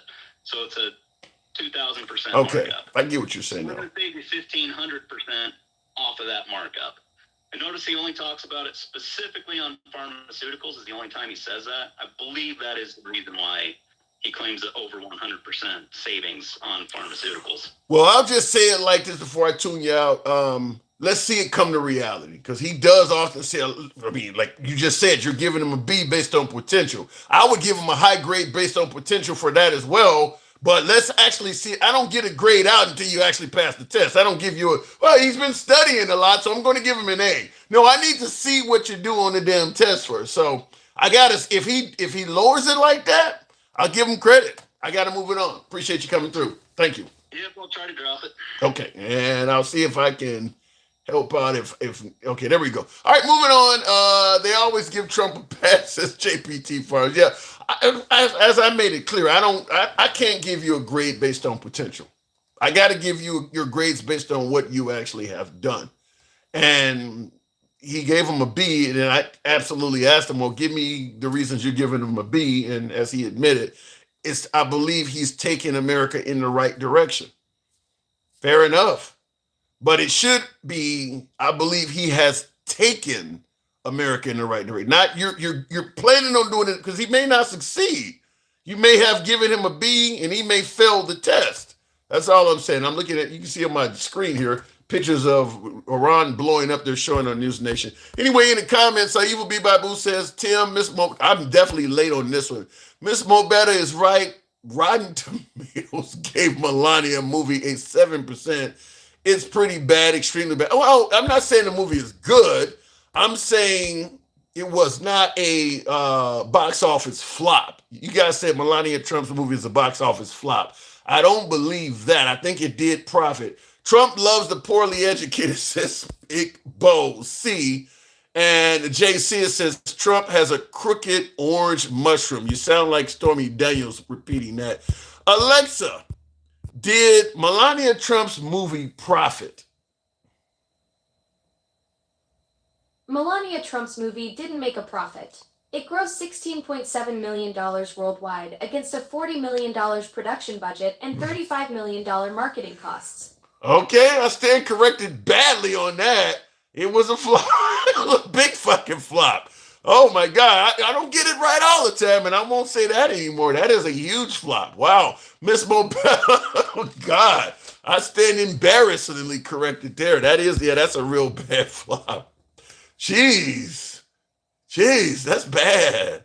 That's bad. I thought it would make money, Nicole. I thought that MAGA would show up. You know, when Mike Lindell was on stage, Trump said, go out and buy a MyPillow, and all this money flooded in. I guess he didn't promote Melania's movie strong enough. That's bad. All right. Miss Mobetta was really right about that. Anyway, continuing on with the program, go to one of my few subscribers there, Arsha Fine. Good evening, Arsha. Trump can only fraud and grift. Well, he could have sold his own wife's movie. Arsha, good evening. You'll listen to yes, Mr. Roberta, I'm listening. Arsha, are you there? Mm-hmm. I am. I didn't know Melania did that bad. Wow. Okay. I did. How could you not know this? Anyway. I almost went and saw it, and my viewers told me I would be a sellout. I still want to see it. I want to see what it's about. You know, I wanted to see how bad the movie Sausage Party was too, and I watched it, and it was worse than I thought it could be. It should have been a short. Well, that's a movie for a 13-year-old boy, huh? Ooh. Well, I'll tell you this, because I think Melania Trump would make good money for a book deal if Trump leaves, but if that's going to hurt that. I mean, her movie did that bad. Wow, that's crazy. I thought she was. The fact that her husband didn't even promote it. Yeah, that's bad too. Or her both. So, it ain't like they hard up for money. No. And she got up 40 mil regardless. It was Amazon that suffered. Trump probably make it up to Bezos in another way. Oh, he's making plenty. He's good. Yeah, they're extremely good. They're extremely good. Did you? I think it was it yesterday or the day before where he said he liked being around losers because they made him feel like a winner. It was live on television. He said what was it else? He only likes to be around people who will listen to him stating how wonderful and great he is. Well, when you look at Mike Johnson. We all knew that, but he finally said it out loud, you know? Yeah, when you look at Mike Johnson and some of them folks, how they just, he is around people that make him feel real good. I mean, when they say a person is, sucking you off or holding your balls, or they verbally do exactly that. Like they can't even walk in the room and say hi to the guy without telling him how great he's been as a president. I mean, like everything comes with a compliment. Like, it's insane. He was the first recipient of the Make America Great Again. Yeah, the Make America Great Award from Mike Johnson. Annually, he's going to get one annually. Oh, good God, yeah. He's going to be on a coin. He's going to sign the paper money. He's on the Kennedy Memorial. What else is there? The F-47 jet. They're naming a Navy ship after him. I heard Oklahoma and Florida tried to name stretches of highway. All of this after a guy that's still alive. How do you get a memorial before even being dead?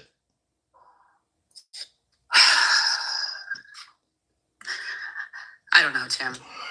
I can't answer on that. It's just... I don't know anybody that's ever gotten a memorial in the history of time. My brother always says that he thinks that Donald Trump is comical and he's freaking hilarious.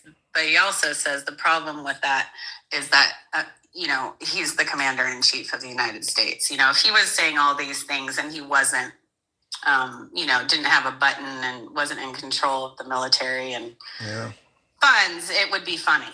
But it's not. I don't know any... at our expense. I have never heard of anybody in my entire life that received a memorial without being dead first. That's the first guy that's ever received a memorial while he was alive. Other than maybe I guess you buy your plot or something like that, but to name a museum after a guy that's still walking around.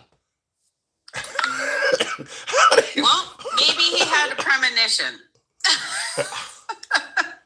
By the time he's done, we're going to have a city in America named Trump. They may start naming. They have one in it. I think they named a town in Israel after him. Oh, well, that's a whole other story. Okay, Tim, let's okay. What are we talking about? Oh, I wanted to say something. I made a post, I think it was a couple weeks ago, about my price of gas in Hawaii. Mm-hmm. I took a picture of the pump. Of course, I got tons of comments. Of course, I live in New Scum State. That's what I get for living in a Democratic state. For any of those people who looked at that, and it's accompanied by "What Have You Done for Me Lately" by Janet Jackson. Yeah.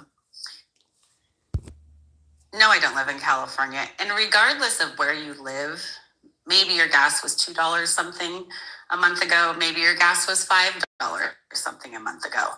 The fact of the matter is, my gas has gone up a gallon, $1.55. It's went up an additional $1.55 per gallon? In 4 weeks. Damn. So regardless of what I was paying before, I'm now paying, and a lot of people in states I know are paying up to $1 more. One of the good things you don't have to drive as far in Hawaii, I suppose. I live on the Big Island, so it's really spread out. My commute's like 15, but I mean, there are people that commute, 50 miles a day here from the east side of the island to the west side of the island for work 5 days a week, and it's not about, we're all going to pay it because, if we have a car and we need to drive, we're going to do that. Right. And it's not suck on it Democrats or eat shit, MAGA. It's like, this is happening to Americans regardless. This will be the only time I will say, because I usually don't think a president is fully responsible for gas prices because it is a global market, but he was the one that gave the final order in this conflict. So yes, It's impossible. It's impossible not to suggest he's not responsible for the raising the gas prices in this, because it happened right after an event you did. It's impossible to say you ain't got nothing to do with this. Yeah, this is not a Democratic state problem. No. This is not Republican states have cheaper gas. Yes, you probably do have cheaper gas, most definitely if you're in Texas or parts of the South.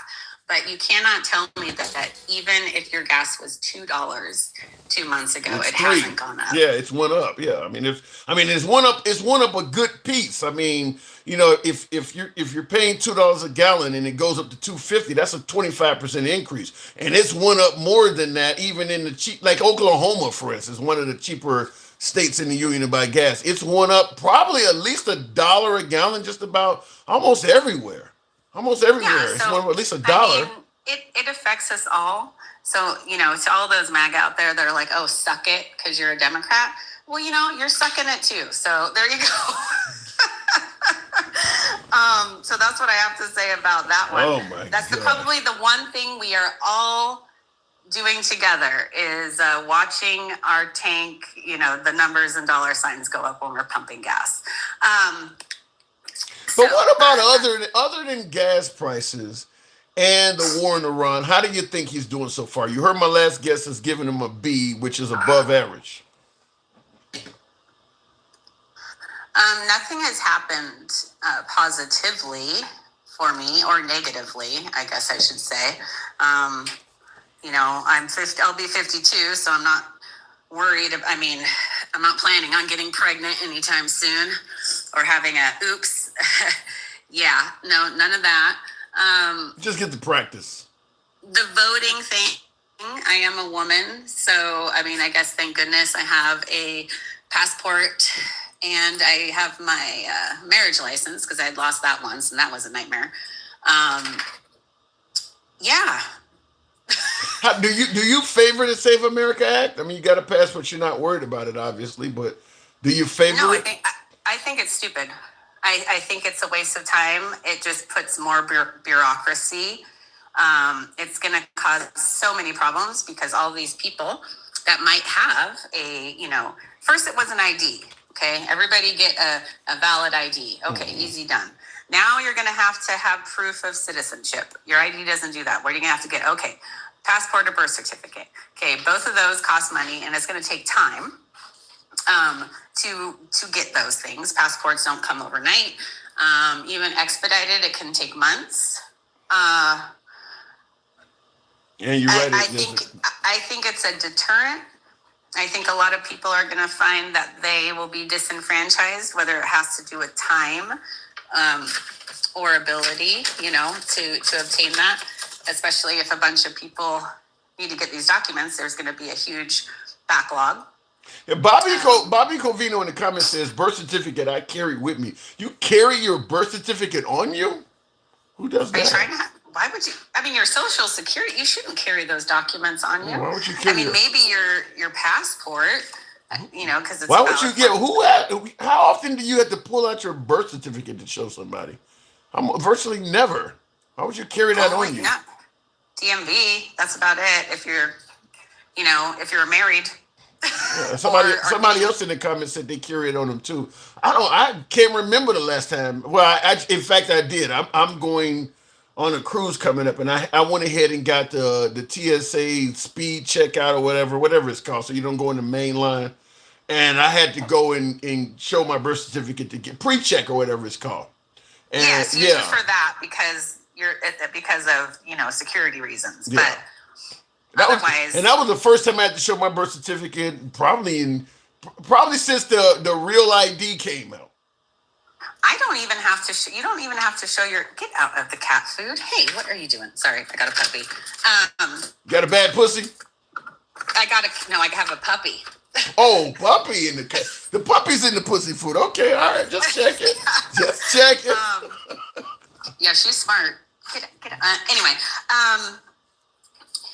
Yeah, you don't even have to show your birth certificate upon hiring. You have to show, an ID and social security number or something so that legal documentation that you can actually work, whether it be, right.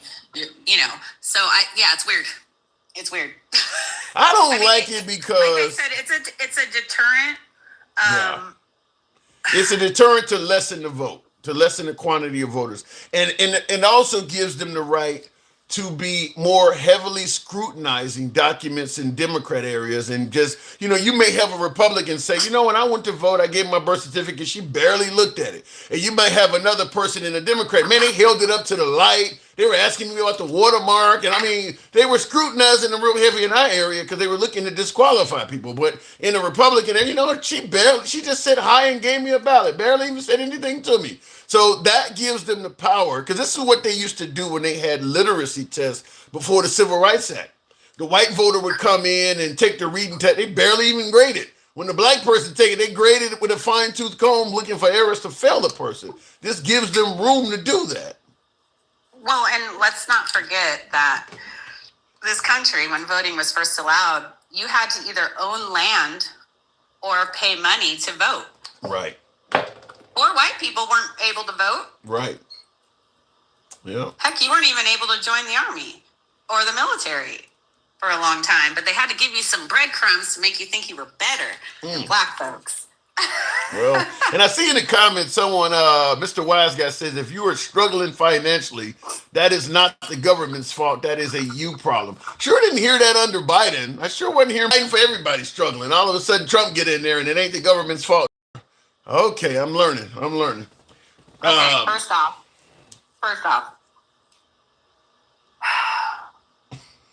I am so sick and tired of hearing these freaking fools. They're probably those same people that say, well, God says, God helps those who help themselves. Yeah. Motherfucker, shut the fuck up. Anyway, it's just, I can't even talk about that because it's just foolishness. And some of these people just really, truly have fear, anger, and hatred in their hearts, Tim. I saw somebody post on TikTok. This blonde girl, she said, what's really distressing her is she's finding out that some of her family and friends it would not be safe to tell them the location of Anne Frank. And I'm like, she's saying that literally I would not have been able to trust them with where Anne Frank is. So I think she's kind of saying what you're saying, that she's, I don't know, are people coming across as that hateful to you? I think the problem is some of these people are being told the wrong things about the message of Jesus at the pulpit. To all you people out there that call yourselves Christians, if you are walking into your congregation on a Sunday, Saturday, whatever day, and you hear anything other than love and forgiveness and charity to all people, you need to find a new pastor, priest, or reverend, because that is not following Jesus. And you don't have to go to church. You don't have to be a Christian.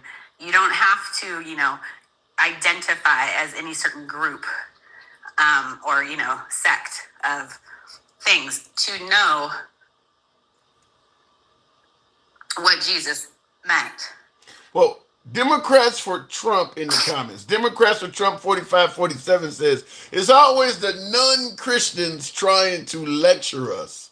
Huh? Actually, I am a Christian. This person obviously didn't hear. I'm a Catholic. I'm a practicing Catholic.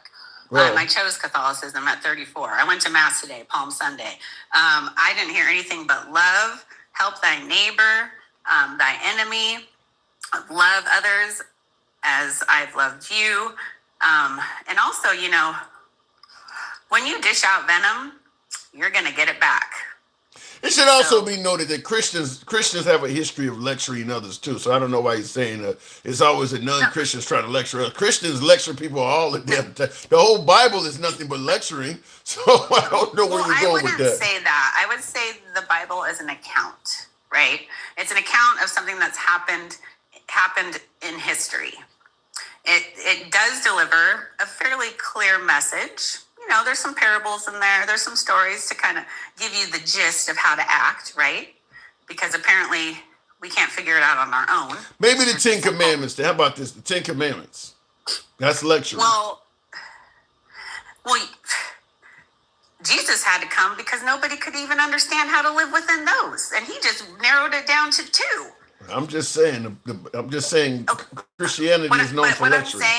What I'm saying is, if you check a box as you being a Christian or a follower of Christ, it doesn't mean that you are. If you go out after church on Sunday and on Monday, you're judgy, you basically anything, you're trolling on the internet, you're sending like glares because somebody is holding hands with the same gender, any of those things, you're not practicing what Jesus said. Well, I think that's a large portion of America. But moving on,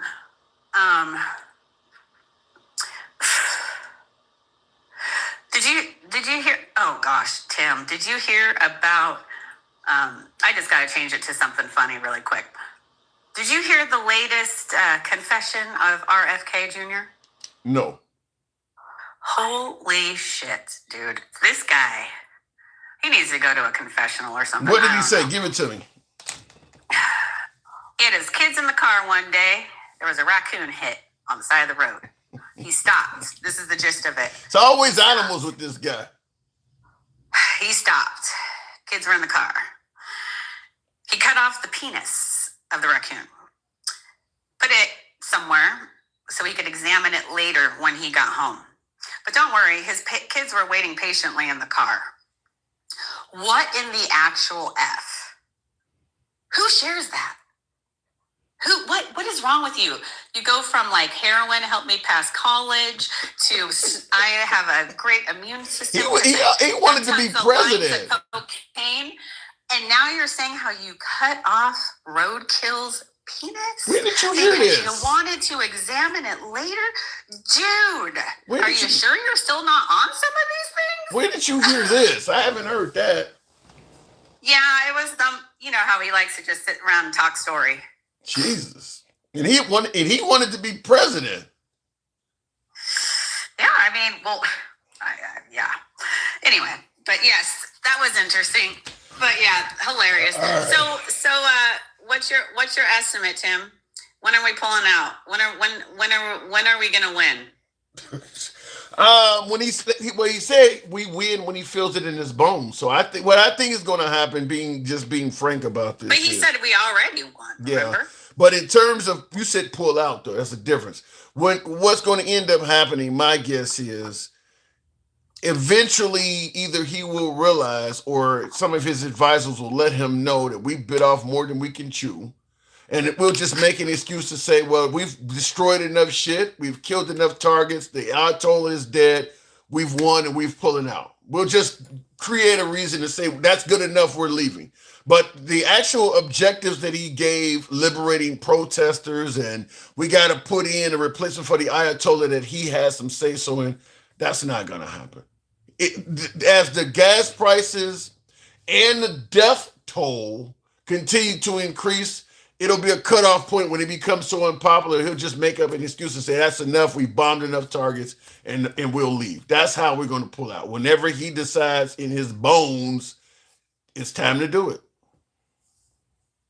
Jesus, that's horrible. That's terrifying. That's what's going to happen. I strongly believe that. I don't think they have a plan. I got to move it on, but I'll give you the last word. I want to ask the question about the SAVE Act to anybody.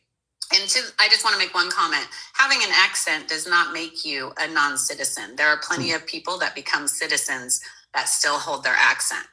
That being said, name me another country of the Western world, let's just say NATO or anything, that makes it so that you have to show where you were born and a passport to vote. It's a good question. I don't know any country. It may be one of them out there. I'm not going to say that doesn't exist. How was it in Australia? I know you couldn't vote. I couldn't vote, so I didn't get. Yeah, I didn't get involved in. But Australia has what they call compulsory voting. So, as a condition of turning 18, you have to answer to the poll. So they come looking for you. You don't have to go looking for them. They, just like the Selective Service, they send some to your house, and you got to respond to it. As an adult, you have to take part in the elections. You don't have to vote for. Yeah, you have to participate. Right. You don't have to vote for any of the candidates. You can just kind of answer here or present, but you have to respond. The Republicans would be adamantly against doing that in America, but I believe that's the way it should be. You turn 18, it's your civic duty. Answer the damn poll. You don't have to vote for it. Just say present, so we know you got it. But they know who the citizens are. You shouldn't have to come down with birth certificates and shit. They know who you are. So in the state of Hawaii now, the moment you turn 18, let's say you get like an ID or whatever, they automatically register you to vote. You have to request not to be. And the Republicans don't like that shit. Arsha, gotta go. All right. Thanks for coming through. Yep. I like that. I like the idea that all citizens at the age of 18 should be contacted by the voting bureau or whatever the case may be. You don't have to vote for anybody. You just have to answer. It'll be on there. Trump, Gavin Newsom, or whoever the hell he's running for, whoever the independent candidates are, it's going to be on there. But you can also write in yourself or something of that nature. You don't have to vote for anybody on there, but you got to answer this. Like I said, the right would be adamantly against that. They would not favor that because that would certainly increase the amount of folks voting in elections. And low voter turnout works well for the right. High voter turnout works well for the left, which is why the Democrats tend to make it easier to vote. The issue with making it easier to vote is what Trump is often talking about. The easier you make it to vote, the higher the chances are somebody may commit fraud because you made it so easy to vote. Now, he doesn't prove that there's a whole lot of people voting fraudulently, but fact is, if you do make it easier to vote, you make it easier to commit fraud. The Republicans, on the other hand, make it harder to vote, getting rid of mail-in voting, limiting polling places, only wanting you to vote from a certain period of hours, not wanting to make election day a holiday, don't give people bottles of water when they're in line. That way, if they're hot, maybe they'll get out of line. The Republican Party wants to make it harder to vote. Now, making it harder to vote does make it harder to commit fraud.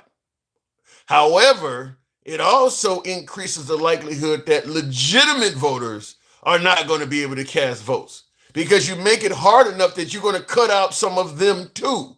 Now, they can't get documents or they didn't get the time off work and the hours they could vote were so limited, it messed them up. Or maybe they're disabled and you don't got rid of mail-in voting. So they used to be able to mail it in and now you don't eliminate that. And if they can't get a ride to a polling place, they suddenly can't vote. So the right makes it harder to vote. making it harder to commit fraud. But what you do is you end up disenfranchising legitimate voters. Legitimate people now cannot vote. So, I mean, there's good and bad, I guess, with it. You don't want fraud, but at the same time, you don't want to cost legitimate voters a way of voting. And that's what the right is doing, because now they're going to a point of now not only your ID is not, now we don't just want you to have an ID. We want you to start incorporating birth certificates and passports and all this other stuff that you got to go out and get. And all of that stuff costs money. All of that stuff is going to cost money. Obviously, we don't want you, let's say, for instance, like for years, I had lost my long form birth certificate, not the shit I got now from the births and deaths department, but I had my long form birth certificate where my parents signed it and all that stuff. It had long since tore up and it became just a useless document. But I had put it on a copier and made some copies of it. For a lot of, like when I first started working and when I went to college and stuff, that worked. That ain't gonna work for Trump. Now you're talking, we need the official document with the seal on and all that. That stuff costs money and time to get. So yeah, they're going to make it so that legitimate people, my guess is they're going to probably prevent more legitimate people from voting than they are illegal immigrants. Because I still have a hard time believing that somebody would literally, run across the Rio Grande or walk hundreds of miles on foot with what do they call the smugglers, coyotes and all that, and then get to this country, reach the promised land, trying to stay under the radar and work and make money and send money back home and actually get caught at a ballot place. I mean, you went through all of that shit, paid smugglers half a year's salary to get here, and you got deported because you was trying to cast one vote. I don't believe illegal immigrants are doing that much. I don't believe that's happening to any level of any significance whatsoever. You're not going to risk all of that. All of that you went through to get here, knowing you got to stay under the radar. You're not going to risk all of that to cast one vote. That makes no sense to me. And I'll tell you, like I always say on the program, people get caught using illegal IDs all the time. People get caught trying to buy alcohol with fake IDs. They get caught trying to, buy cigarettes with fake IDs at the gas station, trying to enter the club with a fake ID when they're underage, trying to enter casinos, whatever. Even people get caught with fake driver's licenses by cops. People get caught, using fake social security numbers to get jobs. You never hear nobody getting caught with a fake ID trying to vote. You just never hear about that. Yet we're supposed to believe that tons of people are doing it. There ain't nobody getting caught doing it. People getting caught using fake IDs everywhere else all day long, but nobody's getting caught doing that. It's because it ain't happening. It's not happening. You're not going to go and risk all of that shit just to cast one vote. It ain't. If it was happening, the Trump administration would be giving you names of people that's been getting caught doing that. Like Lincoln Riley, or when anytime an illegal immigrant takes somebody's life or commit a major felony, they plaster that all over Fox. Not one person they're telling you about this an illegal immigrant that they caught voting. They're not telling you about any of those folks. So I don't believe it's happening. In the comments here, when they said men are women and women are men in women's sports is why I now vote Republican.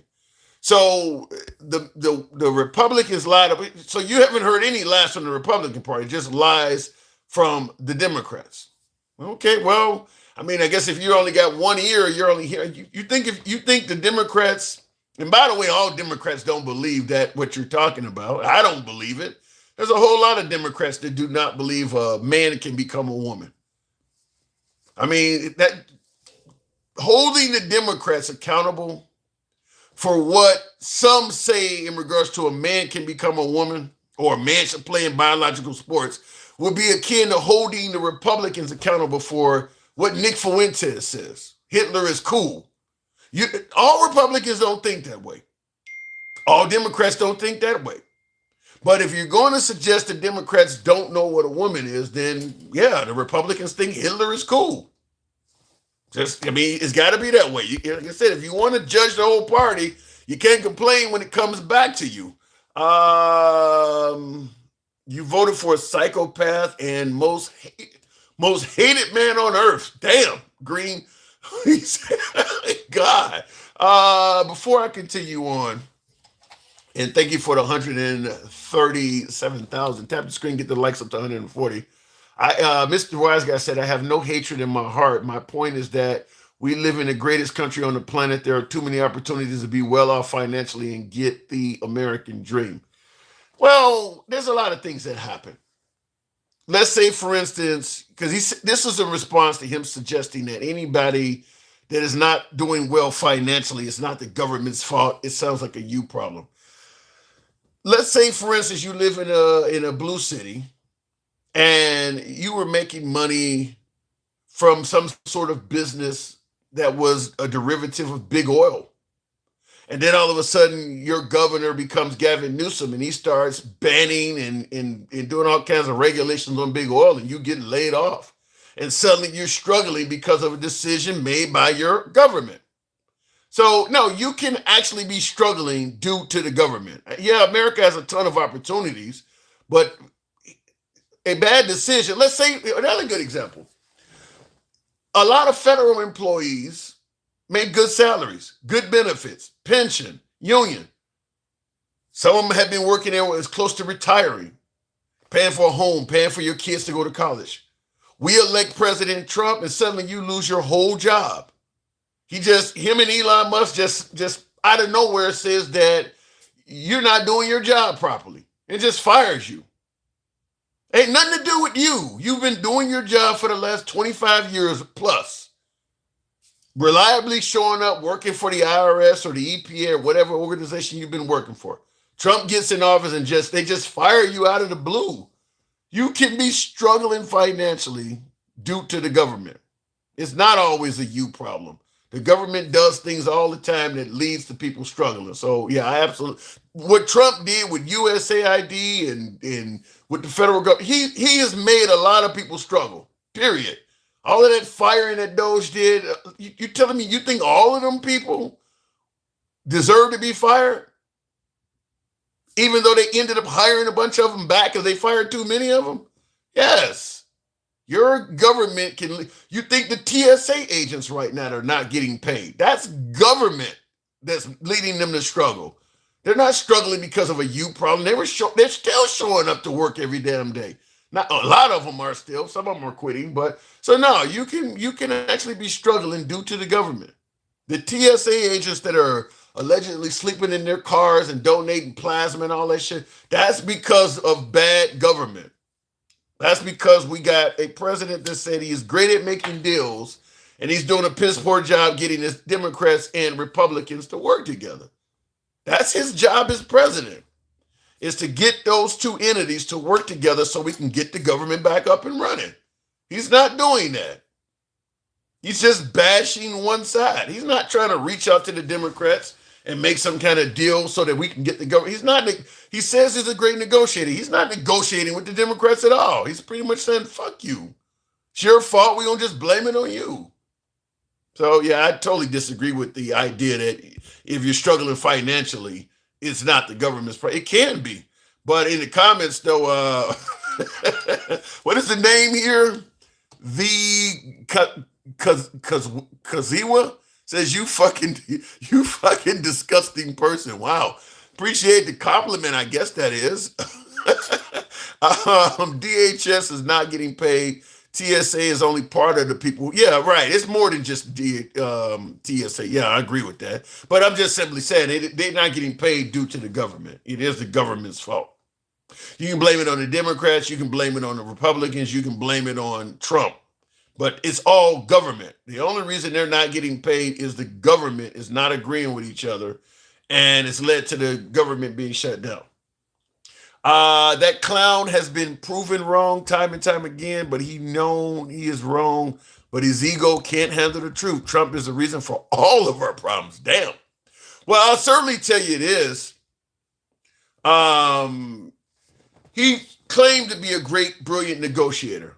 it is his job to sit the Democrats and Republicans down and try to get a deal hashed out between them. I mean, he's doing a terrible job at that. He's just literally sitting back insulting the Democrats. That's not going to lead to any deal to be made between the parties. That's just not the way to do it.